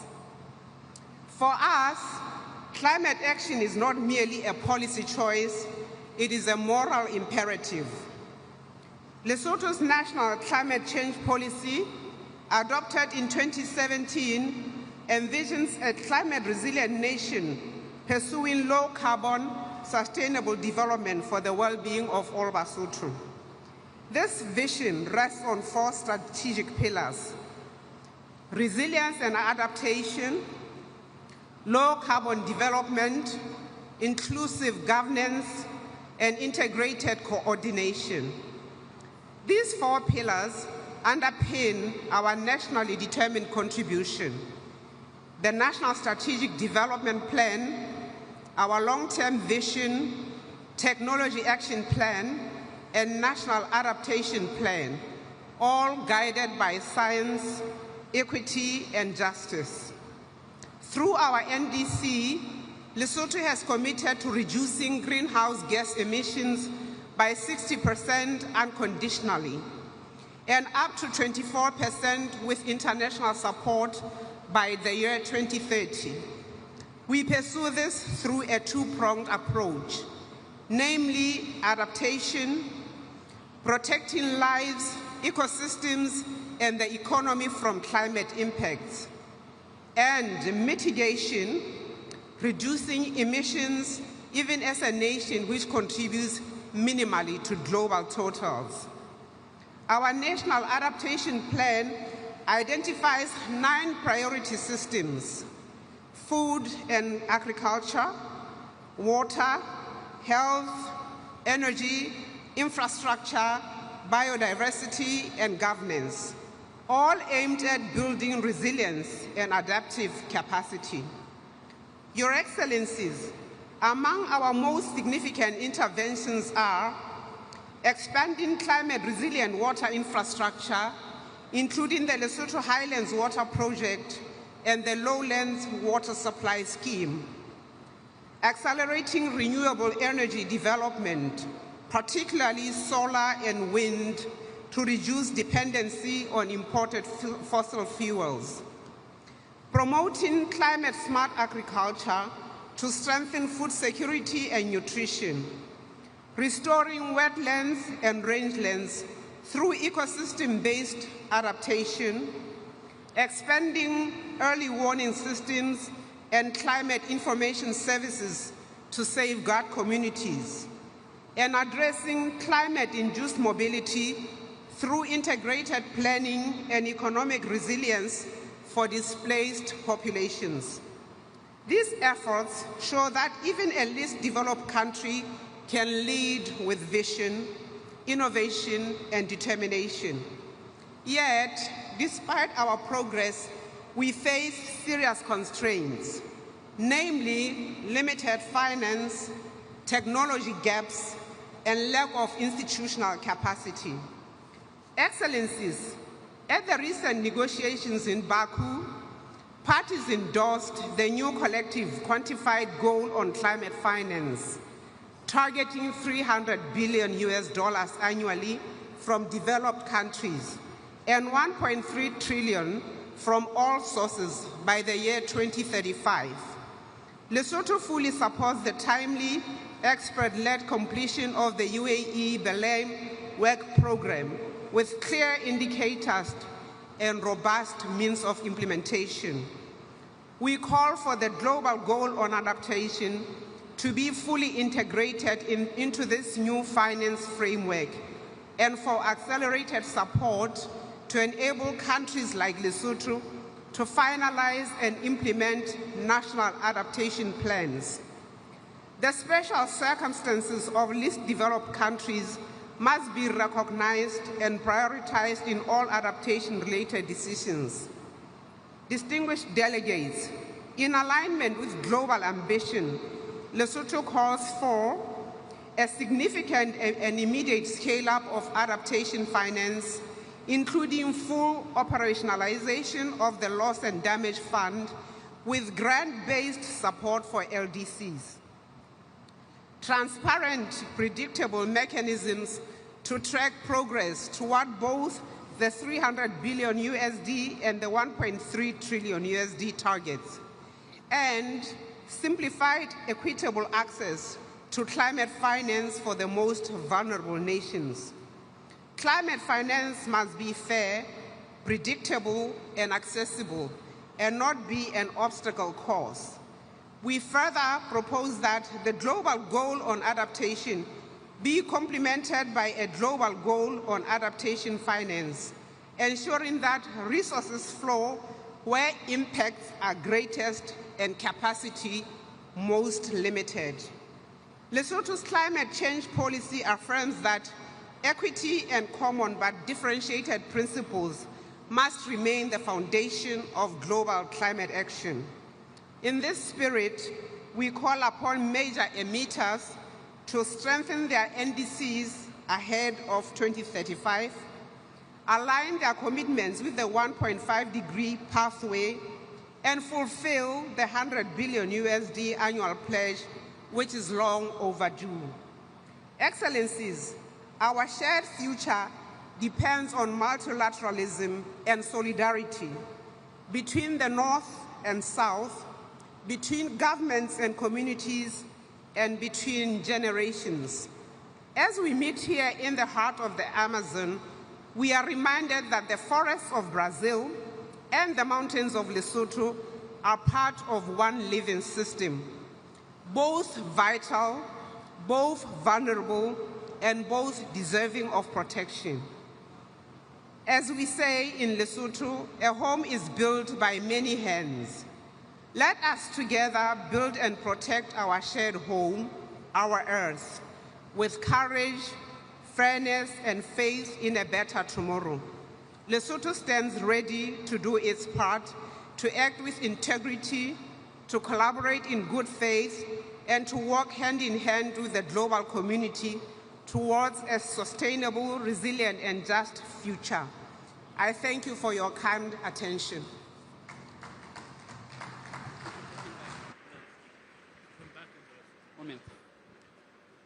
Convidamos agora o presidente da Letônia, senhor Edgar Rinkevich.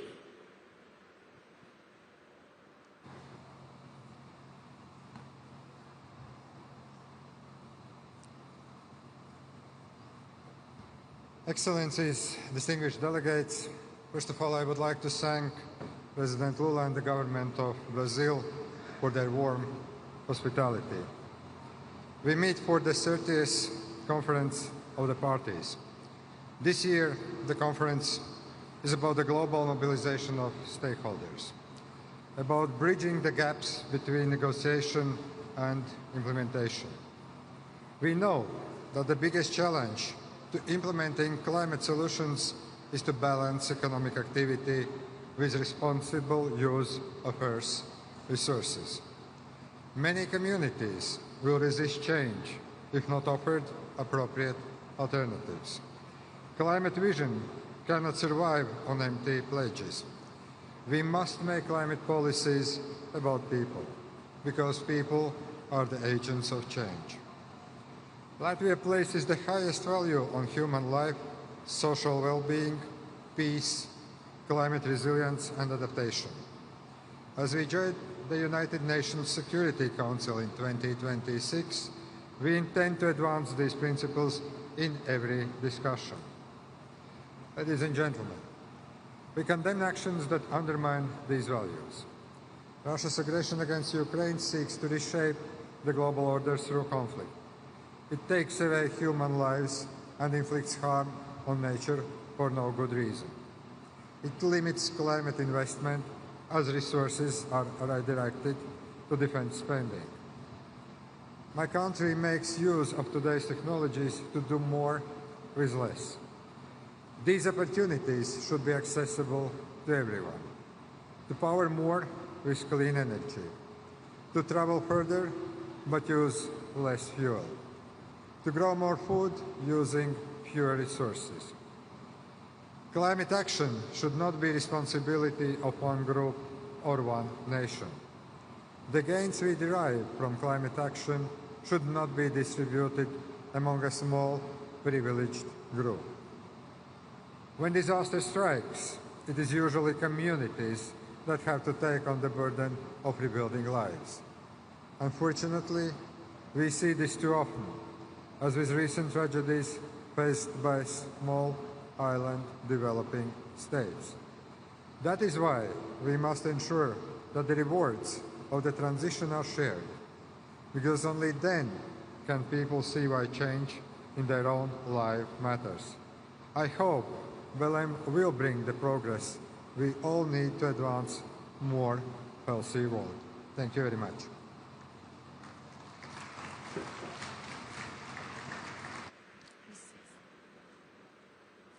Nesse momento, chamamos para a manifestação o príncipe-chefe de Estado de Mônaco, Alberto II.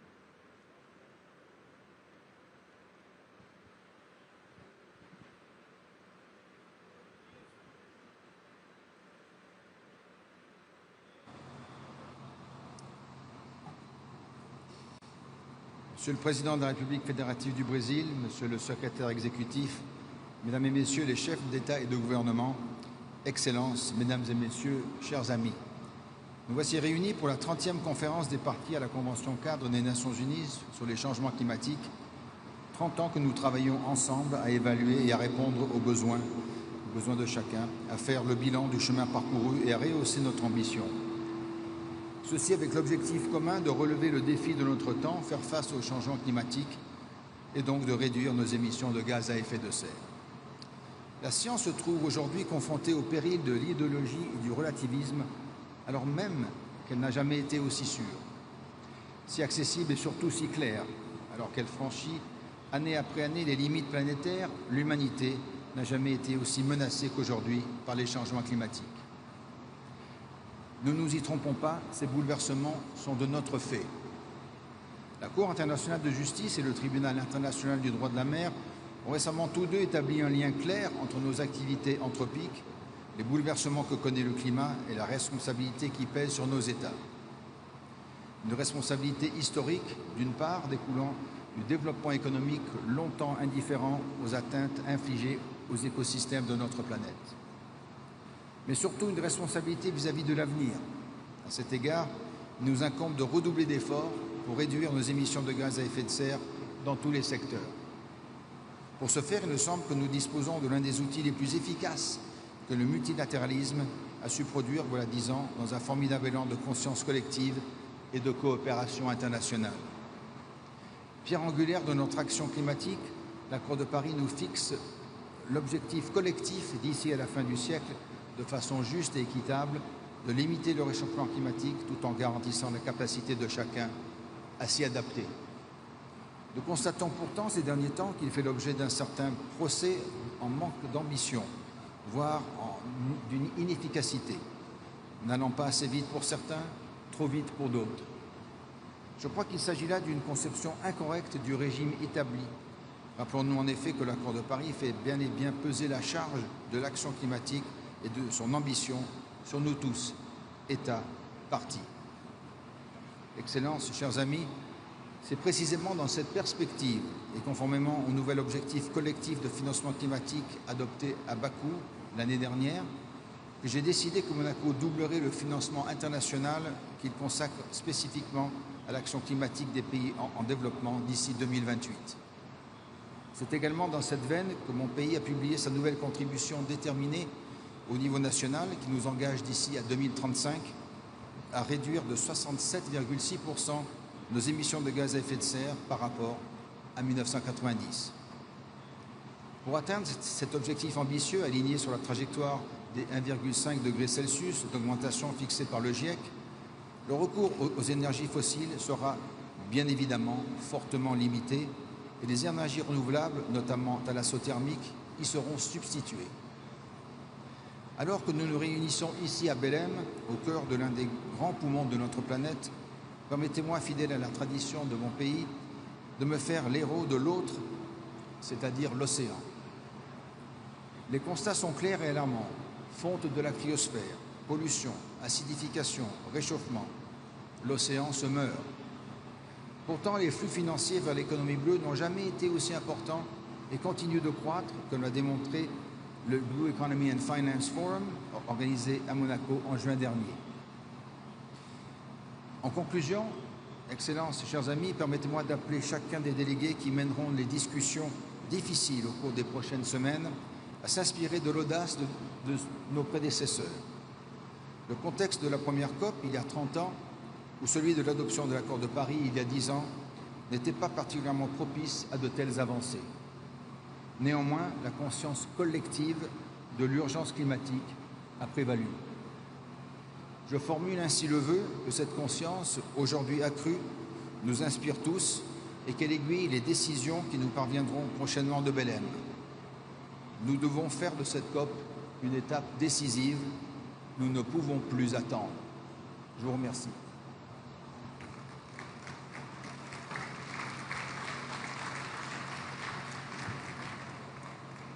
Nesse momento, chamamos para a manifestação o vice-primeiro-ministro da Itália, Antonio Tajani.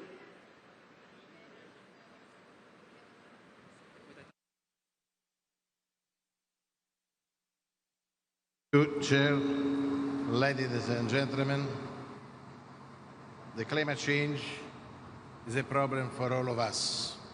It's a problem for our countries, it's a problem for our economies, it's a problem for our citizens. For this, we are close to Jamaica and Philippines after the disaster of the last days with a lot of deaths. Now, allow me to talk in my mother tongue in Italian. Quando si parla di cambiamento climatico, dobbiamo partire da un principio. Ecologia e libertà non sono in contraddizione, ma devono essere parte di un destino comune verso il futuro dell'umanità. Per questo proprio ieri a Bruxelles è stato raggiunto, con il contributo determinante dell'Italia, un importante accordo sull'obiettivo 2040 per le riduzioni delle emissioni. Un obiettivo importante per la nostra salute, i nostri territori e la nostra autonomia strategica. Si tratta di un accordo ambizioso, ispirato a razionalità ed equilibrio, insomma un buon compromesso. Abbiamo sostenuto questo accordo nella convinzione che non servono approcci ideologici che impongano obiettivi insostenibili e irraggiungibili, danneggiando così il sistema economico, industriale e sociale europeo. La difesa dell'ambiente deve partire da un principio fondamentale: la persona è al centro di ogni nostra azione e tutela della natura. È questa la stella polare che ci deve guidare. Salute e prosperità sono le migliori difese contro il cambiamento climatico perché rendono le nostre comunità meno vulnerabili agli eventi estremi. Lo ha riconosciuto nei giorni scorsi lo stesso Bill Gates. La risposta al cambiamento climatico richiede dunque politiche per la crescita, lo sviluppo e la creazione di posti di lavoro. La green economy non deve essere un problema, ma deve rappresentare un'opportunità. Le politiche ambientali però non devono rappresentare un vincolo, ma come dicevo una grande opportunità di progresso e libertà, un volano per investimenti, per la crescita e l'innovazione tecnologica. E questo è l'impegno del governo italiano che portiamo in Europa, nel G7 e in ogni appuntamento internazionale. Non può esserci infatti lotta al cambiamento climatico senza tener conto della questione sociale. Ecco perché l'Italia punta a una transizione energetica neutrale. Siamo impegnati a fare la nostra parte per limitare l'aumento della temperatura globale a 1,5 gradi, in linea con gli obiettivi europei. Le fonti rinnovabili coprono ormai il 50% della produzione elettrica italiana, eguagliando per la prima volta il contributo dei combustibili fossili, ma non sono sufficienti. Per questo dobbiamo fare ricorso a tutte le tecnologie disponibili, incluso il nucleare di ultima generazione, l'idrogeno verde e i biocarburanti. E proprio a favore di biocarburanti stiamo lanciando con Brasile e Giappone un'iniziativa per quadruplicare la produzione di carburanti sostenibili entro il 2035 e invitiamo tutti gli altri Paesi ad aderirvi. Il nostro impegno a sostegno di questa strategia è concreto. Proprio ieri il governo italiano ha approvato 9 norme per promuovere l'economia circolare, per migliorare la gestione del ciclo di vita delle batterie e la gestione sostenibile dei rifiuti. Abbiamo dotato anche il nostro fondo clima di oltre 4 miliardi di euro che stiamo indirizzando in particolare a progetti a favore dell'Africa. Vogliamo mettere a disposizione il nostro miglior saper fare italiano in settori chiave come agricoltura e acqua, ma anche il farmaceutico, cruciale per la salute delle persone. L'Italia è infatti tra i Paesi più avanzati nello sviluppo di nuove tecnologie spaziali per promuovere l'agricoltura sostenibile con un minor uso di acqua e pesticidi. Siamo in prima linea anche nell'uso innovativo della meteorologia attraverso il servizio meteorologico della nostra aeronautica militare, un'eccellenza italiana a disposizione di tutti i nostri partner. Penso anche all'applicazione in agricoltura delle tecnologie di evoluzione assistita. E mettiamo a disposizione anche il nostro saper fare per una gestione più efficiente delle risorse idriche per la produzione agricola e lo sviluppo tecnologico del sistema agroalimentare. L'acqua è essenziale per il benessere delle persone. La sua gestione responsabile è cruciale per la sostenibilità del pianeta. Per questo saremo orgogliosi di ospitare a Roma ad ottobre del prossimo anno il primo forum euro-mediterraneo sull'acqua. E l'anno prossimo ospiteremo sempre a Roma anche la riunione dei ministri degli esteri, dell'ambiente dell'Unione Europea per il Mediterraneo, dell'Unione per il Mediterraneo dedicata proprio all'acqua. In conclusione, signor Presidente, il forte impegno italiano che ho appena descritto trova a Belém la sua manifestazione concreta anche nel padiglione Italia Acqua Pras, una piazza italiana galleggiante che richiama Venezia, dove è stata presentata nei mesi scorsi. Rimarrà qui in Amazzonia come spazio a disposizione dei cittadini e segno della profonda amicizia tra i nostri Paesi e dei valori della collaborazione internazionale in cui l'Italia crede. Non posso però, signori, concludere il mio intervento senza ricordare che l'Italia sta celebrando gli 800 anni dalla morte di San Francesco d'Assisi. La nostra azione contro il cambiamento climatico si ispira al suo pensiero di amante della natura, dell'umanità e di tutto il creato di cui ognuno di noi fa parte. Vi ringrazio.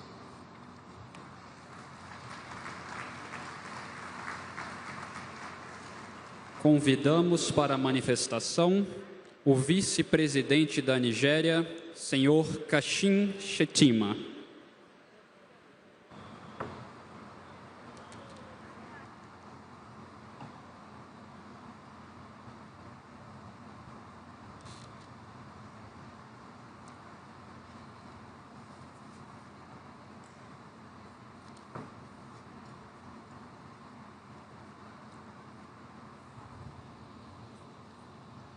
Your Excellency President Lula of Brazil, the UN Secretary General, Your Excellencies, distinguished ladies and gentlemen, there is no doubt that the choice of this beautiful place, Belém, where Amazon opens its arms to the world, as the host of this year's gathering of the global climate leadership is both symbolic and inspiring. It reminds us of the essence of what the world seeks to preserve, the splendor of nature and the delicate balance of life that sustains us all. Nigeria, therefore, stands with the global community in the collective resolve to heal, to restore, and to sustain this place we call home. We are here because the earth speaks to us. It speaks not in words, but through the devastations we witness every day, through the floods that wash away entire communities, through the droughts that parch our farmlands, through the hurricanes that batter coastal towns, through the wildfires that consume ancient forests, through the heat waves that choke our cities, and through the conflicts that happen because of all of this. The earth speaks in the language of loss and warning. It tells us that our survival is tied to its well-being. These are the cries that have compelled us to gather from one city to another in pursuit of one shared purpose, to save the only home we have. So I bring to you today not only the goodwill of His Excellency, President Bola Ahmed Tinubu, but the assurance of Nigeria's unflinching commitment to climate action.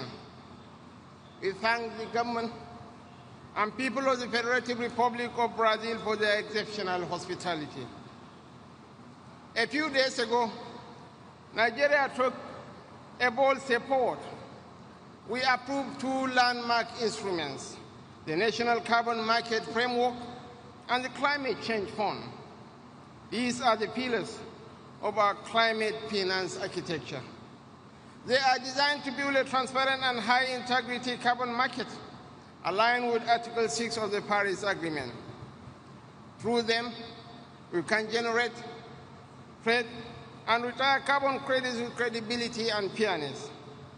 We can mobilize billions of dollars in climate investments to finance adaptation, resilience, and green industrialization.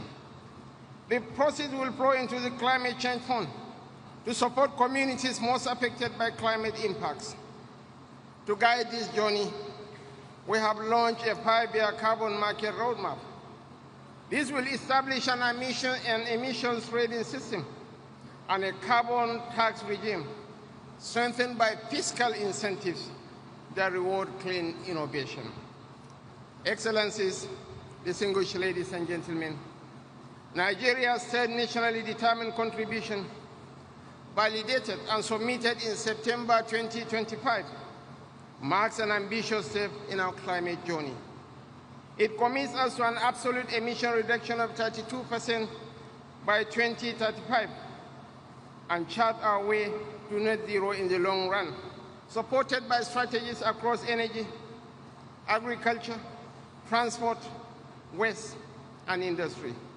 Our decade of gas strategy anchors this transition, using natural gas to stabilize power and drive industrial growth, while expanding solar and off-grid solutions for rural electrification. Through these efforts, we are powering small businesses, promoting clean energy, and transforming agricultural waste into opportunity.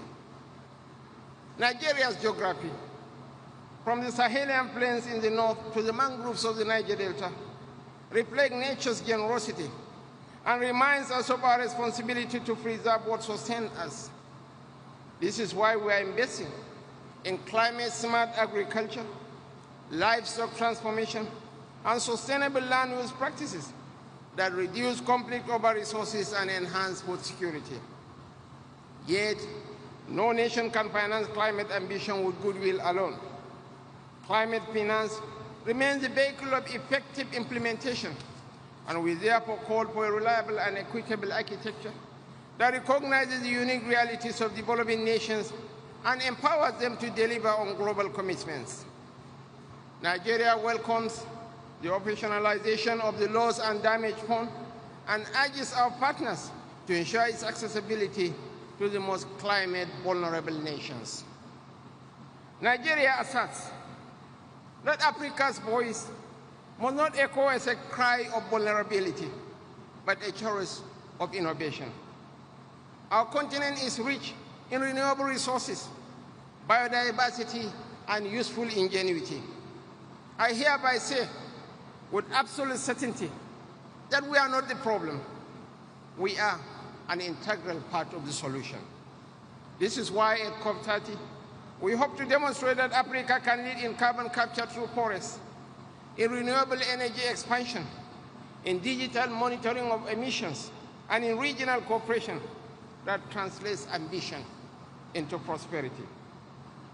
Excellencies, let COP30 be remembered as the moment when the world moved from pledges to performance, from ambition to action, and from dialogue to delivery.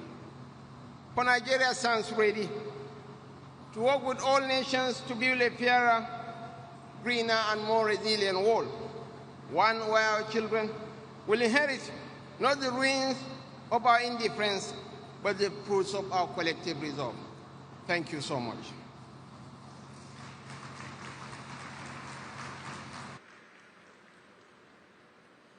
Neste momento, chamamos para a manifestação o presidente da França, Emmanuel Macron.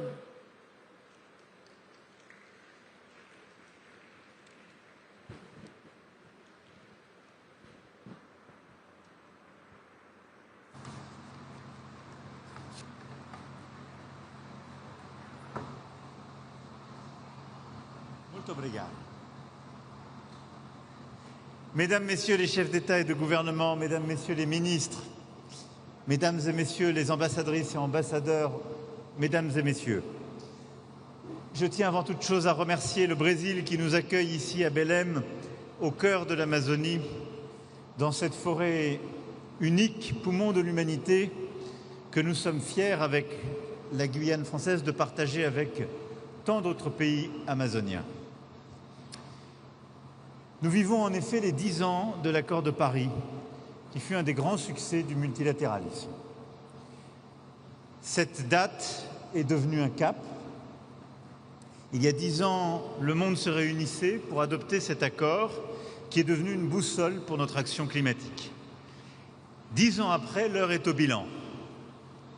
En 2015, le monde se dirigeait vers un réchauffement climatique qui était de l'ordre de 4 à 5 degrés Celsius en plus d'ici la fin du siècle.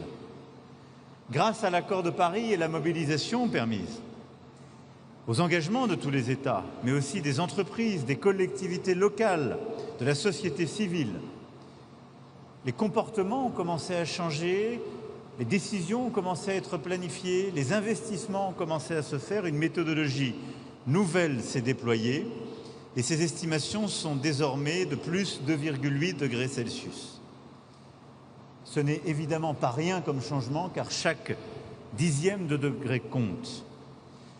Mais évidemment, cela n'est pas suffisant et nous ne sommes pas aujourd'hui, le secrétaire général l'a rappelé, au 1,5 degré Celsius que nous avions collectivement défini à Paris il y a 10 ans. L'accord de Paris fut aussi un changement de paradigme, investir dans le climat pour stimuler la croissance et le développement. C'est l'un des acquis les plus puissants de la décennie écoulée. Les énergies décarbonées sont désormais les plus compétitives, les plus résilientes, plus sûres pour notre avenir. Et l'Europe en est la preuve en ayant démontré en 20 ans qu'on peut réduire massivement les émissions de près de 40% en l'espèce, tout en préservant la croissance économique. Cependant, comme je le disais, cela n'est pas assez et les 2,8 degrés Celsius de réchauffement prévisionnel d'ici la fin du siècle ne sont pas un point d'aboutissement. Et alors que s'ouvre la COP 2030, nous devons donc convoquer à nouveau l'esprit qui a présidé à l'adoption de l'accord de Paris. Le choix du multilatéralisme face au repli sur soi, de la science face à l'idéologie et de l'action face au fatalisme. Ces principes éclairent les priorités qui doivent être les nôtres à Belém et je voudrais en retenir 4 pour cette COP30. La première ici à Belém est de démultiplier notre énergie à combattre le changement climatique. Au-delà de l'obligation juridique soulignée sans équivoque par la Cour internationale de justice en juillet, c'est une nécessité morale envers les plus vulnérables et les générations futures. L'Europe et la France sont à l'avant-garde de la décarbonation et continueront de l'être. Nos objectifs pour 2012 puis pour 2020 ont été atteints. L'Europe a toujours été au rendez-vous et continuera de l'être avec sa nouvelle contribution déterminée au niveau national, construite sur la base d'un avis scientifique et la fixation d'un objectif de 90% de réduction des émissions nettes en 2040. C'est une des NDC les plus ambitieuses au monde. Nous l'avons confirmé il y a à peine 48 heures par un vote des Européens. Et quand l'Europe prend un engagement, elle le tient. Nous avons besoin que tous les grands émetteurs s'engagent avec nous sur cette voie. Et cette voie est claire, elle passe par la sortie progressive des énergies fossiles, comme nous l'avons reprécisé, ancré lors de la COP28 à Dubaï. Toutes les solutions sont là. Batteries, stockage, voitures électriques, énergie décarbonée, carburants alternatifs pour le transport aérien et maritime. Chaque pays doit désormais présenter sa feuille de route en matière d'investissement, élaborer sa stratégie permettant d'organiser la sortie des énergies fossiles, mais aussi attirer les capitaux, les investissements publics et privés dans les secteurs d'avenir. Il est indispensable de continuer nos efforts pour sortir du charbon, qui est la source la plus émettrice de gaz à effet de serre. La France s'y emploie, d'abord en ayant fermé les 2 dernières centrales thermiques, et ce sera pleinement parachevé d'ici 2027. Plus aucune ne permet de produire le mix électrique français. En encourageant par notre stratégie européenne la sortie du charbon de nos partenaires européens qui en sont encore dépendants, mais également en accompagnant dans la sortie du charbon et la décarbonation de nombreux pays à travers les partenariats pour une transition énergétique juste, les fameux JETP définis à la COP de Glasgow, et pour n'en citer que quelques-uns, ceux qui ont été signés avec l'Afrique du Sud, l'Indonésie, le Vietnam ou le Sénégal. À court terme, le chemin passe également par la définition d'un cadre plus contraignant pour les émissions de méthane. Et je veux insister sur ce point. Je sais que, entre autres, la Première ministre Mia Mottley y est revenue. Cet objectif est essentiel dans notre combat. Tant le méthane est contributeur de ces émissions, il est réalisable à moindre coût, en particulier dans le secteur énergétique, par des investissements qui permettent d'éviter les fuites de méthane. Ce doit être une priorité absolue et nous ne sommes pas aujourd'hui à la hauteur de cet enjeu et il est indispensable que tous nos acteurs fassent ces investissements nécessaires, que nous endossions une nouvelle coalition pour pouvoir le suivre. Il est évident que tous les pays en développement doivent accéder à une énergie décarbonée, abondante et fiable pour leur développement et les efforts de décarbonation ne doivent pas se faire aux dépens du développement économique. Cette philosophie, celle qui consiste à accompagner chaque pays dans sa stratégie propre, ne pas opposer lutte contre les inégalités et lutte contre le dérèglement climatique, et de mobiliser davantage de financements publics et privés par des mécanismes nouveaux, est au cœur du pacte pour la prospérité des peuples et la planète lancé en 2023 et sur lequel je reviendrai. La deuxième priorité pour cette COP, c'est de protéger, de restaurer nos 2 grands puits de carbone naturels, nos forêts et notre océan. La France milite depuis des années pour les solutions fondées sur la nature qui permettent de créer un pacte pour le climat, les sols, la biodiversité et, in fine, la sécurité humaine. La nature est surtout notre assurance pour adapter nos sociétés, créer des écosystèmes résilients, soutenir aussi nos agriculteurs, nos peuples autochtones, nos sociétés. C'est pourquoi la France s'est engagée avec constance dans le combat pour les forêts, l'océan et la préservation de nos capacités hydriques partout sur la planète.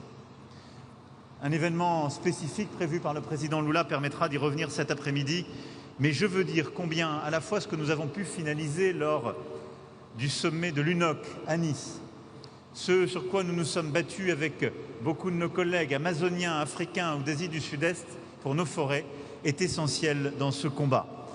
Et je sais que Prince Albert de Monaco a à nouveau rappelé l'importance de ce combat qu'il mène depuis tant d'années avant beaucoup d'autres et je veux ici l'en remercier. À cet égard, les politiques d'adaptation sont incontournables. Soyons honnêtes, nous n'y avons pas consacré l'attention nécessaire jusqu'à présent. Il nous faut en particulier protéger les plus vulnérables et je pense aux petits États insulaires qui, année après année, font face à des catastrophes toujours plus intenses. La France consacre aujourd'hui 1/3 de sa finance climat à l'adaptation, soit 3 milliards d'euros en 2024. C'est 8% de la contribution publique mondiale à l'adaptation, sur une contribution totale de 7,2 milliards, et nous continuerons d'être au rendez-vous. Troisièmement, nous le savons, pour atteindre nos objectifs, il faudra de nouveaux financements. Regardons là aussi la réalité en face. L'effort public ne peut pas reposer sur un petit nombre de pays que l'on peut compter sur les doigts de la main. Tous ceux qui sont en position de le faire doivent assumer leurs responsabilités à cet égard.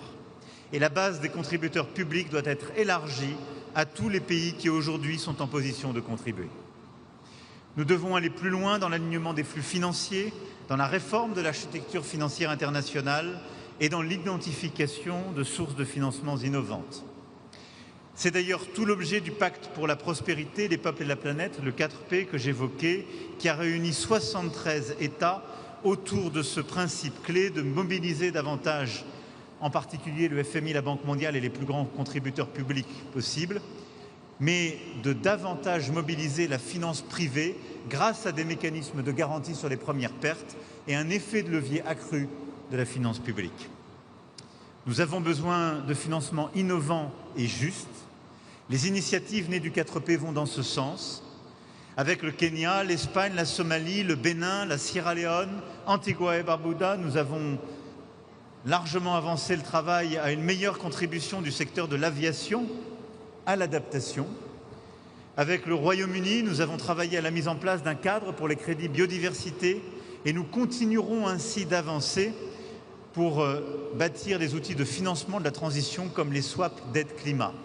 Tous ces mécanismes permettent d'améliorer la contribution du secteur privé à cet effort. Ils sont indispensables. C'est pourquoi il nous faut aussi continuer le travail, d'abord pour améliorer le fonctionnement des crédits carbone, qui ont montré ces dernières années leurs limites, et pour bâtir ces crédits biodiversité qui sont indispensables à la mobilisation du financement international sur ce sujet.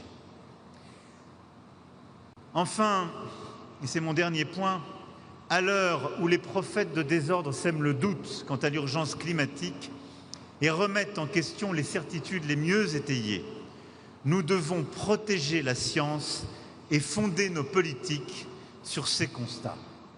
Et je veux insister sur ce point.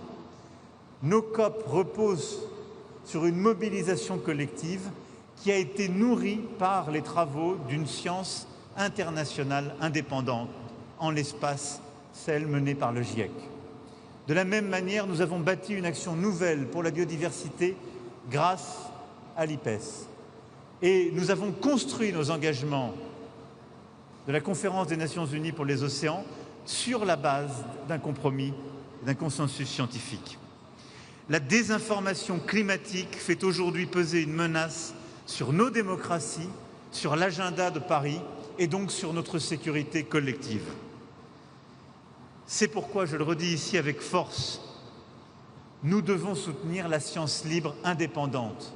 Nous devons continuer l'engagement derrière nos scientifiques pour gagner ce combat climatique. Et c'est dans cet esprit que la France accueillera en décembre à Paris les scientifiques du GIEC et contribuera à rassembler tous les pays qui sont prêts à pérenniser un financement visible, solide pour ces travaux scientifiques. Voilà, mesdames et messieurs, face à l'urgence, j'ai l'intime conviction que les moments de crise accrue doivent aussi nous conduire à bâtir des avancées décisives. Nous avons l'opportunité de faire de la COP30 un succès. Avec l'Union européenne, la France se tiendra aux côtés du Brésil pour relever ce défi. Nous venons de le faire sur l'engagement en matière de forêt. Nous allons le poursuivre pour nos forêts et nos océans, mais nous allons aussi le poursuivre au-delà des sommets, par la constance de nos engagements, par la robustesse des coalitions d'acteurs que nous avons bâties et par la force de la conviction que nous partageons. C'est à l'aune de cette mobilisation que cette COP sera jugée, mais je le dis avec beaucoup de confiance et d'amitié. Je vous remercie.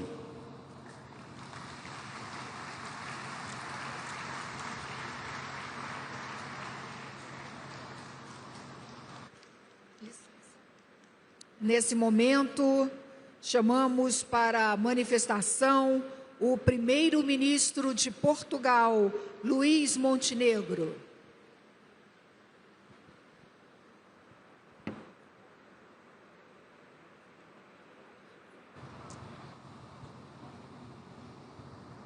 Excelências, minhas senhoras e meus senhores, começo por felicitar o Brasil, o primeiro país de língua portuguesa a acolher uma Cimeira do Clima, por esta organização da COP30. Saúdo muito, em particular, o Presidente Lula da Silva, pela liderança e pela determinação em fazer desta conferência um marco na implementação do Acordo de Paris. 10 anos depois deste acordo histórico, e 2 décadas envolvidas desde a entrada em vigor do Protocolo de Quioto, muito mudou. E nem sempre, temos de o reconhecer, mudou para melhor. E por isso afirmamos que hoje, mais do que nunca, o multilateralismo e a solidariedade internacional são essenciais. E elas não são apenas palavras vazias ou chavões sem sentido. São e devem ser instrumentos centrais do sucesso de uma batalha comum que travamos. Os últimos anos ilustraram em muitos dos nossos países os efeitos das alterações climáticas. Portugal tem sido disso um exemplo, com ondas de calor extremo e incêndios florestais a que sucedem períodos de grandes chuvas. Precisamos, por isso, de uma resposta coletiva, coordenada e sustentada. E é também por isso que a COP de Belém é tão importante, porque nos convida à reflexão acerca daquilo que foi alcançado na última década, mas, sobretudo, porque nos convoca para mais ação. Desta COP, esperamos um pacote ambicioso e coerente, assente em 3 pilares fundamentais: mitigação, adaptação e financiamento. No primeiro caso, é essencial que se inclua a discussão sobre o nível de ambição das contribuições nacionalmente destacadas. Só assim teremos uma leitura política comum sobre o caminho a percorrer. Portugal tem sido coerente com os seus compromissos. Já reduzimos as nossas emissões de gases com efeitos de estufa em cerca de 38%, face àquele que era o nosso ponto de partida em 2005. E mantemos o compromisso de atingir uma redução de 55% até 2030 e o objetivo de alcançar a neutralidade em 2045. Recentemente, demos um outro passo decisivo ao lançar o mercado voluntário de carbono nacional, um dos primeiros deste género a nível europeu. Estamos também empenhados na construção de uma contribuição nacionalmente determinada que seja ambiciosa, com o compromisso de reduzir em conjunto com os nossos parceiros europeus as emissões de gases com efeitos de estufa entre 62,25% e 72,5% até 2035, em linha com a nova meta europeia de redução de 90% das emissões até 2040. Este caminho tem de ser feito em conjunto, por todos e com todos. Continuaremos, por isso, a orientar-nos pelo princípio da transição justa e equitativa na ação climática, envolvendo cidadãos, empresas e sociedade civil e não deixando ninguém para trás. É também por isso que anuncio o endosso de Portugal à Declaração de Belém sobre fome, pobreza e ação climática, centrada na pessoa humana. Porque sabemos que as alterações climáticas têm um impacto desigual nas populações, principalmente as mais vulneráveis. Também por esse motivo estamos preparados para apoiar outros países a partilhar experiências, nomeadamente o nosso plano social para o clima que acabamos de lançar no nosso país. O nosso segundo grande objetivo terá de ser o da adaptação, para que possamos fazer face a eventos climáticos cada vez mais extremos. Este caminho terá de nos envolver a todos e a todos os níveis, nacional e local, mas também internacional. A cooperação é aqui absolutamente essencial. Pela nossa parte, estamos a rever a Estratégia Nacional de Adaptação às Alterações Climáticas, que pela primeira vez está alinhada com o Acordo de Paris e com os seus ciclos de ambição. De Belém esperamos também, por isso, 2 passos muito concretos. Um acordo sobre um conjunto robusto de indicadores globais de adaptação. Em segundo lugar, a criação de uma arquitetura global coerente para a adaptação, incluindo todo o seu ciclo: monitorização, implementação e financiamento efetivos. Neste terceiro pilar do financiamento, temos também procurado liderar pelo exemplo, seja através de mecanismos de conversão de dívida em investimento climático, seja através de prioridade para a cooperação que atribuímos a projetos de âmbito da ação climática e de transição energética. Excelências, as múltiplas interligações do desafio climático são particularmente visíveis nos nossos oceanos e na nossa biodiversidade. Por isso, Portugal continuará a defender o nexo clima-oceano-biodiversidade. Continuamos na vanguarda da proteção e do uso sustentável dos oceanos, reconhecendo as oportunidades que o meio marinho proporciona na transição energética. O nosso plano de ordenamento cobre 100% da nossa área marítima e foi atualizado com um plano para as energias renováveis offshore. Aprovaremos também planos de ação para combater o lixo marinho e a acidificação dos oceanos. E orgulhamos-nos de ter promovido 2 edições do Programa de Capacitação em Governação Sustentável dos Oceanos e Economia Azul, em colaboração com as Nações Unidas e com participantes oriundos, sobretudo, dos pequenos Estados insulares em desenvolvimento. Portugal está, assim, profundamente empenhado numa economia azul sustentável que alinhe atividades económicas com padrões ambientais. Caras e caros amigos, se aqui estamos hoje é porque reconhecemos que fazer face à transição climática é um imperativo, mas também é uma oportunidade. E por isso continuaremos a promover as energias renováveis, a reforçar a eficiência energética e a investir nos transportes públicos e na mobilidade elétrica, sem esquecer outros setores com ritmos de redução distintos. Reafirmo e assim finalizo todo o nosso compromisso para uma ação climática ambiciosa e para um multilateralismo mais eficaz. Obrigado.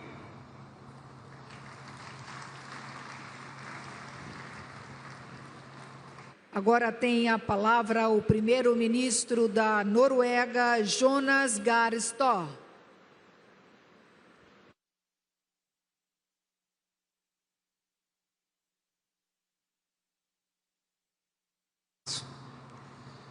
We come together here in Belém among so many illustrations that climate action are urgent for the planet and for humanity. That must inspire us. At the same time, let us recommit to the roadmap that can help us succeed. 10 years after Paris, we can conclude that the Paris Agreement is working. Countries are setting climate targets and implementing them. The global energy transition is picking up scale and pace, and countries are pursuing low-emission pathways. COP30 should celebrate that multilateralism, including the Paris Agreement, is delivering. Undermining multilateralism will not work. That would be the road to global decay. At the same time, we need to facilitate and face the formidable challenges in front of us and what science tells us. Limiting global warming to 1.5 degrees will require us to accelerate all our efforts. Therefore, Norway, for our part, is stepping up. Our 1.5 aligned national determined contribution, our NDC, for 2035 is set to reduce greenhouse gas emissions by at least 70 to 75% by 2035 compared to 1990. We will do this in cooperation with the European Union, as we have done up until now, as well as through ambitious national policies. Carbon pricing is a cornerstone of our climate policy. We have presented a plan to gradually increase the carbon tax towards 2035. This and other efforts and ambitious targets will enable us to progress along timelines for phasing out the use of fossil fuels in key sectors towards 2050. Combined, our policies send strong and long-term signals, and they provide predictability for our pathway to a low-emission society. Norway, Madam President, has also delivered on past commitments. We have overachieved our Kyoto Protocol commitments, and we will deliver on our 2030 NDCs together with the European Union partners. So multilateralism works. Cooperation in the implementation of our climate targets enables us to have more ambitious NDCs and to unlock both public and private financial flows to developing countries. So fighting poverty and enabling development is a cornerstone in our efforts to save the climate. Norway has increased its support to developing countries from already high levels. We plan to support emission reductions in developing countries worth up to $1.5 billion through Article 6 arrangements. We have, for the third time, exceeded our target to double climate finance by 2026, a pledge we made in Glasgow 4 years ago in 2021. Then, colleagues, to reach the Paris Agreement goals, we need to mobilize more finance, and we need to do so now, and in a way that drives growth, creates jobs, sparks innovation, and even builds healthier societies. We must scale up finance flows from all sources and especially mobilize private investments. We must collectively meet the finance commitments that we made last year in Baku. Increasing support to adaptation, especially to the least developed countries and small island states, is of utmost importance. Norway will continue to invest in renewable energy in developing countries, both to combat energy poverty and to reduce greenhouse gas emissions. Here in Belém, the Amazon meets the ocean. It reminds us that the forests and oceans regulate our climate system, support biodiversity, and provide food and water security. Protecting forests and oceans are essentials for future food security. Since 2008, Norway has partnered with tropical forest countries to reduce deforestation with substantial effects. Brazil, Indonesia, and other tropical forest countries have successfully implemented policies that have delivered significant emission reductions globally. However, delivering on our collective ambition to halt deforestation by 2030, we need to do more together. I have just announced Norway's conditional investment to the TFFF of up to $3 billion over 10 years.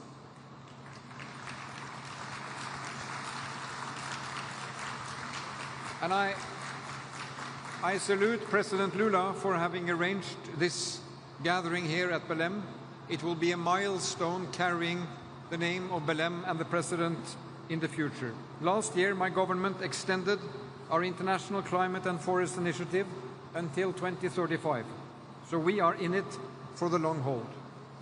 And then finally, Mr. President, with the world's second longest coastline, my country, we see the ocean as an ally in addressing climate change.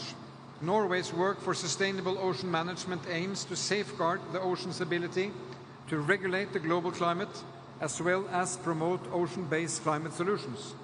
And together with my colleague, the President of Palau, I'm chairing the Ocean Panel, setting concrete targets for ocean states how to manage their resources. We are well underway to accelerate offshore wind in my country, green shipping, carbon capture, utilization and storage, and hydrogen.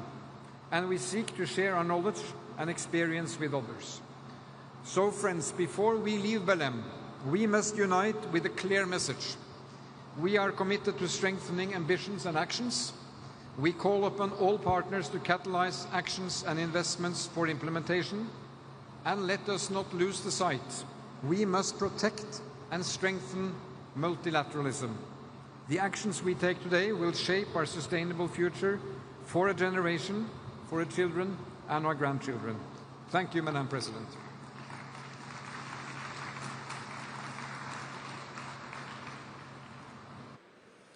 Chamamos para a manifestação a presidente do Suriname, Jennifer Simmons.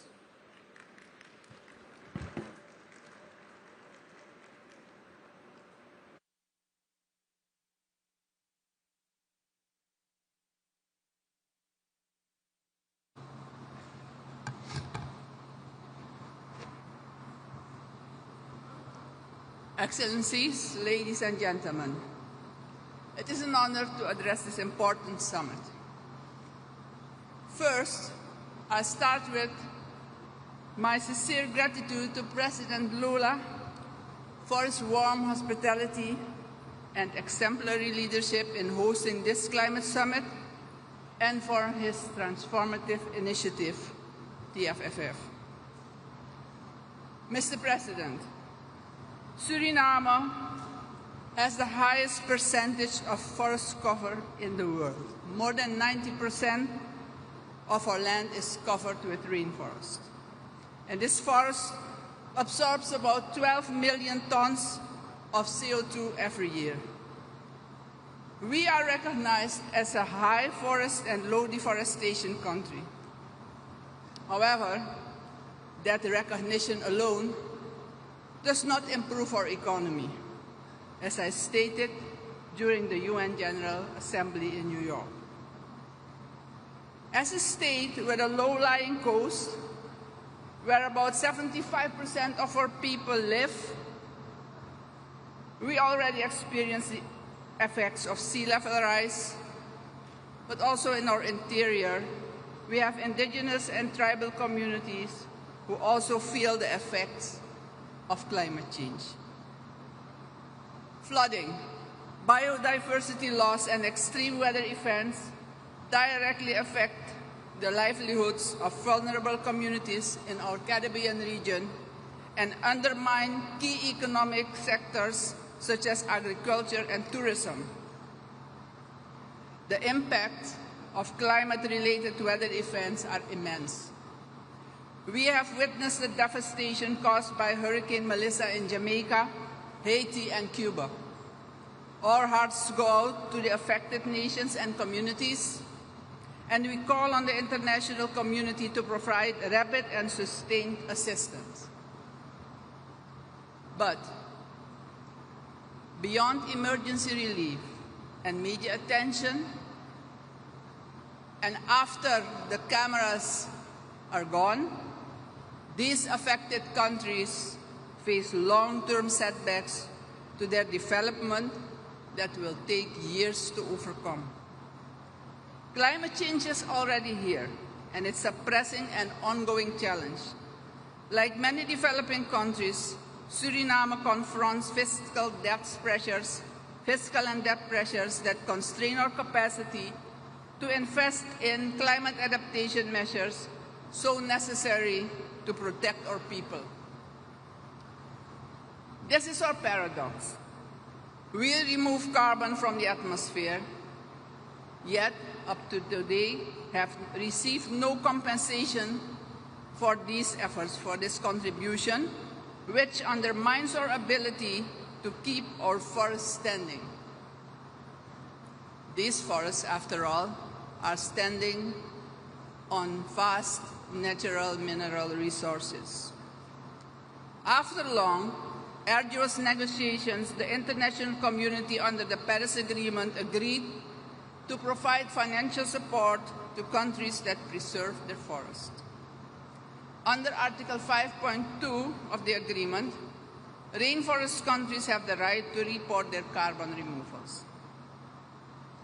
Once these removals are officially recognized, they may convert it into internationally transferred mitigation outcomes, so-called ITMOs, tradable outcomes that provide access to resource-based climate finance.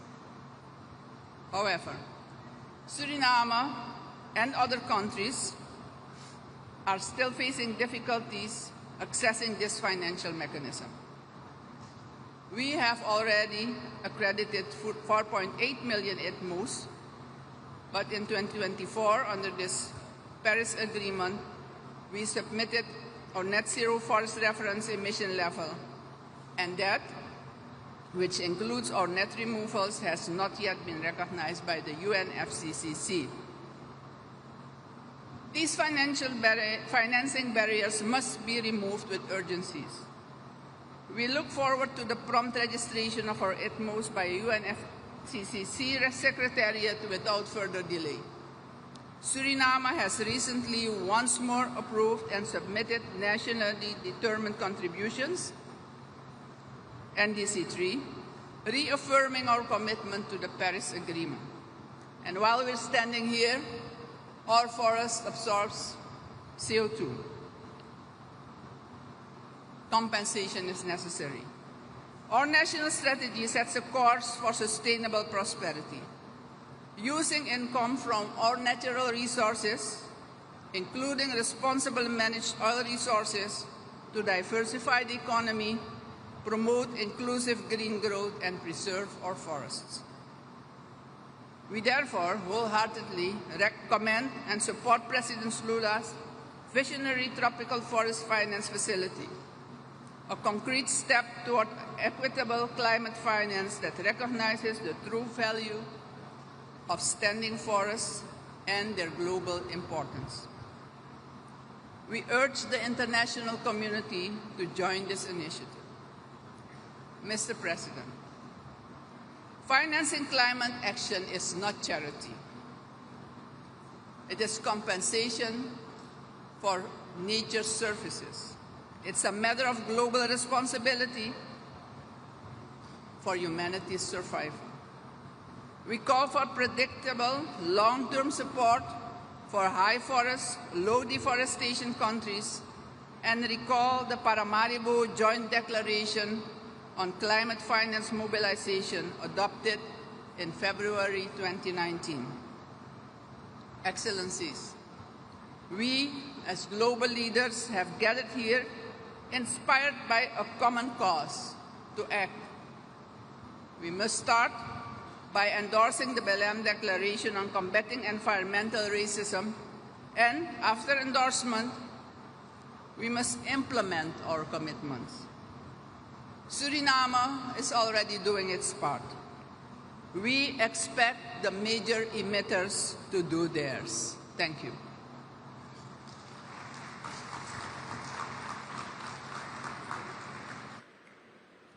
Chamamos nesse momento vice-presidente do Gabinete de Ministros do Quirguistão, Edil Bayzalov.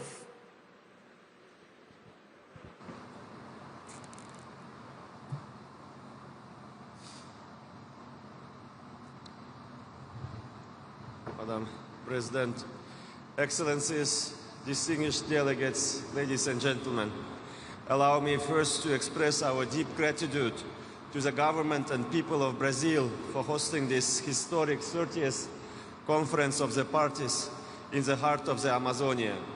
After President Lula's inspiring opening, we can all agree this conference must be remembered as a cup of truth, a conference where words finally match science and promises translate into action. We also wish to warmly commend Azerbaijan and the COP29 presidency for their tireless diplomacy and for launching together with the incoming presidency the Baku-Belém roadmap, a visionary framework linking climate ambition with real finance, and one that calls us to act with fairness, urgency, and integrity. The Kyrgyz Republic comes to Belém with humility and with pride. Despite limited resources and multiple hardships, we stand among the world's champions in cutting greenhouse gas emissions since 1990. Our national share of global emissions is just 0.034%, yet our sense of responsibility equals that of major economies. Under the leadership of President Sadir Japarov, we have renewed our national determined contribution 3.0, committing to cut emissions by 18% by 2030 and up to 30% with international support, reaching 39% in 10 years. We have adopted a national concept on carbon neutrality by 2050, produced our first biennial transparency report, and are finalizing our national adaptation plan. For a small developing nation, these are not declarations, they are real actions. Excellencies, let us speak frankly. The climate crisis is the greatest injustice of our time. Those who have profited most from industrialization still hesitate to accept moral and historical responsibility for the damage that they have caused. Some of the richest nations choose to deny science and retreat from the leadership the world expects. This is not merely a political failure, it is moral abdication. We cannot build a just transition on broken promises and selective responsibility. Kyrgyzstan, like many developing countries, will do its part, but we cannot accept a world where the powerful pollute without penalty and the vulnerable pay the price. We welcome the collective finance goal adopted in Baku, but let us be honest, $300 billion per year is not enough. The Baku-Belém roadmap charts the way towards scaling finance to $1.3 trillion annually by 2035, with clear milestones for mitigation, adaptation, and loss and damage. We commend its authors for a truly comprehensive vision that links finance with ecosystems and equity. As the roadmap rightly recognizes, mountain ecosystems are essential for water security, biodiversity, and cultural heritage, yet remain among the least prioritized and least funded in global climate finance. It calls for ecosystem-specific financing instruments for forests, oceans, and mountains alike. For us, this is a breakthrough, a moment when the world finally acknowledges what we have always known, that the degradation of our mountain ecosystems, the melting of glaciers, the drying of rivers, the loss of forests and pastures, and the growing threat of landslides and water scarcity endangers hundreds of millions of people far beyond our mountainous borders. Kyrgyzstan therefore calls for this recognition to be formally reflected in UNFCCC decisions with dedicated support for mountain adaptation and resilience. We support the UAE consensus on transitioning away from fossil fuels, but it must be just and differentiated. This commitment must apply first and foremost to large oil and gas producing countries whose continued expansion contradicts their own pledges. For small, low-emission, landlocked and energy-poor nations like ours, the path must be gradual and fair, a nationally appropriate transition that safeguards energy security and jobs. We do not oppose energy development, we oppose hypocrisy. Every nation must act, but not every nation can bear the same cost or move at the same speed. Mountains, forests, and oceans form a single system that sustains the planet. Each is indispensable. The mountains store water, the forests breathe oxygen, the oceans regulate climate. If one collapses, all suffer. The Baku-Belém roadmap has given these ecosystems equal recognition. I emphasize, for the first time, equal recognition. Now we must give them equal resources. Protecting mountains is not a regional cause, it is a global imperative. The fate of mountains and the Amazonia are bound together. From the glaciers to the seas, one living system connects us all. In that spirit, the Kyrgyz Republic will host the second Global Mountain Summit in Bishkek in 2027, 25 years after the first. We invite all nations to join this effort to ensure that mountain communities are never left behind in global climate action. Excellencies, the Kyrgyz Republic came to Belém to contribute to solutions and to restore trust. We reaffirm our commitment to multilateralism and to shared responsibility.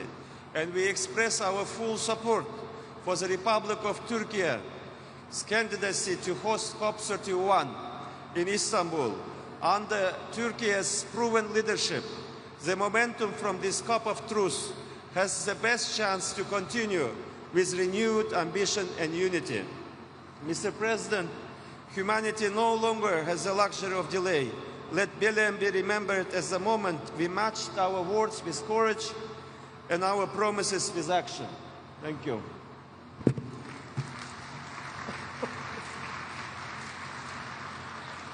Neste momento, convidamos o presidente da Síria, Ahmad al-Shara.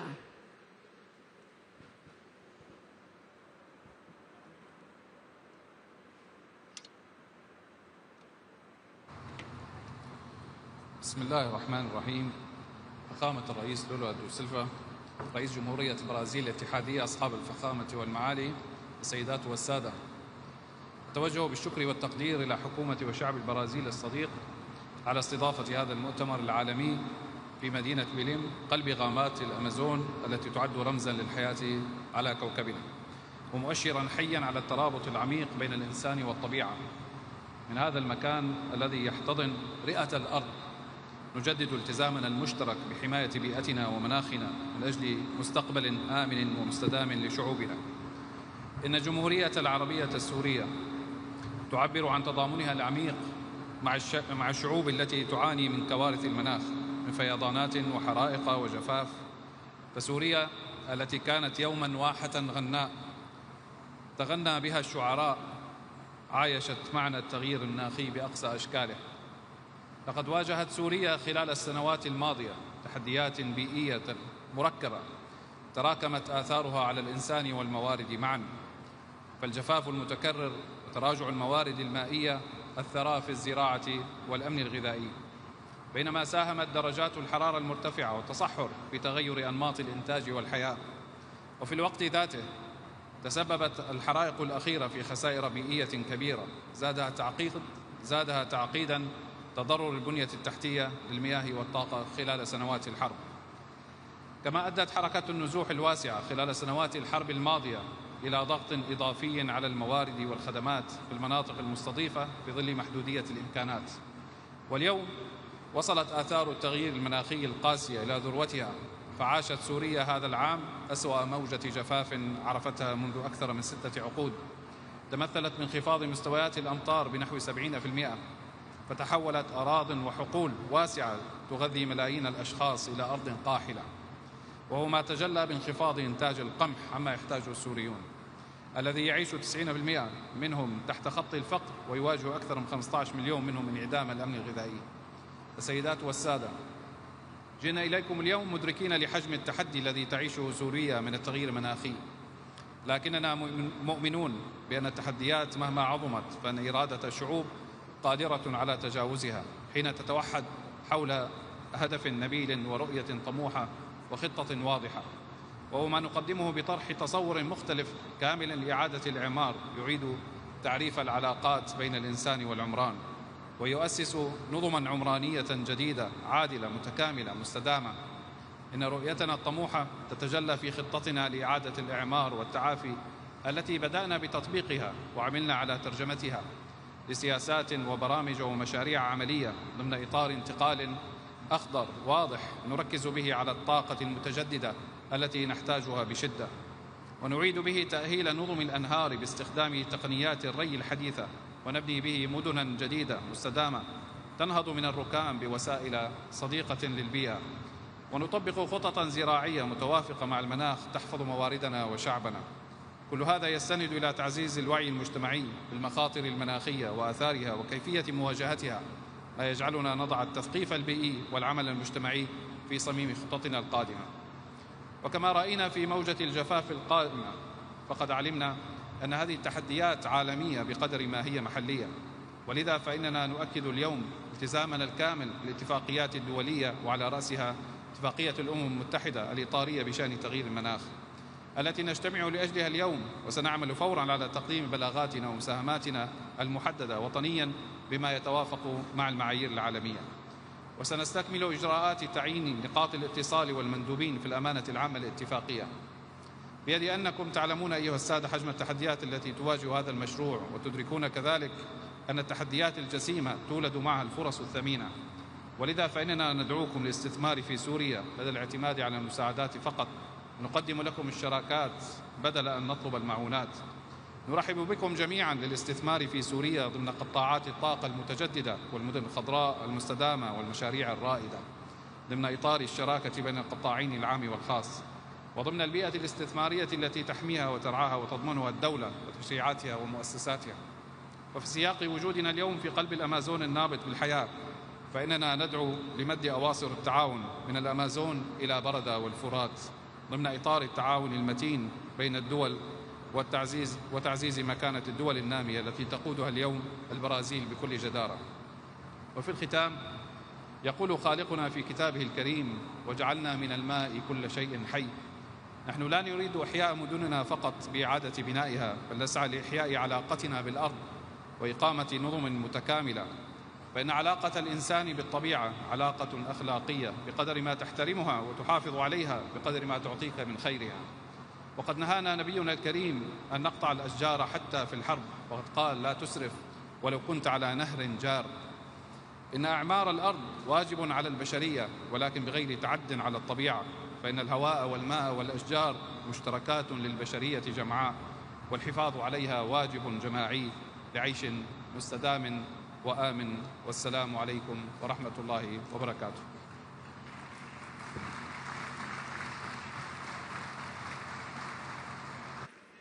Convidamos o vice-presidente da Turquia, senhor Yilmaz Yilmaz.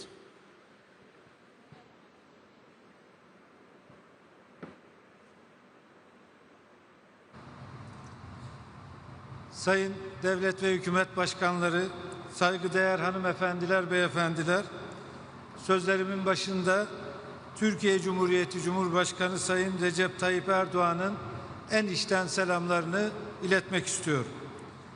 Belem'de bulunmaktan ve COP30 iklim zirvesine hitap etmekten büyük bir memnuniyet duyuyorum.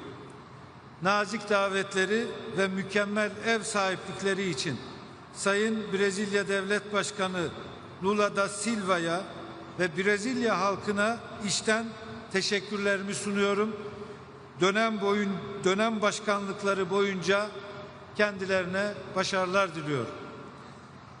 Sayın katılımcılar, dünya artan jeopolitik gerilimler, ekonomik belirsizlikler, şiddetlenen iklim etkileri, süregelen küresel eşitsizlikler ve azalan kalkınma yardımları ile iklim finansmanı gibi zorlukların yaşandığı bir dönemden geçmektedir. Bu noktada Gazze meselesi başta olmak üzere insani krizlerin çözüme kavuşturulması, insani kalkınma ve küresel adaletin güçlendirilmesi açısından hayati önem taşımaktadır. İklim değişikliği artık yalnızca çevresel bir sorun değil, sürdürülebilir kalkınma hedeflerine yönelik bugüne kadar elde ettiğimiz kazanımları tehdit eden, giderek daha karmaşık bir küresel sorun haline gelmiştir. Bu küresel sorunun aşılması güçlü bir uluslararası işbirliğine bağlıdır. 10 yıl önce ortak umutlar ve müşterek hedefler etrafında birleşmiştik. Bugün ise o umutları somut sonuçlara ve ileriye dönük politikalara dönüştürme ve somut adımlar atma zamanı. Birçok konuşmacının altını çizdiği gibi uygulama demek istiyorum ben de. Bakü'den Belem'e yol haritası çerçevesinde belirlenen COP29 finans anlaşmasının da tam ve zamanında uygulanması, ulusal enerji ve kalkınma stratejilerimizin iklim hedefleriyle uyumlu hale getirilmesi açısından büyük önem taşımaktadır. Değerli devlet ve hükümet başkanları, Türkiye tarihsel sorumluluğu sınırlı olmakla birlikte Paris Anlaşması kapsamındaki ortak hedeflere ulaşmak için iddialı taahhütlerden somut eyleme geçiş sürecine dair kararlılığını sürdürmektedir. Ülkemiz düşük karbonlu bir geleceğe geçiş doğrultusunda 2053 yılına kadar net sıfır emisyon hedefini benimseyerek iddialı bir yol haritası ortaya koymuştur. Kısa ve uzun dönemli iklim stratejilerimizi yürürlüğe koyarak ana sektörlerimizde yeşil dönüşüm sürecimizi kararlılıkla sürdürüyoruz. Bu yıl itibarıyla toplam kurulu güç içerisindeki yenilenebilir enerji payını %60'ın üzerine çıkardık. Yenilenebilir enerji payını arttırırken enerji verimliliğini güçlendiriyor, sanayide düşük karbonlu teknolojileri ve döngüsel ekonomi uygulamalarını yaygınlaştırıyoruz. demiryolu taşımacılığını önceliklendiriyor, elektrikli araçlara geçişi hızlandırıyor, sıfır atık girişimini hem ulusal hem de küresel düzeyde yaygınlaştırıyoruz. Değerli katılımcılar, Sayın Cumhurbaşkanımızın New York'ta düzenlenen iklim zirvesinde açıkladığı üzere Türkiye bir önceki NDC'de 2030 yılı için hedeflediği 695 milyon ton emisyon miktarını yeni NDC'de 2035 yılı için 643 milyon tona düşürmeyi hedeflemektedir. Ayrıca Türkiye Büyük Millet Meclisimiz bu yıl ülkemizin ilk iklim kanununu kabul etmiş ve yasalaştırmıştır. Bu kanun sayesinde emisyon ticaret sisteminin hayata geçirilmesi, yeşil finans stratejisinin uygulanması ve ulusal yeşil taksonominin oluşturulmasına yönelik çalışmalarımızda son aşamaya geldik. Türkiye, iklim gündeminin küresel ölçekte güçlendirilmesine yönelik kararlılığını ortaya koymak için COP31'e ev sahipliği adaylığını ifade etmiştir. Özellikle Türkiye'nin iklim değişikliğiyle mücadelede Güney ve Kuzey arasında bir köprü rolü üstlenmeye hazır olduğunu buradan ifade etmek istiyorum.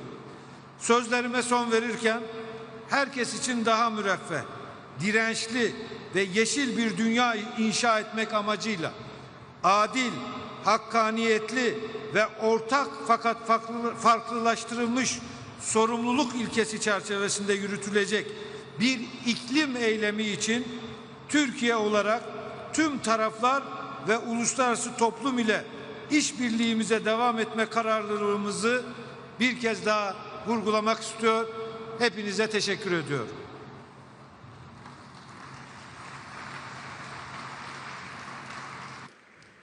Convido para a manifestação o primeiro-ministro de Antigua e Barbuda, senhor Gaston Alfonso Brown.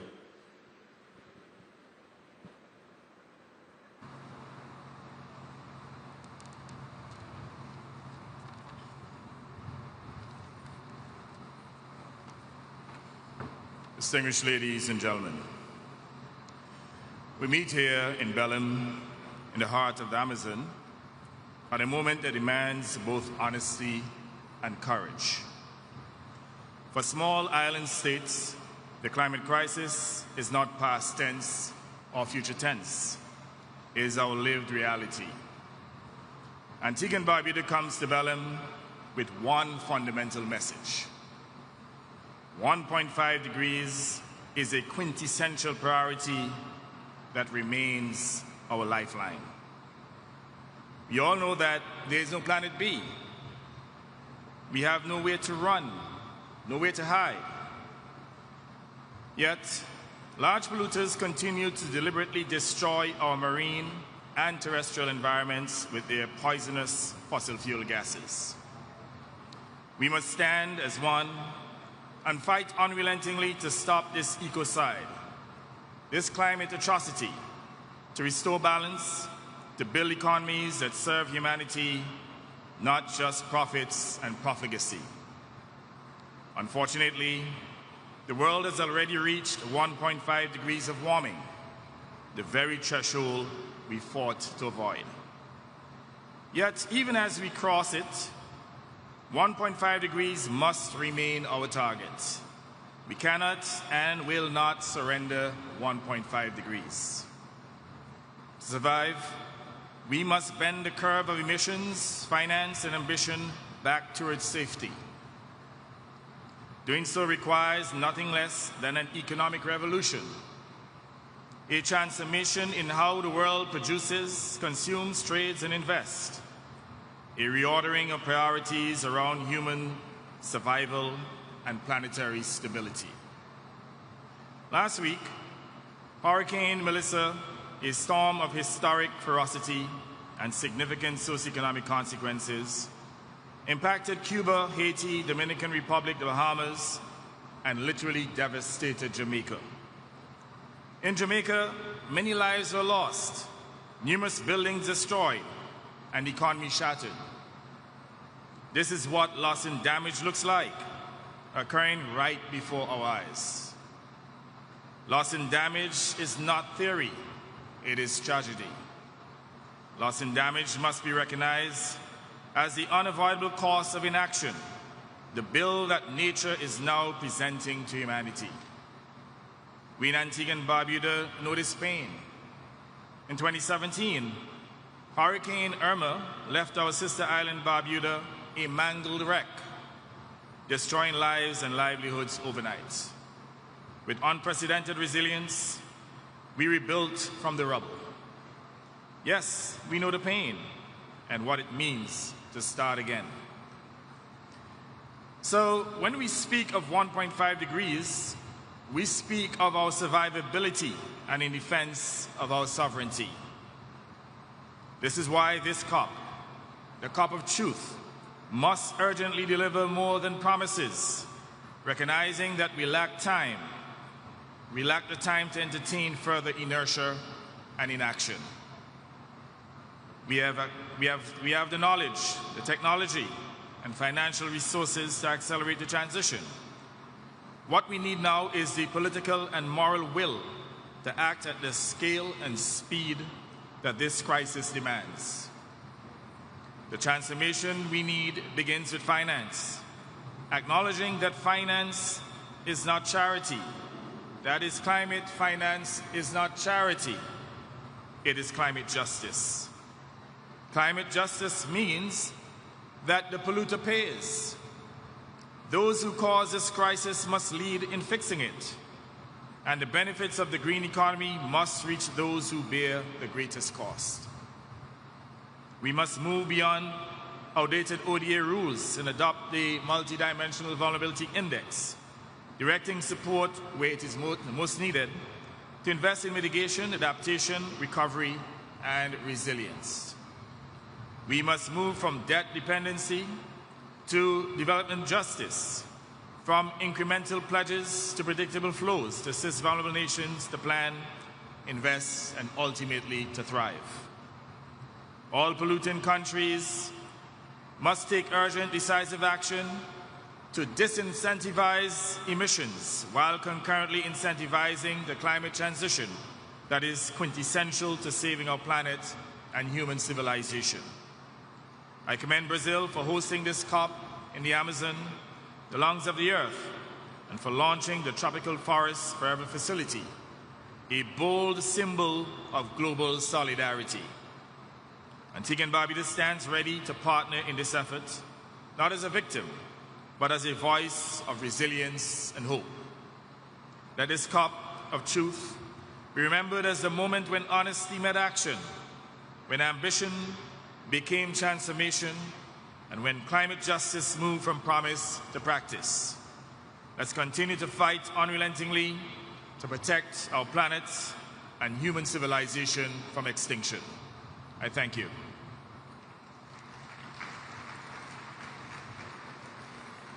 Convido agora o enviado especial para o clima da Indonésia, senhor Hashim Joyo Hadikusumo.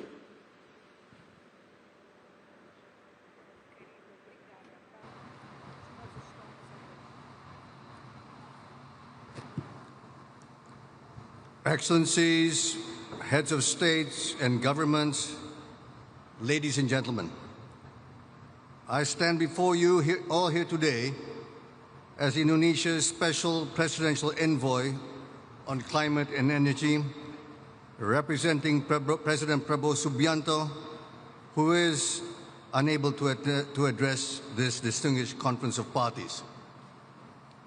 Indonesia comes to Belém with a clear message.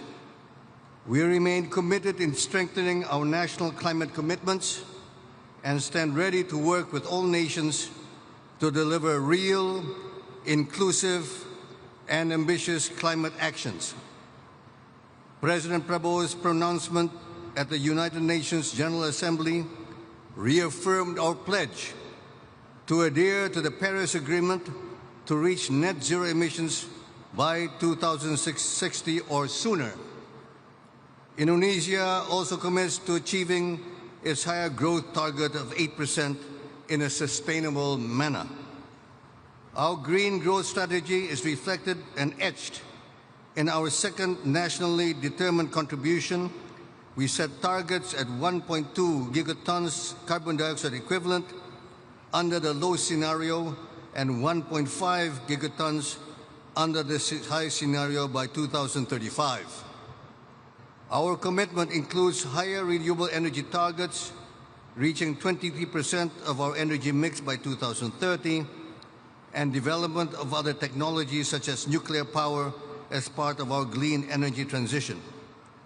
Our enhanced forestry and other land uses, or FOLU, NETSEC 2030 program remains to be a key pillar in our national commitment targeting a net reduction by 1992 to 118 million tons of carbon dioxide by 2030.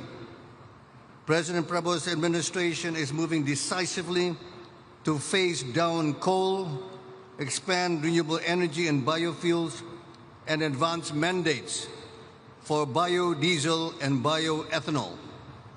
These efforts not only strengthen our energy security, but also ensure that Indonesia's energy transformation benefits all citizens and mankind.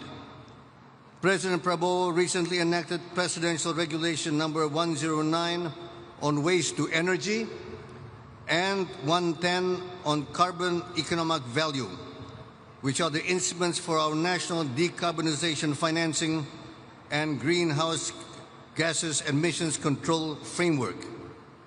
President Prabowo fully supports Brazil's Tropical Forest Forever Facility, TFFF initiative, a $125 billion fund to support forest nations. Indonesia will actively participate in it and has committed to match Brazil's contribution of $1 billion. Indonesia's record shows strong progress. Our average annual deforestation rate has fallen to the lowest level in 2 decades, representing a 75% reduction since 2019. We are also investing in wildlife protection by developing elephant corridors and community-based conservation programs in collaboration with international and local partners. This resonates with our call for closer integration of climate and biodiversity agendas, consistent with the joint Climate Nature Declaration of COP28, to which Indonesia is a proud signatory. Indonesia also holds around 17% of the world's blue carbon reserves, 3.4 gigatons of carbon dioxide. Protecting and restoring these ecosystems is essential, not only to sequester carbon, but also sustain coastal livelihoods, enhance fisheries productivity, protect shorelines from erosion and sea level rise, and conserve marine biodiversity. Indonesia emphasizes that climate action must be just, inclusive, and people-centered. We recognize the disproportionate impacts of climate change on vulnerable groups, coastal areas, and indigenous communities, women, and persons with disabilities. Earlier this year, President Prabowo Subianto officially announced to the world our bold commitment to recognize and allocate 1.4 million hectares of customary forest to the indigenous and local communities within the next 4 years. Excellencies, ladies and gentlemen, Indonesia comes to COP30 as a constructive and consensus-driven partner.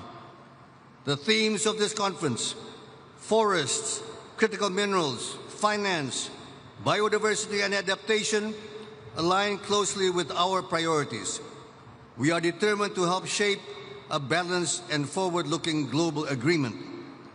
Indonesia stands ready to lead, cooperate, contribute, and support all other climate action programs so that together we can build a climate-resilient world where no one is left behind. The long and tedious negotiation period is over, and this is the time for action to take place. Thank you. Obrigado.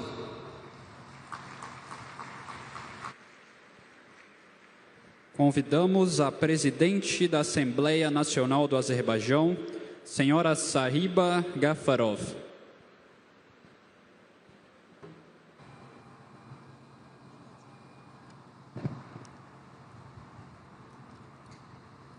Excellencies, distinguished delegates, ladies and gentlemen. It's a privilege to speak here today, 1 year after the successful convening of global leaders at COP29 in Baku, where we united decisively to confront the most urgent challenge facing humanity. Despite overwhelming obstacles, uncertainties, and deep-rooted mistrust, Azerbaijan, under the leadership of President Ilham Aliyev, hosted one of the most successful COPs and guided the process with determination. At COP29, we bridged divides among parties and forged historic consensus on issues that had eluded resolution in previous negotiations. We maintained a strong focus on finance and adopted the Baku Finance Goal, a landmark commitment to mobilize $300 billion annually for developing countries by 2025. It is the largest United Nations negotiated financial package achieved to date. We also set a goal to scale up climate finance to $1.3 trillion per year by 2035. To achieve this ambitious goal, we also worked closely with our Brazilian colleagues throughout this year to develop the Baku to Belém roadmap to $1.3 trillion. COP29 also delivered on several other key mandates, including the completion of rules governing the carbon market under Article 6 of the Paris Agreement, making it fully operational almost a decade after its adoption. We also ensured that the fund for responding to loss and damage became fully operational and ready to disburse resources starting in 2025. The enhanced transparency framework was also activated, which is a crucial step in ensuring clarity and accountability in global climate action. Furthermore, we reached agreement on a broad range of other important mandates related to mitigation, adaptation, gender, indigenous peoples, and other cross-cutting priorities. Ladies and gentlemen, Azerbaijan has placed strong emphasis on supporting the most vulnerable, making this commitment a core element of this COP29 presidency. To this end, Azerbaijan provided financial support to enable representatives from small island developing states and least developed countries to participate at COP29. Azerbaijan convened a dedicated conference for seats during the Leaders' Summit at COP29, creating a platform for their specific concerns and priorities to be heard at the highest political level. Distinguished delegates, parallel to the negotiated track, the COP29 presidency developed a comprehensive action agenda comprising 14 initiatives that address all pillars of the Paris Agreement. The goal was to ensure that we not only set targets but also build the infrastructure and implement the practical measures required to achieve them. But beyond these outcomes, COP29 also restored faith in the multilateral system. It showed that even in a time of geopolitical tension, lack of trust and economic uncertainty, countries could still come together and act collectively for the common good. This was a true testament to the triumph of multilateralism that Azerbaijan was able to revive despite being continuously tested.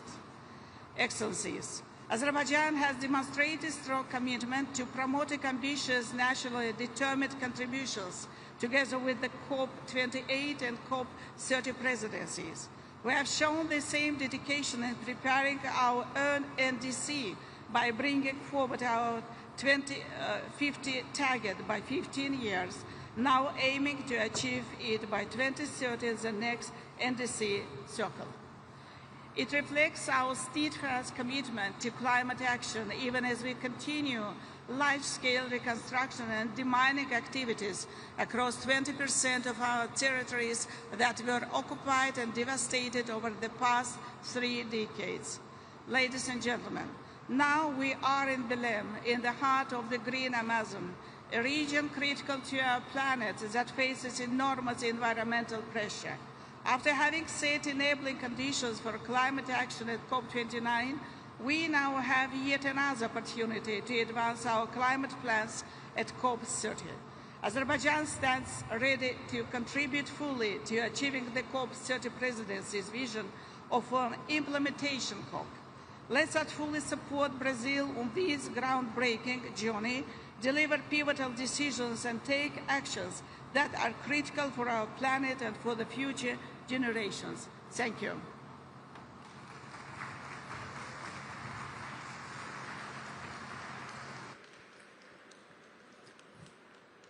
Convidamos o presidente da Comissão da União Africana, senhor Mahmoud Ali Youssouf.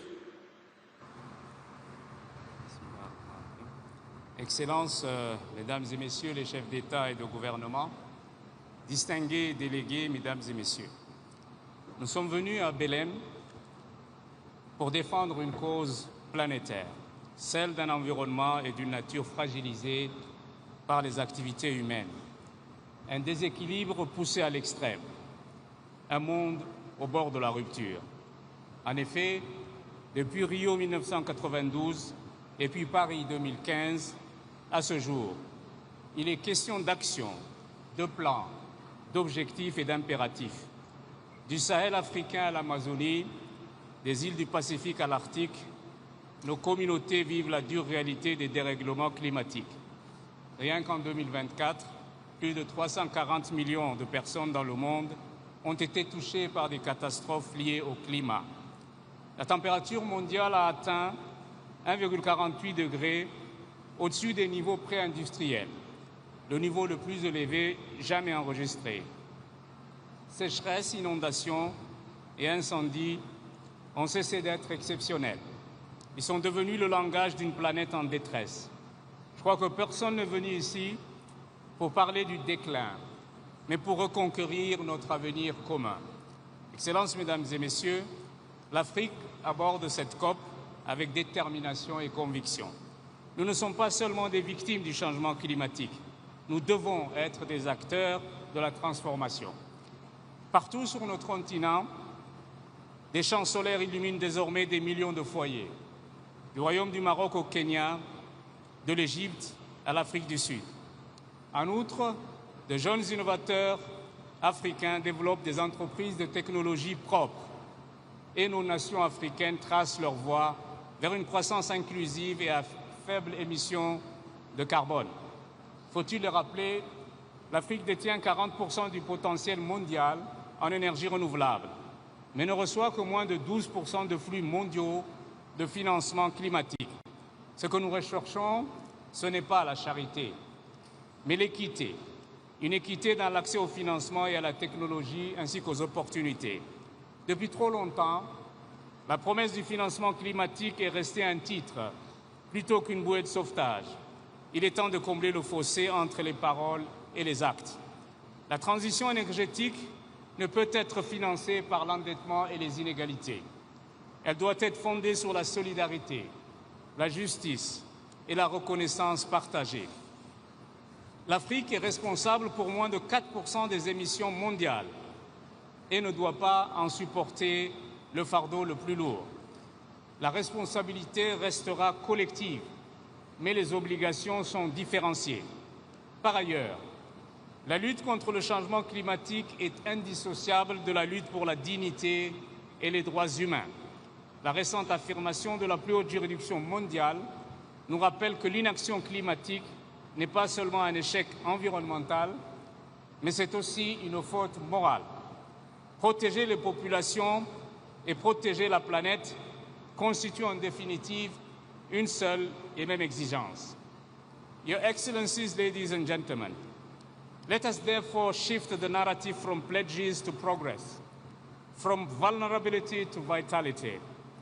Africa stands ready to work with all partners to unlock solutions that serve both people and the planet, transforming agriculture to feed a growing population sustainably, building resilient cities that can withstand future shocks, restoring our forests, oceans, and savannas, and empowering Africa's 600 million youth and women to lead the green transformation.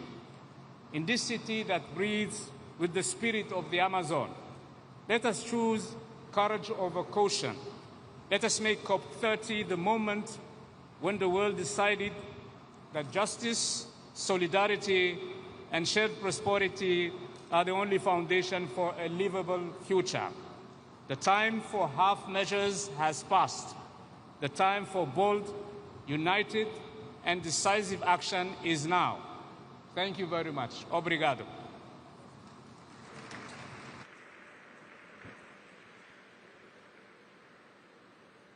Neste momento, convidamos para a manifestação o presidente do Conselho da União Europeia, Antônio Costa.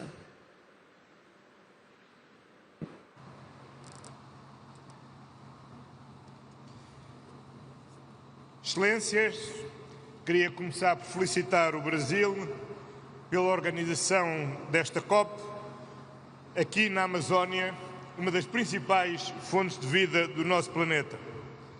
E é para mim um enorme prazer partilhar os 5 minutos da União Europeia com a minha amiga e Presidente da Comissão Europeia, Ursula von der Leyen.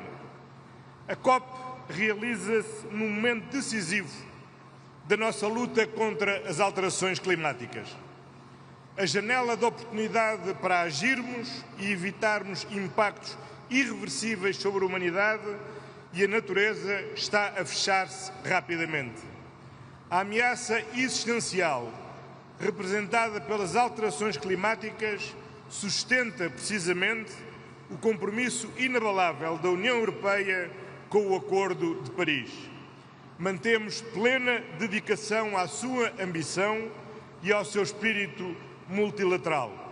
E faremos tudo o que estiver ao nosso alcance para manter o objetivo de limitar o aquecimento global a 1,5 grau acima dos níveis pré-industriais. O caminho tem sido difícil, mas tem tido resultados. Entre 1990 e 2023, na União Europeia, as nossas emissões líquidas de gases com efeito de estufa diminuíram 37%, enquanto a nossa economia cresceu 68%. Continuamos, por isso, convictos de que é este o caminho para reduzir as emissões em 55% em 2030 e atingir a neutralidade carbónica em 2050. Esta é a nossa ambição. Este é o nosso rumo que manteremos. Juntamente com o Presidente da Comissão Europeia, Ursula von der Leyen, tenho por isso o prazer de anunciar que a contribuição nacionalmente determinada da União Europeia submetida à COP30 varia entre 66% e 72% da redução de emissões em comparação com os níveis de 1990. A União Europeia está comprometida com a ação climática, mas a luta climática precisa de muitos mais. Contamos com todas as partes para concretizar uma ação climática decisiva com a proteção dos oceanos, a biodiversidade e uma transição energética justa no seu centro. Sem multilateralismo não há ação climática decisiva e a União Europeia, que é o maior doador mundial do financiamento climático, que estará empenhada em mobilizar ainda mais recursos através da reforma do sistema financeiro internacional e do envolvimento dos setores público e privado. Apoiamos a presidência brasileira da COP e juntamos a voz no mutirão global para impulsionarmos uma transição justa e apoiarmos os mais vulneráveis. Este é o momento de agirmos juntos para um futuro sustentável, pacífico e justo para todos. Muito obrigado.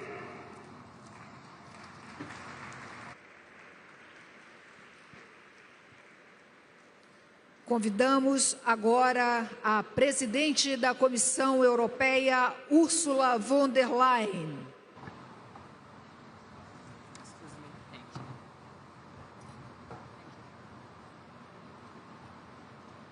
Excellent. We are here at the gates of the Amazon forest with high expectations.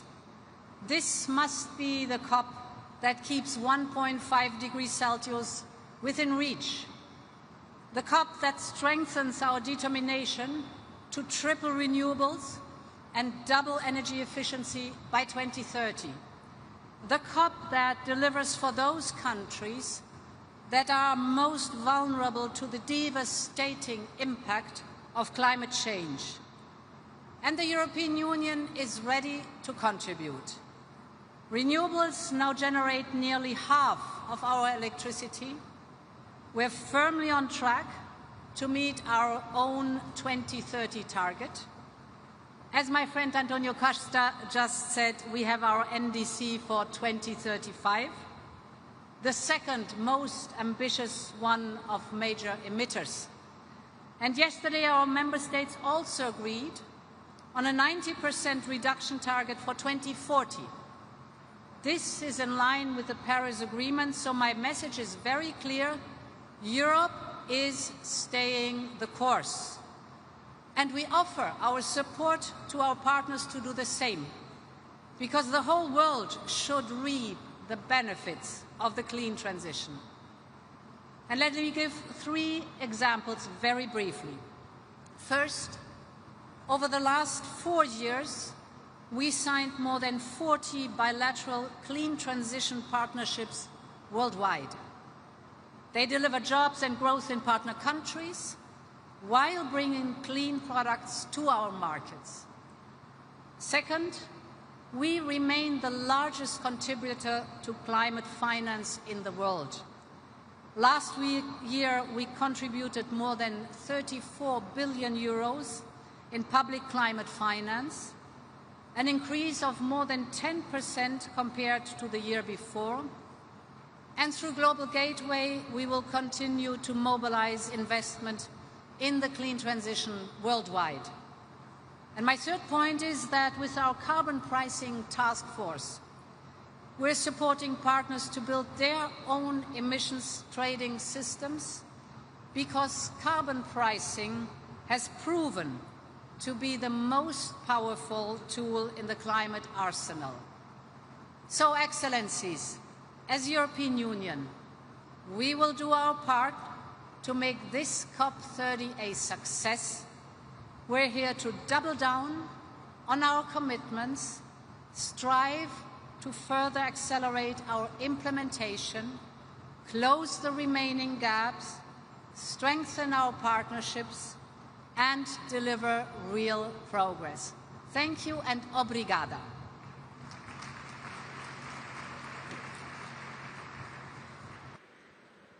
Convidamos agora o ministro das Florestas, Pesca e Meio Ambiente da África do Sul, John George.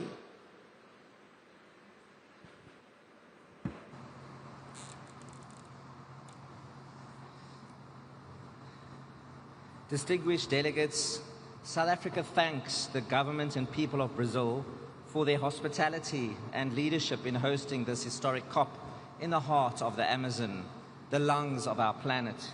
We meet at a moment of global uncertainty and inequality. This is a time that demands courage, solidarity, and multilateralism in action. World leaders have a moral duty to close the gap between ambition and finance in the fight against climate change. Climate change is the defining crisis of our time. No nation can face it alone. South Africa reaffirms its commitment to the Paris Agreement and to the principles of equity, as well as common but differentiated responsibilities and respective capabilities in the light of differentiated national circumstances. The global stocktake is clear. Progress is too slow.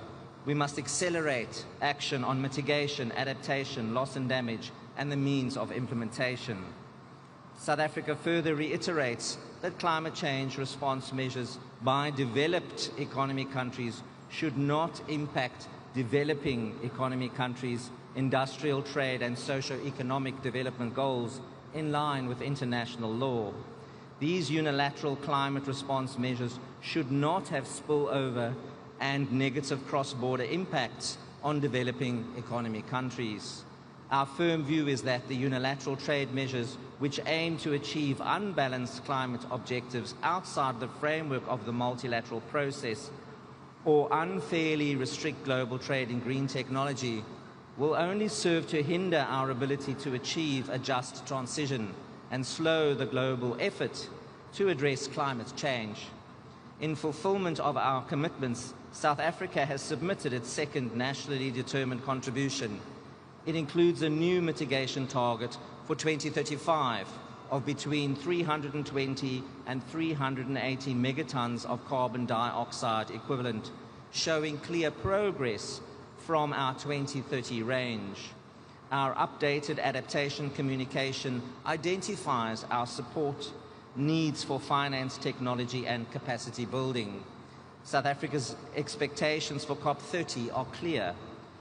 The global goal on adaptation must deliver measurable indicators and the finance to achieve them. The Sharm el-Sheikh work program must unlock real investment through blended models. The Loss and Damage Fund must be capitalized. The Baku to Belém roadmap must advance $1.3 trillion in grants, concessional finance and fiscal space measures. Reform of the international financial system is urgent so that multilateral banks can provide long-term and affordable capital for sustainable development and climate action. At home, South Africa is acting decisively. Our new Climate Change Act embeds climate action across government. We are transforming our energy system by procuring renewables, reforming our electricity market, and expanding our grid to enable 30 gigawatts of new capacity by 2030. Through the Renewable Energy Master Plan, we link this bill to industrialization, creating jobs in solar, wind, battery, and green hydrogen industries. We are decarbonizing steel and aluminium, developing sustainable fuels and electric vehicle manufacturing, and ensuring that growth is both low carbon and inclusive. South Africa stands ready to work with all nations to turn commitments into action and ambition into results. No country should face this transition alone. Let us meet this moment with courage, integrity, and cooperation for our people and for the generations to come. I thank you.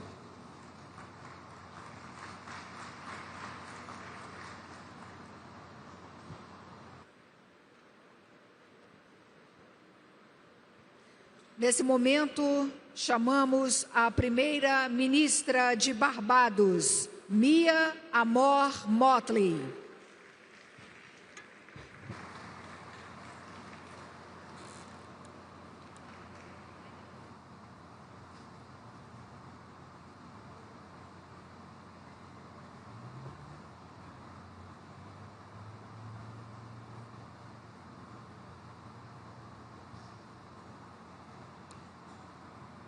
Thank you very much, Mr. President.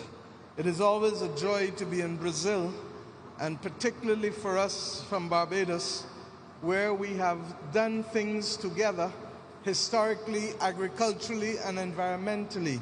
For may I remind you that after the Rio Summit of 1992, the Barbados Program of Action for Small Island Developing States came in 1994. But I've come here this evening to speak on one issue. I'm not going to address the issue of finance, for you well know what the Bridgetown Initiative requires of us in terms of making financing more accessible and affordable for all.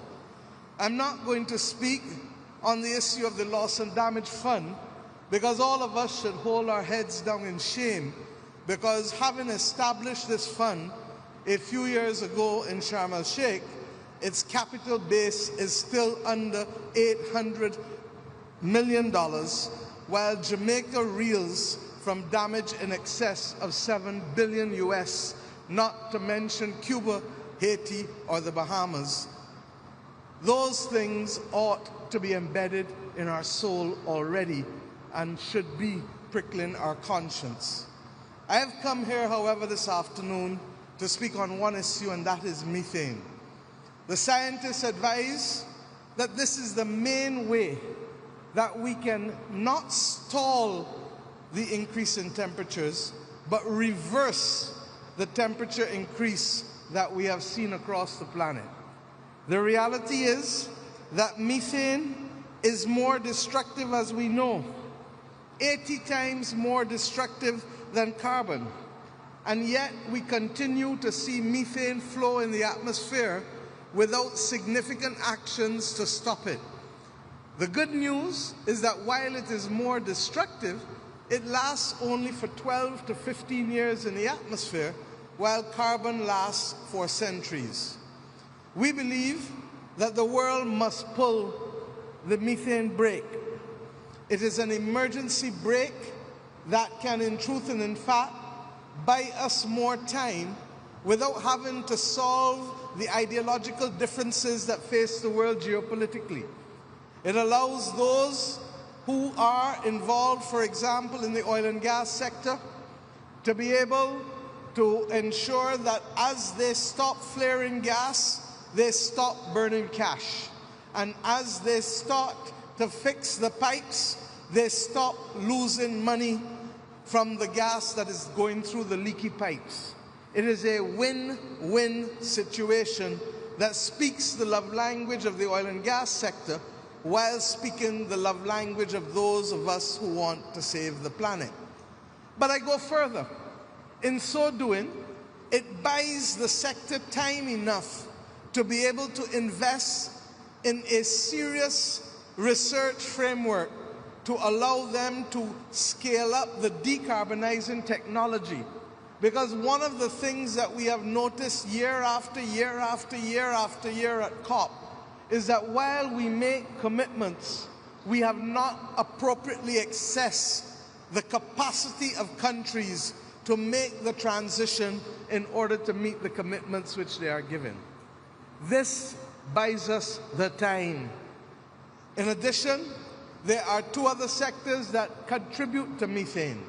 One is the agricultural sector, whether in terms of livestock farming or in terms of rice paddy farming. I understand the nervousness of those that come from countries with strong farming communities. I understand the nervousness of Europe. I understand the nervousness of Latin America. I understand the nervousness of some countries in Asia. But let us also deconstruct the issue. While the oil and gas sector can take actions to stop flaring and to fix pipes and have the balance sheet so to do, we are not asking farmers to carry the cost of the transition to new farming practices in the livestock industry or new farming practices in rice paddy farming that will allow the world not to suffer from the harmful effects of methane. We are asking farmers to make a transition for a global public good, and therefore the financing of the transition in how they farm ought to come from global financing and not from the farmers' balance sheets themselves. And the third sector, of course, is waste management. And we all know that we can convert waste to gas, whether we do it after it goes into the ground, or better still, whether we can convert it to avoid it going into the ground. We have a unique opportunity that by COP31, we don't only rest on the voluntary agreement that was made in Dubai by the oil and gas sector to be able to start to control methane. We need a global agreement like the Montreal Protocol, which allowed us to fix the issues of the ozone. It is perhaps the most successful climate agreement ever, and the only thing that stands in our way from dealing with this is the political will of countries and companies to make it happen.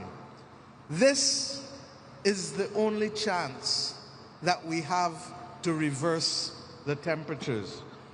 And the world, my friends, has never been changed by spectators and naysayers. The world is changed by people of action. Do we need everybody acting at the same time? That would be ideal. But if we don't, then we must construct a coalition of the willing and show everyone what they stand to benefit while we fight for the prosperity and stability of people and planet. I'm obliged to you. Thank you.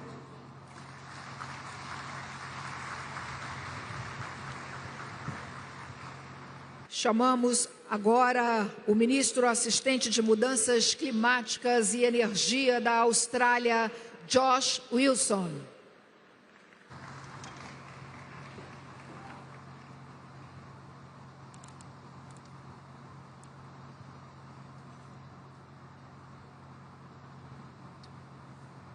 Good evening, colleagues. Boa tarde.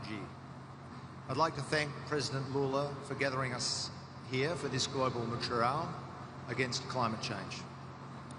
It's an honour to be with you all in the heart of the Amazon and in the country that is the birthplace of the 3 Rio Conventions, as we stand up and as we step up our collective action to address climate change and its impacts. We're now 10 years on from the historic Paris Agreement. Australia is proud to have shared this decade-long journey. The capacity of the multilateral process to deliver transformational outcomes was evident from the beginning. The importance of that very same system has never been greater than it is today. When we act concertedly and when we act in good faith, we can make transformative, necessary, positive change together. And the progress made over the 10 years of the Paris Agreement proves that to be true. We have brought our projected global emissions down from 4 degrees of warming to between 2.3 and 2.5 degrees. We've seen global investment in clean energy reach over $2 trillion, double the investment in fossil fuels. But there is no doubt that the current global environment is challenging and even frightening, especially for young people. We must protect the multilateral system so that it remains effective in meeting the complex challenges that we face. And what we absolutely need is continued leadership on climate in the form of advocacy and in the form of action. And we've seen Pacific nations deliver this leadership again and again. Because for the Pacific, climate change is not one subject among many for gradual negotiation, but a present and existential threat. And this is a message that the world needs to hear and a reality that the world needs to see. And that's why we are bidding to host COP31 in partnership with the Pacific family. We're focused on seizing on the economic opportunity before our nation while we work with partners internationally on ambitious and achievable global progress, including in the interests of our Pacific neighbours.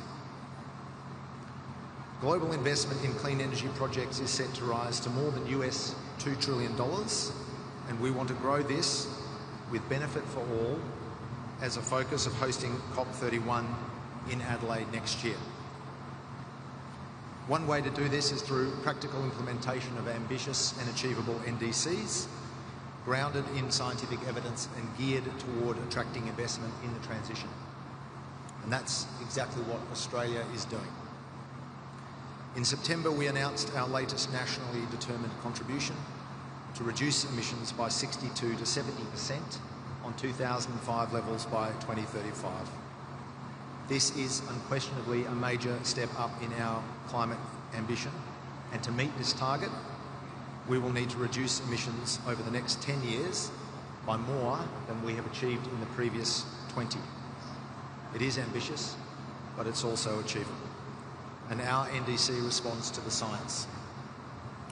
It's underpinned by comprehensive economic modelling, and it's supported by practical implementation planning.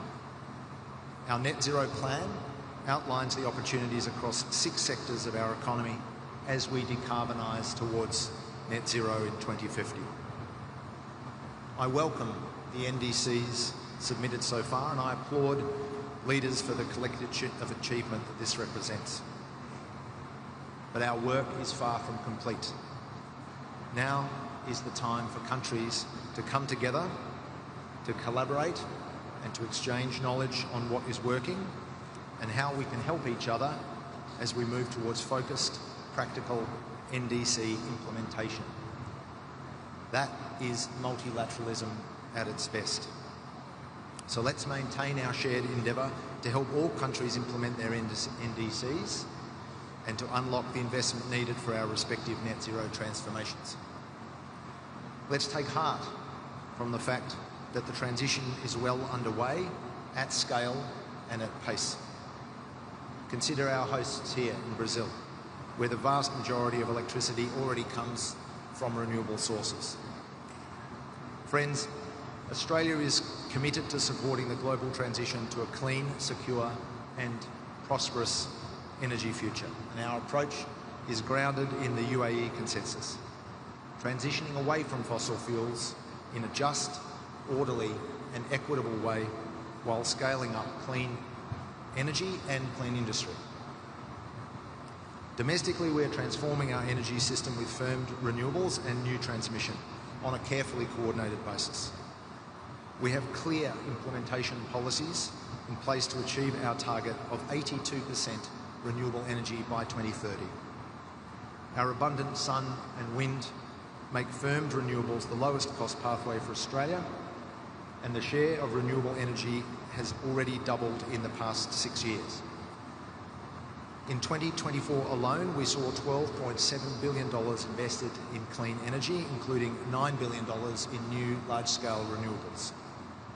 And we know that future global prosperity lies in working together to transform our energy systems, to decarbonise our industries, and to seize the new economic opportunities that are presented by a net zero world.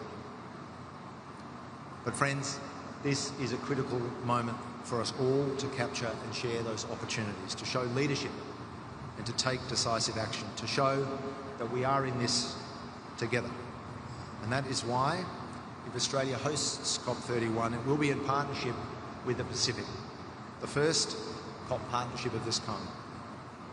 And in hosting COP31, we want to offer hope through our region's steadfast commitment to collective climate action. We will uphold and champion the promise of the Paris Agreement. We will highlight the immense economic opportunities for all countries of taking climate action and achieving a net zero future. And we will deliver continuity and stability, carrying our shared energy and our shared resolution at this COP from the Amazon, the lungs of the earth, to our blue Pacific continent. So friends, let us live up to the spirit of the global mature hour here in Belém and carry forward our collective action to secure the vital goals of the Paris Agreement, charting the course towards a cleaner, more sustainable and safe future that promises economic, social and environmental well-being for all. Thank you.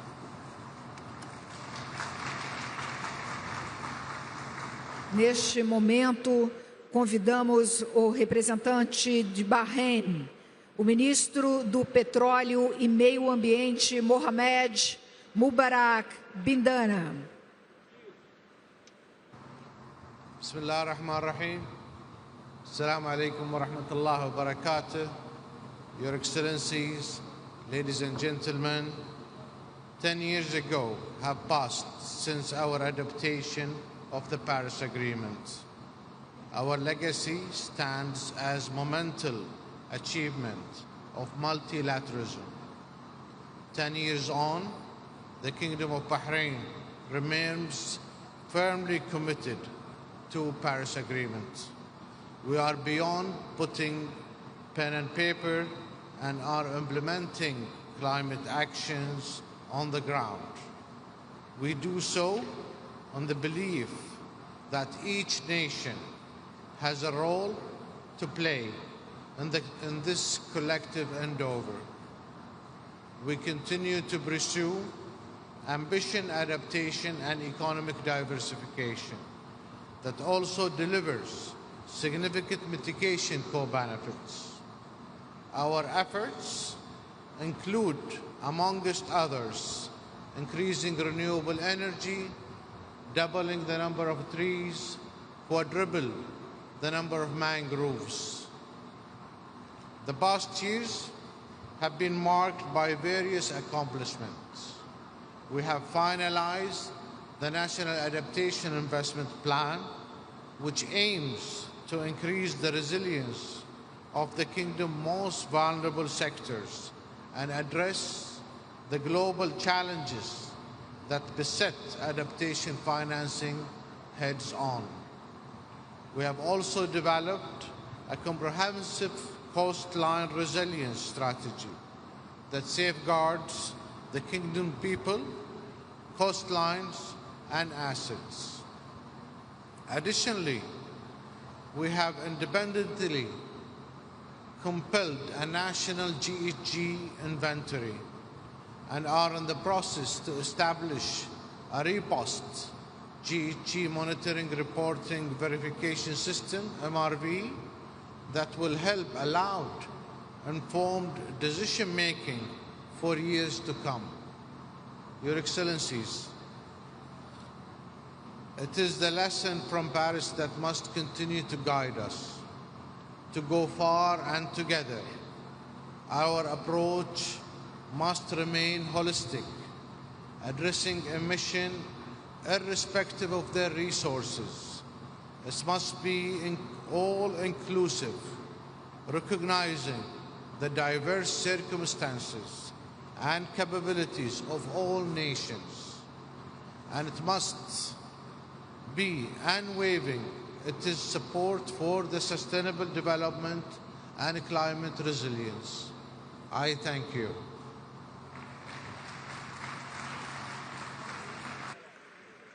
Convidamos nesse momento o ministro da Agricultura e Ambiente de Cabo Verde, Gilberto Silva.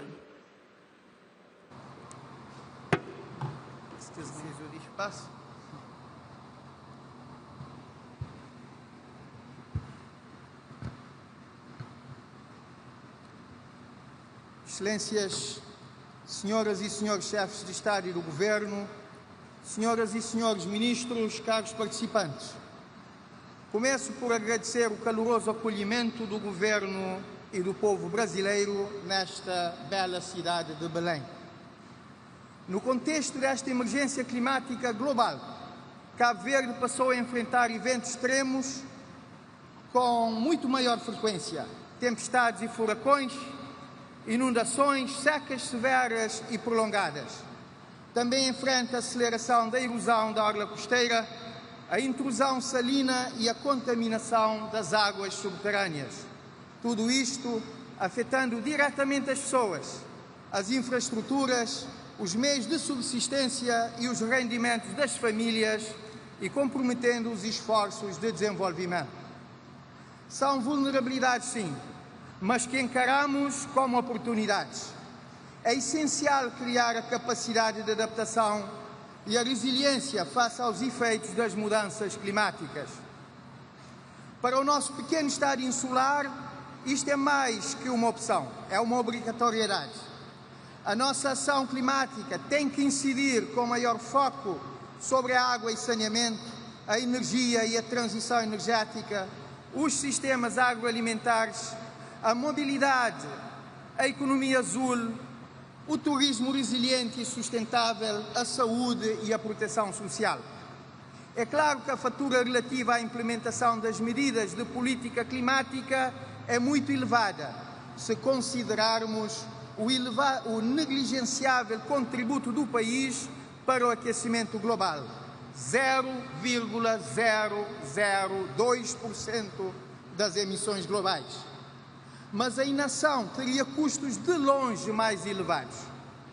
Para maior eficácia na implementação das políticas e cumprimento dos compromissos, adotamos um quadro de governança adaptado à realidade do país e baseado em soluções mais consentâneas.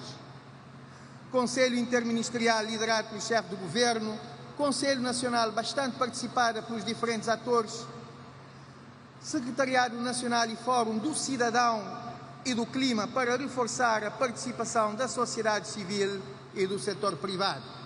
Lei do Clima, Fundo Climático e Ambiental e Estratégia de Mobilização de Recursos, Portal do Clima, marcadores do clima no Orçamento Geral do Estado, mapas de risco e vulnerabilidade e vários outros instrumentos associados à nossa contribuição nacionalmente determinada, Plano Nacional de Adaptação, Quadro de Transparência Reforçado e Estratégia de Desenvolvimento de Longo Prazo com baixas emissões até 2050.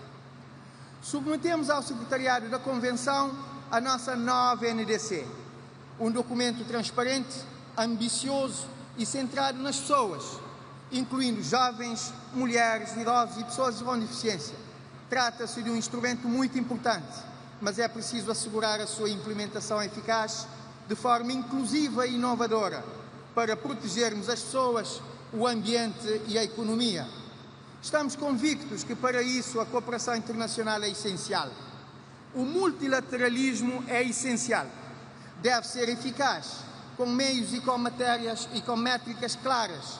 Enquanto representante de um pequeno Estado insular em desenvolvimento, não podemos deixar de defender um financiamento previsível, com critérios de acesso simplificado e monitorização anual transparente.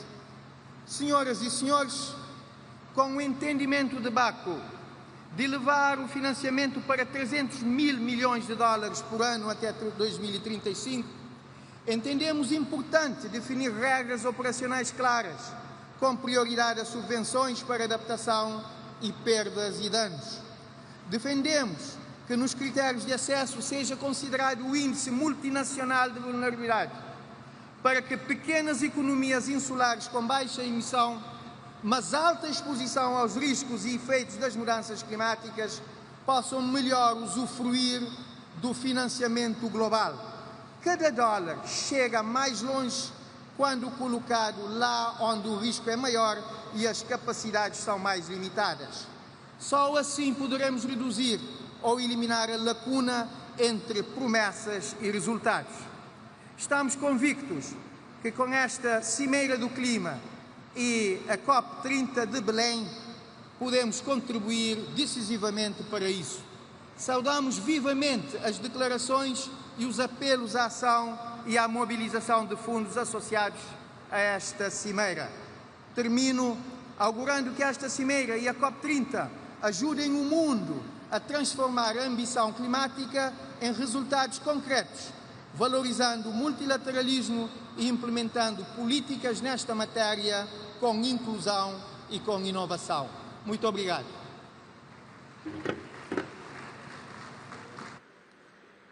Convidamos para manifestação o ministro da Ecologia e dos Recursos Naturais do Cazaquistão, Yerlan Nissambayev.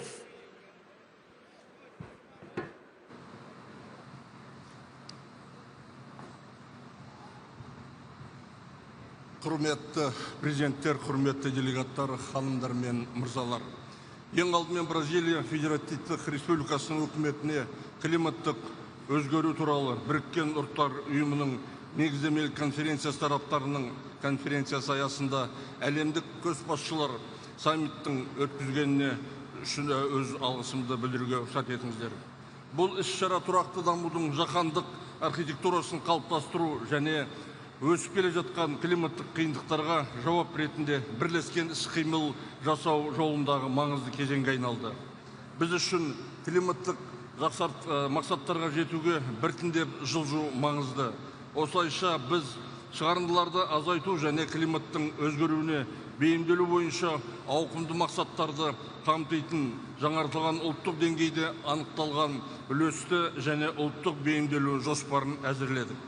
Осыған байланысты климаттық қаржыландырудың айтарлықтай көлемін жұмылдыруға бағытталған климаттық қаржыландыру бойынша жаңа ұжымдық мақсатты іске асыруға және 2035 жылға қарай жылына 1,3 триллион долларға дейін тартуды көздейтін Баку Белем 1,3 триллион жол картасын қабылдау дамушы елдер үшін өте маңызды. Сонымен қатар Қазақстан климаттық қаржыландыру көздерін кеңейтуді маңызды деп санайды. Ең алдымен жеке сектордың, халықаралық қаржы институттарының, тұрақты инвестициялық қорлардың және жаңа жасыл облигация құралдарының белсенді қатысу арқылы мемлекеттің, бизнестің және қоғамның күш-жігерін біріктірмей жасыл өсімге жаңа серпін бере алатын инновациялар мен технологияларсыз әділ көшу мүмкін емес. Қазақстан дамудың бөлінбейтіндігіне мен әділ көшу идеясын көрсететін Белемнің аштық пен теңсіздікке қарсы күрес туралы декларациясын толық қолдайтынын білдіреді.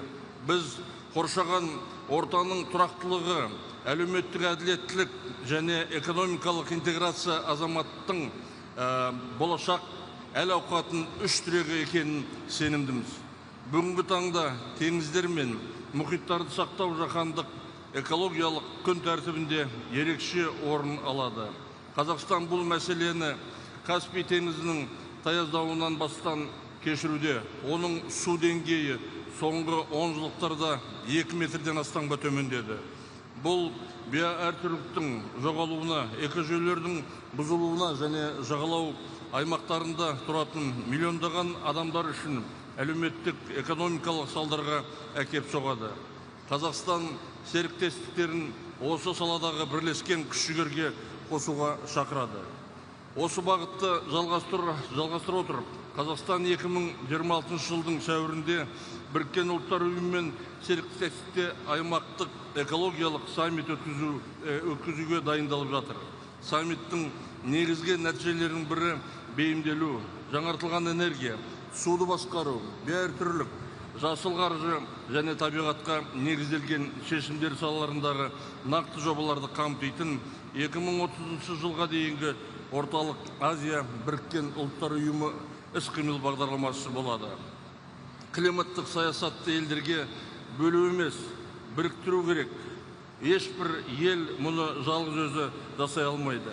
Қазақстан COP30 төрағалығының Рауа ұжымдық іс-қимыл рухындағы бастамасын қолдайды. Бұл қағида біздің дәстүрлерімізбен үндеседі. Бірлік кеңесі ретіндегі құрылтай және қиын кезеңдерде өзара көмек ретінде асар. Белем декларациясы солтүстік пен оңтүстік, шығыс пен батыс, Амазонка тропикалық ормандары мен Орталық Азия далалары арасындағы жаңа жаһандық ынтымақтастықтың бастапқы нүктесіне айналсын. Біздің ортақ міндетіміз тұрақтылық, қауіпсіздік және өркендеу барлық ұрпақтарға мұра болатын болашақты қамтамасыз ету. Назарларыңызға рахмет.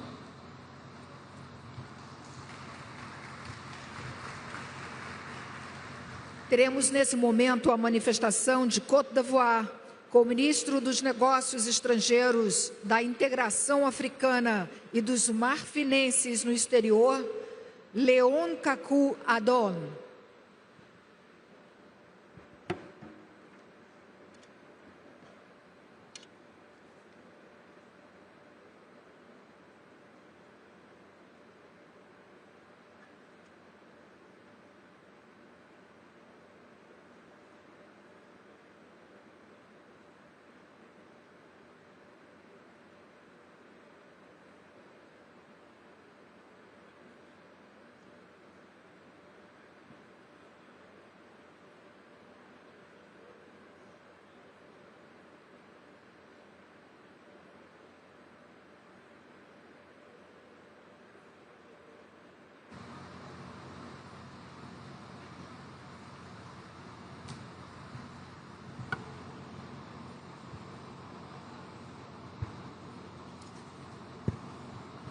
Monsieur le Président de la République fédérative du Brésil, Monsieur le Secrétaire général des Nations Unies, Monsieur le Secrétaire exécutif de la Convention cadre des Nations Unies sur les changements climatiques, Monsieur le Président de la COP30, Excellences, Mesdames et Messieurs les chefs d'État et de gouvernement, distingués invités, Mesdames et Messieurs.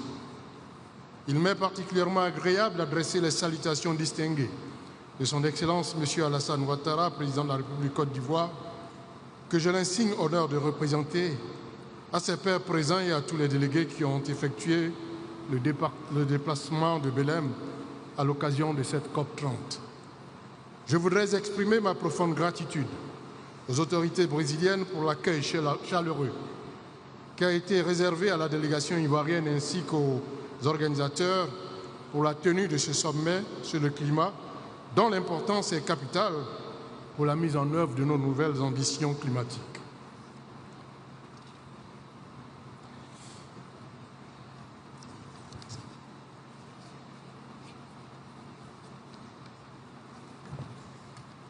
La Côte d'Ivoire, comme beaucoup de pays en développement, subit fortement les effets du changement climatique, alors que ses émissions de gaz à effet de serre ne représentent que 0,1% du total mondial. Ce paradoxe traduit l'injustice climatique qui frappe les nations les moins responsables du réchauffement climatique. Mais notre pays a choisi l'action à travers le renforcement de son cadre juridique et institutionnel, se traduisant par l'adoption d'une loi nationale sur les changements climatiques, par la création d'institutions dédiées comme le Bureau du marché carbone et la Commission nationale de lutte contre les changements climatiques. De plus, la Côte d'Ivoire est le premier pays africain à avoir soumis son premier rapport biennal de transparence et adopté une stratégie nationale sur les pertes et préjudices. À travers sa troisième contribution nationale déterminée 3.0, la Côte d'Ivoire s'est fixé l'objectif de réduire de 33,07% ses émissions de gaz à effet de serre en mettant l'accent sur un accroissement de la part des énergies renouvelables à 46,3%, l'augmentation de 12% des véhicules électriques dans le parc automobile, l'amélioration de 30% de l'efficacité énergétique, la restauration du couvert forestier à 20% du territoire national, tout en accélérant la mise en œuvre de stratégies de promotion de l'économie circulaire et une agriculture durable. Notre objectif demeure la résilience de nos populations et de notre économie face aux effets néfastes des changements climatiques.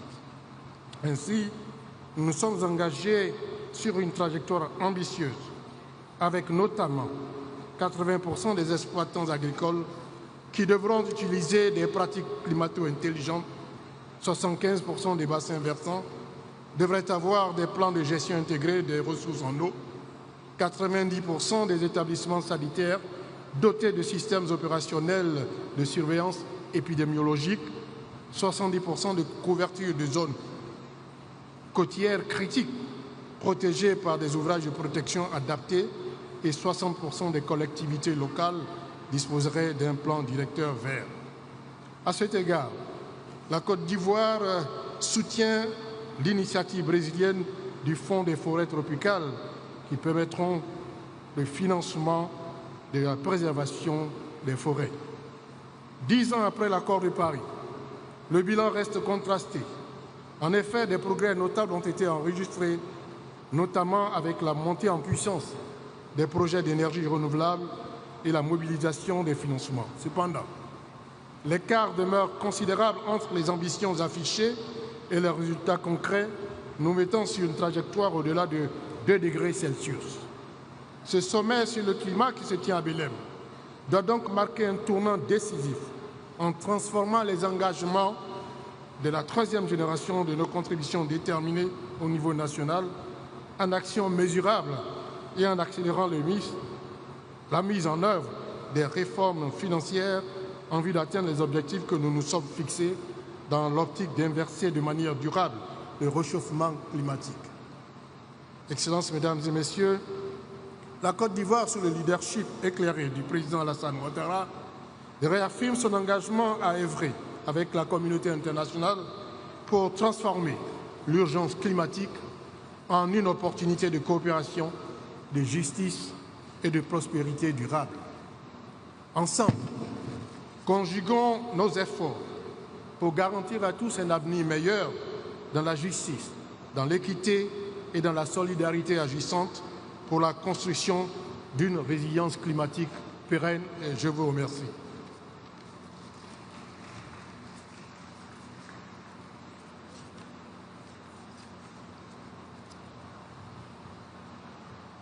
Temos agora a manifestação da Costa Rica, representada pelo vice-ministro do Meio Ambiente e Energia, Jorge Mário Rodrigues.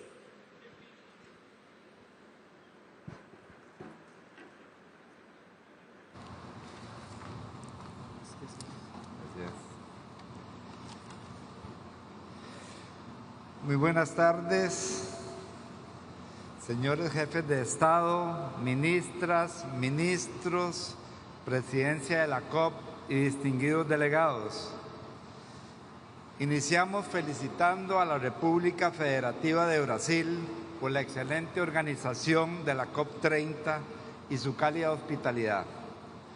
Asimismo, destacamos todas las iniciativas que se han presentado para la conferencia, entre las cuales tenemos la iniciativa de los bosques tropicales para siempre, la cual ha sido debidamente endosada y apoyada por Costa Rica.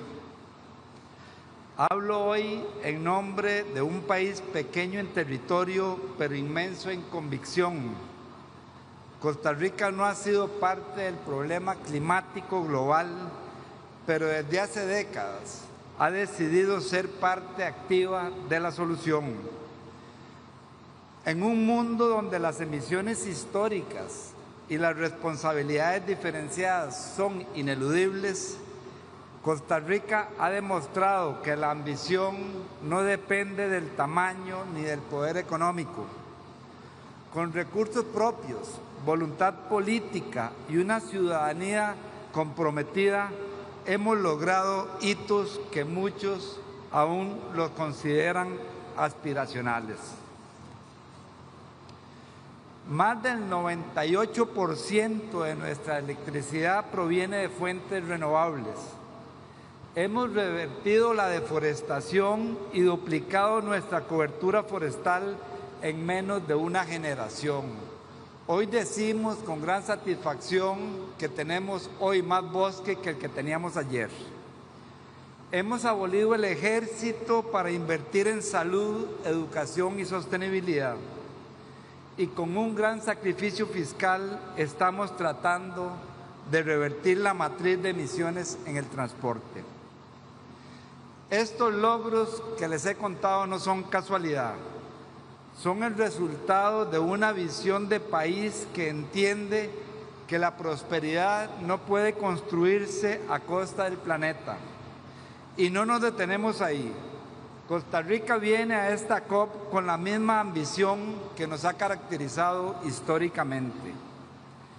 En esta COP presentaremos nuestra NDC 3.0, que incluye 5 metas específicas de las comunidades y territorios indígenas, así como que incorpora acciones en juventudes, género y transición justa. Pero queremos hacer más. Queremos acelerar la transición hacia una economía circular, fortalecer la resiliencia de nuestras comunidades costeras y rurales y contribuir con soluciones que, basadas en la naturaleza, beneficien al mundo entero. Pero también venimos con una demanda legítima, que la acción climática sea justa, que los países que han contribuido más al problema asuman su responsabilidad y que los mecanismos de financiamiento reconozcan el valor de los que han hecho mucho con muy poco. Costa Rica no pide privilegios, pide coherencia, pide que se reconozca que la acción climática debe ser universal, pero que el apoyo debe ser proporcional. En esta COP reafirmamos nuestro compromiso con la acción, con la ciencia y con la equidad, y extendemos nuestra mano para construir alianzas que aceleren la transformación que el mundo necesita. Porque si un país como el nuestro ha podido avanzar con los recursos ilimitados que hemos tenido, imagínense lo que podríamos lograr si la cooperación internacional estuviera a la altura de los desafíos. Finalizamos celebrando 10 años desde que acordamos y ratificamos el Acuerdo de París durante la COP21. Continuemos con una mayor ambición, compromiso y solidaridad requeridos para lograr mantenernos en la ruta de los 1.5 grados para el bienestar y la sobrevivencia de la población y naturaleza de nuestro planeta. Muchas gracias.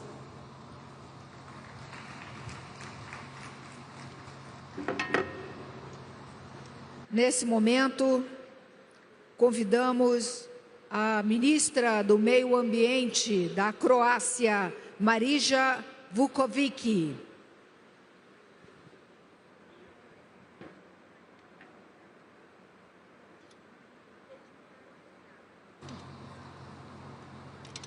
Ladies and gentlemen, allow me to express Croatia's appreciation to His Excellency President Lula and the Brazilian presidency for the warm hospitality and the drive behind preparation for the Leaders Summit at COP30.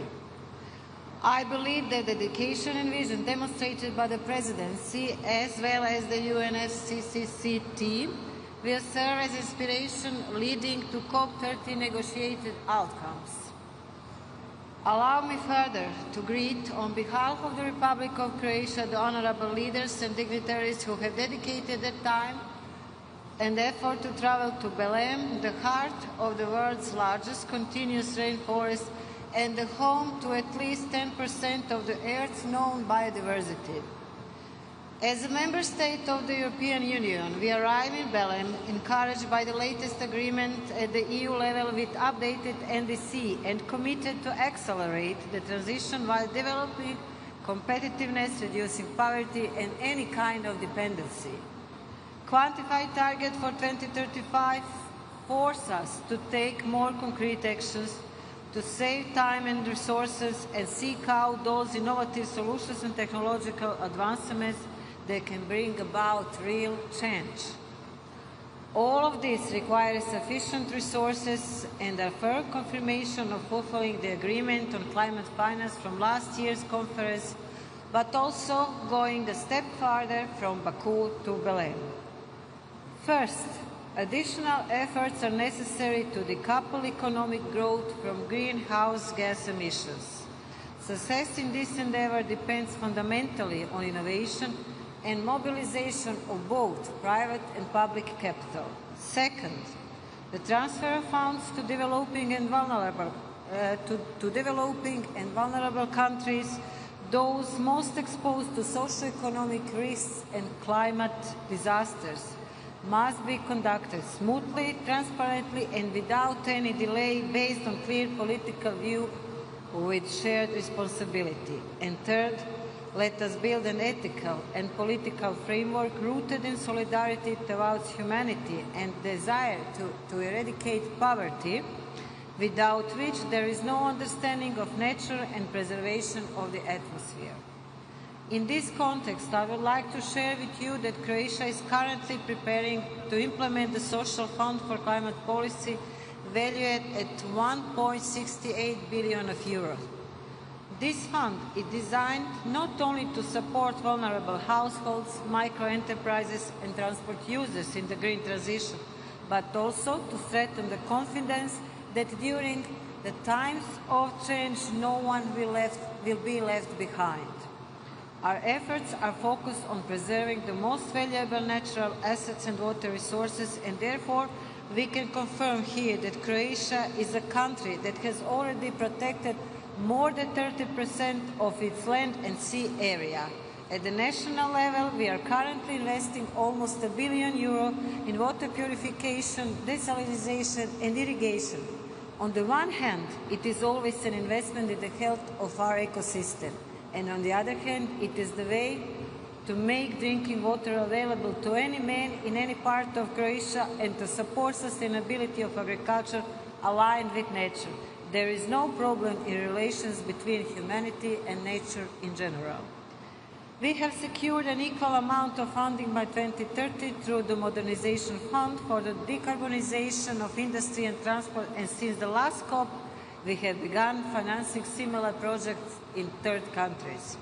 Finally, besides discussing climate goals, reducing inequality, and supporting the strengthening of well-being, each conference is always remembered for something special. And following the messages from the Brazilian presidency and the substantive discussions of previous speakers, this COP reaffirms the importance of measurable goals that drive us to achieve results.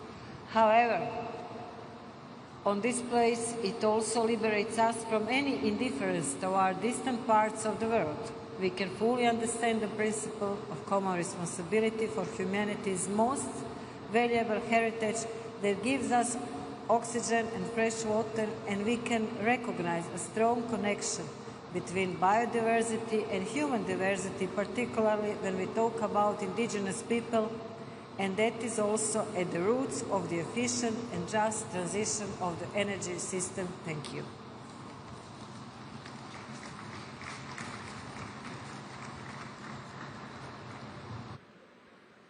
Convidamos agora a ministra do Desenvolvimento Local e ministra interina do Meio Ambiente, Manal Awad Mika Rai.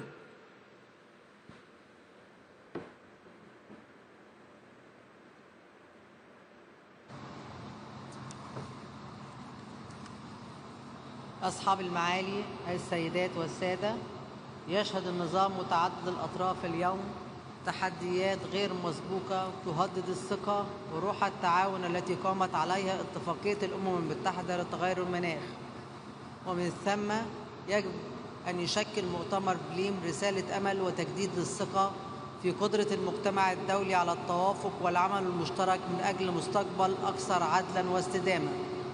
يأتي اجتماعنا هذا متزامناً مع مرور 10 أعوام على اتفاق باريس، وهو إنجاز نفخر به، لكنه أيضاً محطة لمراجعة صريحة، كما زالت الفجوة بين التعهد والتنفيذ واضحة، والتمويل المناخي دون المستوى المطلوب. ومن هنا تدعو مصر إلى إحياء روح باريس القائمة على العدالة والثقة والمسؤولية المشتركة. تمويل المناخ هو حجر الأساس للعمل المناخي الفعال، فمصر تؤكد أن الهدف الجماعي الجديد للتمويل يجب أن يبنى على احتياجات الدول النامية، وأن يحقق التوازن بين التخفيف والتكيف، وأن يعتمد على موارد جديدة ومنح عادلة وميسرة. أما التكيف مع تغير المناخ فهو أولوية وجودية للقارة الأفريقية، حيث يهدد الجفاف وندرة المياه وارتفاع مستوى البحر حياة الملايين. لذلك نؤكد ضرورة الوفاء بتعهد مضاعفة تمويل التكيف وتفعيل الهدف العالمي للتكيف بما يضمن الدعم الفعلي للمجتمعات الأكثر هشاشة. ونرحب بالتقدم في إنشاء صندوق الخسائر والأضرار بفضل توافق شرم الشيخ، مع ضرورة الإسراع بضخ موارد جديدة فيه كمنح لا كقروض تزيد أعباء الديون. السيدات والسادة، العدالة المناخية هي الأساس الذي يجب أن يقوم عليه أي نظام مناخي منصف، وإذا أردنا الانتقال من مرحلة التعهدات إلى التنفيذ فيجب أن يرتكز التنفيذ على وسائل الدعم لا على قرض الالتزامات جديدة تتجاوز ما أقره اتفاق باريس. فالإسهامات المحددة وطنيا تظل حقا سياديا لكل دولة تحددها وفق قدرتها وحقها في التنمية والقضاء على الفقر. وفي سياق التحول العادل تؤكد مصر أن الانتقال نحو اقتصاد منخفض الكربون يجب أن يكون فرصة للتنمية لا عبئا على الدول النامية، ولا يجوز أن تؤدي سياسات مثل آليات تعديل حدود الكربون إلى فرض أعباء جديدة أو تقويض مسارات للتحول العادل. وأخيراً، تؤمن مصر أن تنفيذ مسؤولية جماعية تتطلب شراكة الحكومات والقطاع الخاص والمجتمع المدني والشباب، ونقدر جهود رئاسة المؤتمر البرازيل في إطلاق أجندة تنفيذ واقعية تضع الإنسان في قلب العمل المناخي. السيدات والسادة، إن نجاح مؤتمر بليم سيقاس بقدر ما يعزز الثقة في العمل الجماعي الدولي، وبقدر ما يوفره من تمويل حقيقي وما يسفر عنه في تنفيذ فعلي للتعهدات على أرض الواقع. ومصر ملتزمة بالعمل البناء مع كل الأطراف للإسهام في هذا النجاح من أجل مستقبل أكثر عدلاً واستدامة للبشرية في كل مكان. وشكراً.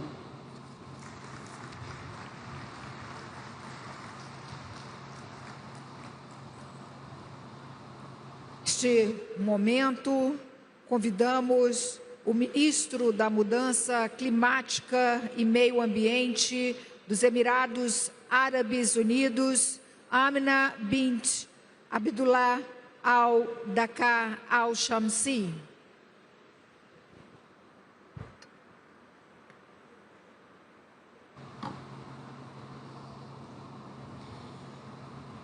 أصحاب المعالي والسعادة، الحضور الكرام، نيابة عن صاحب السمو الشيخ محمد بن زايد آل نهيان رئيس دولة الإمارات العربية المتحدة حفظه الله، نتوجه بتهنئة خالصة إلى جمهورية البرازيل حكومة وشعبا على استضافتهم لهذه القمة التاريخية التي تجمعنا اليوم في قلب غابات الأمازون، مما يعكس رؤية قوية مفادها أن الطبيعة يجب أن تكون جوهر جهودنا المناخية. وفي دولة الإمارات نتشارك مع جمهورية البرازيل الشقيقة والعالم بأسره رؤية نفسها، فالعمل المناخي يعكس مسيرة تمتد لأكثر من 50 عاماً من الريادة في الحفاظ على البيئة والاستدامة والعمل المناخي. تلك المبادئ والأسس التي أرساها الوالد المؤسس المغفور له الشيخ زايد بن سلطان آل نهيان طيب الله ثراه، الذي غرس فينا إيمانا عميقا بأن ازدهارنا يعتمد على سلامة بيئتنا البرية والبحرية. هذا الإيمان الذي يوجه استراتيجيتنا الوطنية، فقد كانت الإمارات أولى دول المنطقة التي تصادق على اتفاق باريس، وأول من أطلق هدفاً طموحاً لتحقيق الحياد المناخي بحلول عام 2050. واليوم يتجلى هذا الالتزام واضحاً في سياساتنا ونهجنا لبناء اقتصاد صديق للمناخ معزز للنمو. في مؤتمر الأطراف كوب 28 الذي استضافته دولة الإمارات، رسم العالم مساراً جديداً للعمل المناخي، حيث تمكنا من تفعيل التقييم العالمي لرصد مدى التقدم للدول في تنفيذ التزاماتها بموجب اتفاق باريس. وللمرة الأولى أظهرت الدول التزاماً عالمياً بالتحول بعيداً عن الاعتماد على الوقود الأحفوري في مجال الطاقة من خلال تبني نهج منصف ومنظم. وقدم اتفاق الإمارات الذي حاز حينها على دعم 198 طرفاً في مؤتمر الأطراف كوب 28 خطة عمل واضحة شاملة للحفاظ على مستوى متوسط ارتفاع درجة الحرارة العالمية دون 1.5 درجة مئوية من خلال تفعيل التعاون والتنسيق العالمي، لتطلق بذلك عهداً جديداً للعمل المناخي. ويقدم الاتفاق إطار عمل ملموس وقابل للتنفيذ له أهداف طموحة تتمثل في مضاعفة القدرة الإنتاجية للطاقة المتجددة 3 مرات، مضاعفة كفاءة استخدام الطاقة بحلول عام 2030. وعلى الصعيد المحلي نعمل على تحويل هذا التوجه إلى واقع ملموس من خلال مضاعفة قدرتها على إنتاج الطاقة المتجددة 3 مرات، وضخ استثمارات بقيمة تتراوح بين 150 و200 مليار درهم في مجال تقنيات الطاقة النظيفة والبحوث والبنية التحتية بحلول 2030. خير مثال على ذلك هو محطات براكة للطاقة النووية التي تساهم على خفض الانبعاثات الكربونية لدولة الإمارات بمقدار يصل إلى 22.4 مليون طن سنوياً. كذلك تلعب مشاريعنا في توليد الطاقة الشمسية دورا بالغ الأهمية، مثل محطة الظفرة للطاقة الشمسية الكهروضوئية، أكبر محطة مستقلة في العالم لإنتاج الكهرباء من الطاقة الشمسية ضمن موقع واحد بقدرة إنتاج تصل إلى 2 جيجا واط. وبلغت حصة الكهرباء المولدة من مصادر نظيفة منخفضة الكربون في دولة الإمارات أكثر من 30% في عام 2024، إنجاز يعكس ريادة الدولة وتقدمها الملموس نحو تحقيق الحياد المناخي بحلول 2050. وبالتأكيد نحرص على أن يكون ذلك في صميم التزاماتنا المناخية وضمان أعلى درجات الشفافية. وفي هذا المجال تقوم دولة الإمارات بحصر الغازات الدفيئة 6 في تقرير الشفافية الخاص بها، ما يعزز استجابتها لتغير المناخ بفاعلية.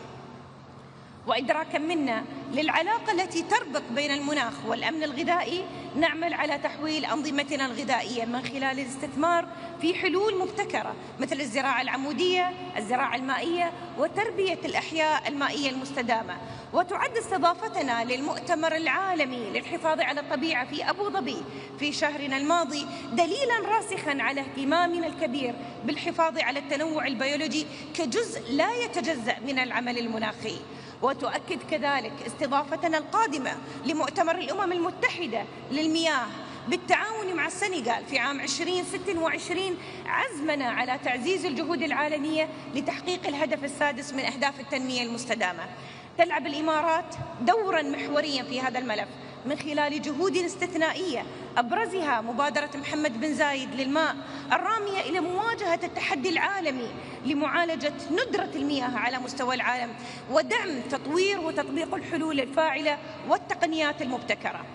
السيدات والسادة، إن التقاعس عن مواجهة التغير المناخي قد يكلف الاقتصاد العالمي خسائر هائلة، وهنا تبرز أهمية ترويكا رئاسات مؤتمر الأطراف.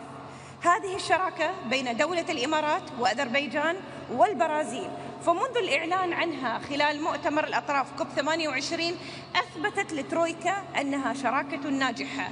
وكما دعمنا أذربيجان في نجاح مؤتمر كوب 29 تؤكد دولة الإمارات مجددا التزامها بدعم رئاسة البرازيل لمؤتمر كوب 30 وضمان أن يقدم المؤتمر حلولا مناخية ملموسة وطموحة وقابلة للتنفيذ تدفع عجلة التقدم العالمي في هذا المجال. مهمتنا المشتركة هي بناء طريق باكو بلم ليكون جسرا للعمل المتواصل، ولقد دعت دولة الإمارات بقوة إلى إتاحة التمويل وجعله متاحا وميسور التكلفة. ونجح مؤتمر الأطراف كوب 29 في باكو في إقرار الهدف الكمي الجماعي الجديد للتمويل المناخي. وهنا في بلم مؤتمر الأطراف كوب 30 هو فرصة مهمة للتوافق وإيجاد آلية لحشد 1.3 تريليون دولار من التمويل الدولي للمناخ سنويا حتى عام 2035. وهنا أود أن أشير إلى أن دولة الإمارات تواصل ريادتها كنموذج يحتذى به في هذا المجال. ففي مؤتمر الأطراف كوب 28 أطلقنا صندوق التيرا بقيمة 30 مليار دولار لحفز التمويل المناخي وجمع 250 مليار دولار لدعم دول الجنوب العالمي، مما يعكس التزامنا الراسخ لضمان شمول جميع الدول في مسار التنمية المستدامة. الحضور الكريم، من هذا المنبر أدعو الجميع للانضمام إلينا في هذا المسعى ومواجهة التغير المناخي بالتزامنا الجماعي بالشفافية ورفع سقف طموحاتنا المناخية من خلال المساهمة المحددة وطنيا. وندعو جميع الأطراف لاعتماد مؤشرات لقياس تقدمنا الجماعي في التكيف بشفافية ووضوح، والأهم هو زيادة قدراتنا على تحقيق الأهداف المناخية لعدم ترك أحد خلف الركب. السيدات والسادة، هنا في بلم وفي قلب غابات الأمازون رئة الأرض نستطيع معا بناء مستقبل تكون فيه الاستدامة أساسا راسخا لبناء حياة أفضل للأجيال القادمة. وتدعو الإمارات كل دولة وكل قائد وكل مواطن في العالم للانضمام إلى رحلة تضمن مستقبلا مستداما تكون فيه الجهود المناخية محركا لنهضتنا وازدهارنا جميعا. شكرا لكم.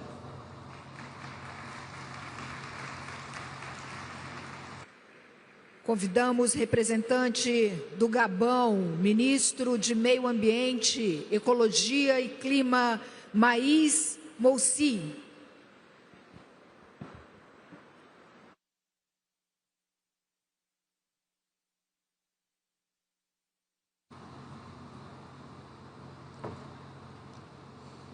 Excellences, Monsieur le Président, Excellences, Mesdames et Messieurs les chefs d'État et de gouvernement, distingués délégués. Avant de donner lecture du message de Son Excellence le Président Brice Clotaire Oligui Nguema, je souhaite féliciter Son Excellence le Président Luis Inácio Lula da Silva et son gouvernement pour l'organisation réussie de la COP30 en Amazonie, territoire essentiel pour l'équilibre climatique mondial. Monsieur le Président, Excellences, Mesdames et Messieurs, à l'entame de mon intervention, permettez-moi d'exprimer ma profonde gratitude à la République fédérative du Brésil ainsi qu'à son peuple pour l'accueil fraternel et chaleureux qui nous a été réservé. De même, je salue tout particulièrement l'engagement constant du président Lula da Silva en faveur de la préservation des forêts tropicales et de l'amélioration des conditions de vie des communautés qui en dépendent. La tenue de cette COP, au cœur du plus vaste écosystème tropical de la planète, nous rappelle que l'Amazonie, le bassin du Congo et le bassin du Bornéo-Mékong forment ensemble un rempart climatique indispensable à l'équilibre de notre planète. Ces trois poumons verts interconnectés par leur rôle écologique sont essentiels à la régulation du climat mondial, à la préservation de la biodiversité et à la survie de millions de communautés.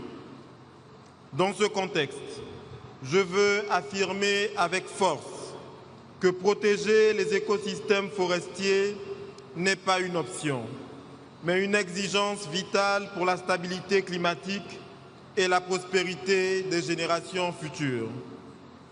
Le Gabon, pays à haut couvert forestier et à faible niveau de déforestation, avec 88% de son territoire recouvert de forêts et un taux de déforestation inférieur à 0,1%, est fier d'être l'un des rares pays carbone positifs. Depuis plus de 4 décennies, mon pays a su inscrire la préservation de son patrimoine naturel au cœur de sa vision stratégique. Cela s'est traduit par la mise en place d'un réseau historique et ambitieux d'aires protégées et l'adoption et l'amélioration continue de la législation en matière de préservation de la nature. Excellences, Mesdames et Messieurs, la tenue en cette journée du sommet des leaders, structurée autour des enjeux du climat, de la transition énergétique et du financement, suscite un vif intérêt pour mon pays.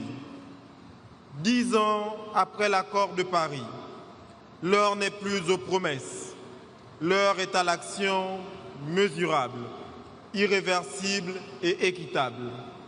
Car nos populations vivent déjà les effets du changement climatique, notamment les conditions de vie fragilisées, les migrations forcées, les conflits liés aux ressources, les économies menacées.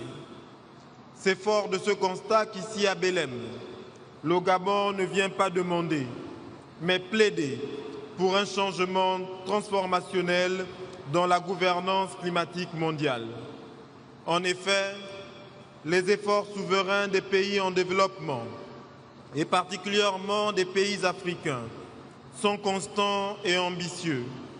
C'est la vision que j'ai portée dans le programme de développement sur la base duquel le peuple gabonais m'a élu en avril dernier, à savoir notre souveraineté ne se limite pas à nos frontières.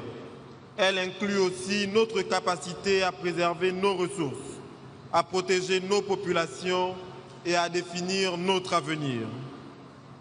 Toutefois, ces efforts ne suffisent pas face à l'ampleur des risques climatiques, face à la dynamique historique des émissions de gaz à effet de serre et face aux priorités de développement de nos nations. À cela s'ajoute une architecture financière mondiale inadaptée, un des intérêts croissants de certains partenaires pour le financement du climat et un marché du carbone à géométrie variable. Il nous faut donc ici et maintenant prendre les décisions qui feront de cette décennie celle d'une action ambitieuse et concrète en faveur de la résilience des peuples, des économies et des pays aux crises environnementales mondiales en cours. C'est pourquoi il apparaît indispensable de prendre des décisions claires et précises pour la reconnaissance des forêts tropicales, en particulier celles du bassin du Congo, comme bien public mondial en vue de leur rémunération juste et effective. La mobilisation du capital privé via les garanties, la sécurisation des investissements verts, l'alignement des flux financiers à nos objectifs, la démocratisation des instruments financiers verts, comme le projet de financement pour la permanence, les obligations pour la nature, les paiements pour services environnementaux et la conservation et les conversions dettes nature. Et enfin, la valorisation équitable des crédits carbone et biodiversité. À cet égard, nous saluons l'initiative TFFF portée par la présidence brésilienne et soutenant sa mise en œuvre dans un cadre juste, inclusif et équitable. Le Gabon soutient également la coalition United for Our Forest qui unit nos 3 bassins tropicaux autour d'un engagement partagé qui est de protéger, valoriser et restaurer. Toutefois, la lutte pour le climat ne se limite pas aux forêts. La transition énergétique doit s'accélérer avec des partenaires solides pour développer les énergies renouvelables et garantir un accès équitable à l'énergie propre.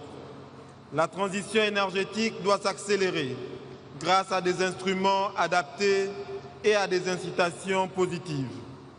Excellences, Mesdames et Messieurs, ici, au cœur de la plus grande forêt tropicale du monde, nous avons l'occasion d'écrire une nouvelle page de l'histoire climatique.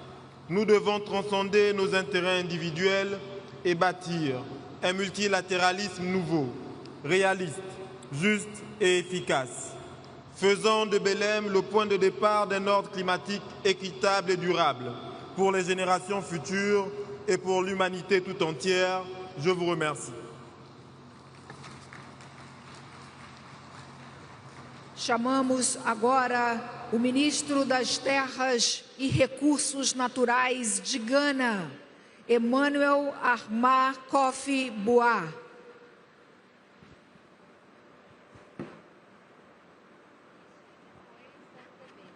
Excellency President Lula and the good people of Brazil, thank you for the hospitality. President of COP30, Excellencies, distinguished guests, ladies and gentlemen, I bring you warm greetings from His Excellency President Mahama of the Republic of Ghana, and greetings from the people of Ghana. Our address on behalf of the President today will focus on nature, a just energy transition, and the vital financing of climate actions. As you know, Africa is a continent of unparalleled potential. Yet for our contributions to human history and culture, our contributions to the climate crisis has been minimal. Though we are among the lowest emitters, we are on the front lines bearing the heaviest burdens. The evidence is all around us. The increasing fury of extreme weather and rainfall variability, unprecedented floods, scorching heat waves and droughts that crack the earth. These are not abstract climate models, they are realities that translate into hunger, malnutrition, and the loss of livelihoods that sustain vulnerable communities.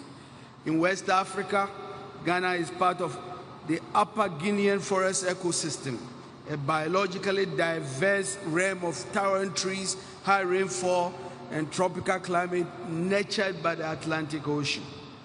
Yet for decades, we have watched the rains become less reliable and the dry spells grow longer. The very vegetation and wildlife that define this region are struggling to adapt. Climate change exacerbates deep-seated social and economic inequalities. The most vulnerable among us, women, children, and the marginalized, are disproportionately affected with the least resource to cope and the smallest voices in the corridors of power. And yet Africa is not a passive victim. We are a continent of resilience and action. To secure a sustainable future, we must also be architects of our destiny. This brings me to the heart of the energy dilemma. The energy sector, as you know, is the key to our development. For nations like Ghana, yet it is also the contributor to the problem we are trying to solve. Our continent is blessed with mineral resources, abundance of it. which hold a promise of transformational development. So to deny Africa the strategic use of these resources is to deny our right to develop, to light our homes, and to power our industries.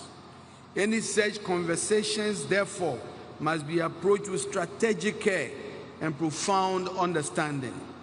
Africa is equally blessed with an unparalleled comparative advantage for a leap into a low-carbon future. However, this transition must be just, equitable, and inclusive. We cannot exchange our set of problems for another problem. A shift to clean energy must not leave vulnerable communities behind or trade ghost towns for high-carbon industries. It is a promise that vulnerable communities and workers in traditional industries will be protected, that their voices will guide our decisions as a bridge and not a cliff. It is a pledge to eradicate energy poverty, bringing light and power to every community, regardless of their remoteness. And it is imperative we weave gender equality into the very fabric of this energy new system, ensuring women, children, and the marginalized are not just participants, but leaders and beneficiaries. The good news is that in Ghana, we have moved from ambition to blueprint. Our energy transition framework outlines a pathway to decarbonize our energy sector and achieve net zero emissions by 2060, without compromising our socio-economic development or natural resources. At its core is the principle of a just transition. We are actively increasing the share of renewable energy and have embarked on a robust nuclear energy program. And this is focused on long-term energy security, deep decarbonization, and positioning Ghana as a regional hub for clean power. Through our newly launched green minerals and carbon market frameworks, Ghana is opening transparent pathways for global partners to invest in clean energy, forest restoration, and value-added mineral processing. Under the visionary leadership of President Mahama, we are taking bold steps to protect our natural heritage. Our Tree for Life programs aims at planting 30 million trees annually till 2030, with the objective of creating green jobs for the youth and revitalizing our forest economy and carbon sequestration. We welcome financiers, climate funds, and private sector leaders to partner with us in scaling these opportunities. Distinguished guests, ladies and gentlemen, the African position is clear. We are not asking for charity. We are asking for partners in the truest sense of the word. We stand ready to be a powerhouse of green energy for the world. But we cannot do this alone. Therefore, on behalf of the continent poised at a pivotal moment in history, I call upon this assembly and our devout partners all over the world. We urge you to match our ambition with your action. The climate finance promised so long must now flow, not just in words, but in predictable investments, concessional investments, and private sector leverage investments that reach the communities who need the most. We need increased ambition for climate finance, with a significant portion dedicated to adaptation and recognition of Africa's special circumstances. My good friends, let's leave Belém at the heart of the Amazon with a resolve to harness not only finance, but also technology, innovation, and artificial intelligence to accelerate justice, equity, and shared prosperity. I thank you very much.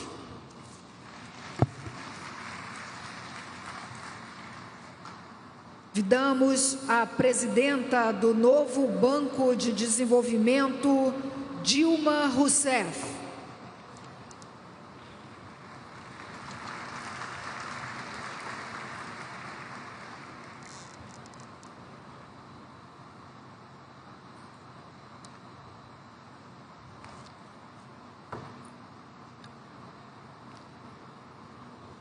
Boa tarde. Excelentíssimo senhor, querido amigo, presidente Luiz Inácio Lula da Silva, excelentíssimos senhores presidentes, senhores ministros, distintas lideranças, estimados colegas, senhoras e senhores. É uma profunda honra dirigir-me a essa sessão plenária de líderes da COP30 em Belém. Gostaria de começar felicitando as autoridades brasileiras pela escolha da cidade de Belém para a sede deste evento.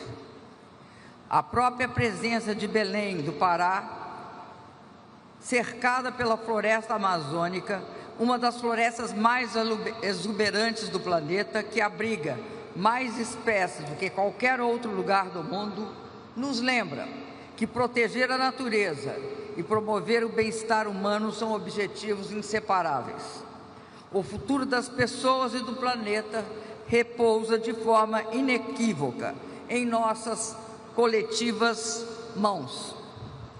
Já se passaram 10 anos, uma década, desde o Acordo de Paris, um marco de convicção e esperança compartilhadas. Ao longo desses 10 anos, testemunhamos sinais de uma nova fase de fragilidade climática, que agrava desigualdades, compromete o desenvolvimento e ameaça a natureza e vários ecossistemas. Quando choques climáticos destroem colheitas, inundam lares ou aumentam a insegurança alimentar, são os mais pobres e vulneráveis que sofrem mais. Ainda assim, podemos identificar avanços nessa trajetória à medida que os nossos países elevam suas ambições e transformam compromissos em ações concretas em diversas áreas. Desde avanços tecnológicos verdes no transporte, com o uso de veículos elétricos, biocombustíveis e hidrogênio, até novos modos de armazenamento de energia e as significativas melhorias de eficiência nas fontes renováveis, como a solar e a eólica. Emergem ainda na indústria os novos materiais de construção sustentáveis, como o cimento verde e os bioplásticos, por exemplo. Na agricultura, inovações como biofertilizantes e práticas de precisão com sensores, drones e, em todas as áreas, a possibilidade do uso da inteligência artificial e a digitalização, impactando todas as atividades humanas. Mas, sem dúvida, os desafios são enormes e inúmeros e devem ser enfrentados de forma urgente e concretamente. Ao olharmos para o futuro, não podemos esquecer alguns princípios, como, por exemplo, no esforço de combater o aquecimento global, devem estar enraizadas no respeito à soberania nacional, reconhecendo que cada país tem suas próprias circunstâncias, recursos e desafios. Cada nação, desde uma pequena ilha, que corre inclusive o risco de desaparecer, até um vasto país continental assolado pelos desastres climáticos. Todos devem atuar em conjunto e ser respeitados como atores únicos, especiais e valiosos. No mundo de hoje, em que alguns parecem acreditar que a lei do mais forte deve prevalecer, devemos reafirmar nosso compromisso com o direito internacional e com uma ordem baseada em valores compartilhados. Devemos todos defender as regras, os tratados e as convenções que formam os alicerces de nosso sistema internacional. Dentre eles, ressalta-se o Acordo de Paris, que teve grande impacto justamente porque representava e representa um pacto multilateral. Devemos ainda reconhecer que o Acordo de Paris também é um pacto de desenvolvimento. Sua verdadeira promessa reside em garantir que o caminho para a descarbonização gere também empregos, inovação e prioridades e prosperidade para todos. A ação climática deve vir acompanhada de progresso social, colocando as pessoas e o planeta no centro de nossas discussões. Soluções globais que promovam uma economia verde, assegurem uma transição justa e protejam os mais vulneráveis são essenciais para o desenvolvimento sustentável e inclusivo. Como enfatizado repetidamente hoje, ao longo dessa cerimônia, muito ainda precisa ser feito. Mesmo com a plena implementação de todos os compromissos já expressos nas NDCs, precisamos de uma redução de 43% nas emissões de gás de efeito estufa até 2030, para manter o limite de 1,5% ao nosso alcance. A lacuna não é apenas numérica, é hoje existencial. Sem uma aceleração radical e imediata ação, as metas de Paris escaparão de forma irreversível, provocando enormes danos. Essa realidade desafiadora é ainda mais complicada por conflitos geopolíticos. O unilateralismo, o protecionismo, as guerras e a instabilidade financeira e econômica em diversas partes do mundo corroem a confiança, fragmentam a determinação global e retardam os fluxos essenciais de tecnologia e financiamento. Tensões comerciais e efeitos como a instabilidade financeira convergem para minar nossa ação comum, exatamente quando a unidade e a cooperação são mais cruciais. Sejamos claros, as mudanças climáticas não esperam por ninguém e não respeitam fronteiras. Nenhum país pode alcançar o desenvolvimento sustentável em um planeta em crise. E nenhuma nação, por mais poderosa que seja, pode enfrentar sozinha esses desafios. Devemos, portanto, reafirmar aqui agora que o multilateralismo não é opcional. A cooperação multilateral é uma imposição ditada pelos desafios enfrentados pelo planeta e pela humanidade.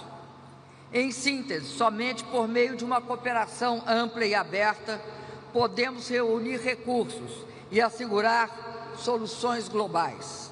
A ação coletiva, a própria essência do Acordo de Paris, continua sendo o maior instrumento de salvaguarda da humanidade.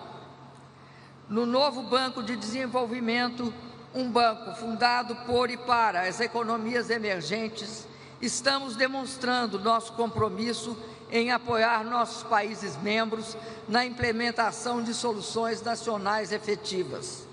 Para nós, enfrentar as mudanças climáticas, buscar a prosperidade para todos e promover um desenvolvimento qualificado são objetivos inseparáveis. Cada megawatt de energia limpa que financiamos, cada hectare de terra que ajudamos a restaurar, cada escola e hospital construídos, cada acesso à água e ao esgoto tratados, e cada comunidade que retiramos da vulnerabilidade reforça a resiliência ambiental e a dignidade humana. Estamos prontos para ser um parceiro multilateral forte, expandindo o financiamento climático, promovendo a tecnologia verde, explorando soluções em moedas locais e mobilizando o investimento e a capacidade necessários para construir infraestrutura alinhada aos critérios que nós construímos no Acordo de Paris e que agora estamos renovando e fazendo avançar. Excelências, a história julgará nossa geração, não por nossas declarações, mas por nossa determinação em agir.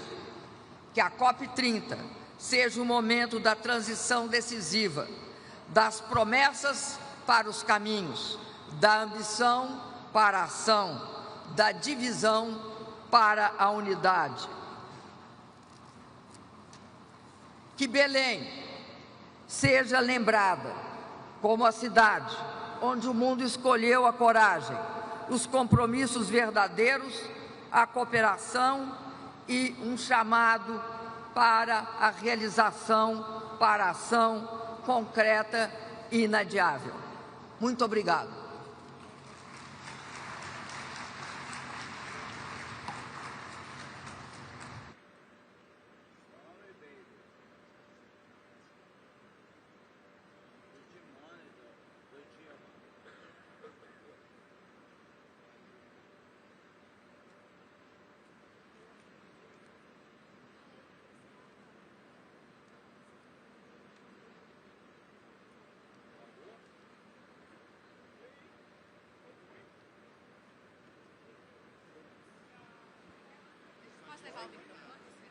Ou ele vai subir lá no público?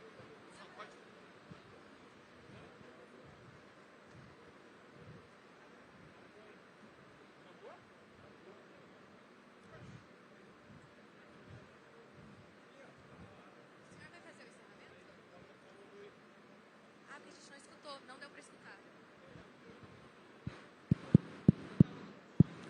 Sorry for those who were listening. I was just announcing that the session is over for today and it will be resumed tomorrow at 10:30. Thank you.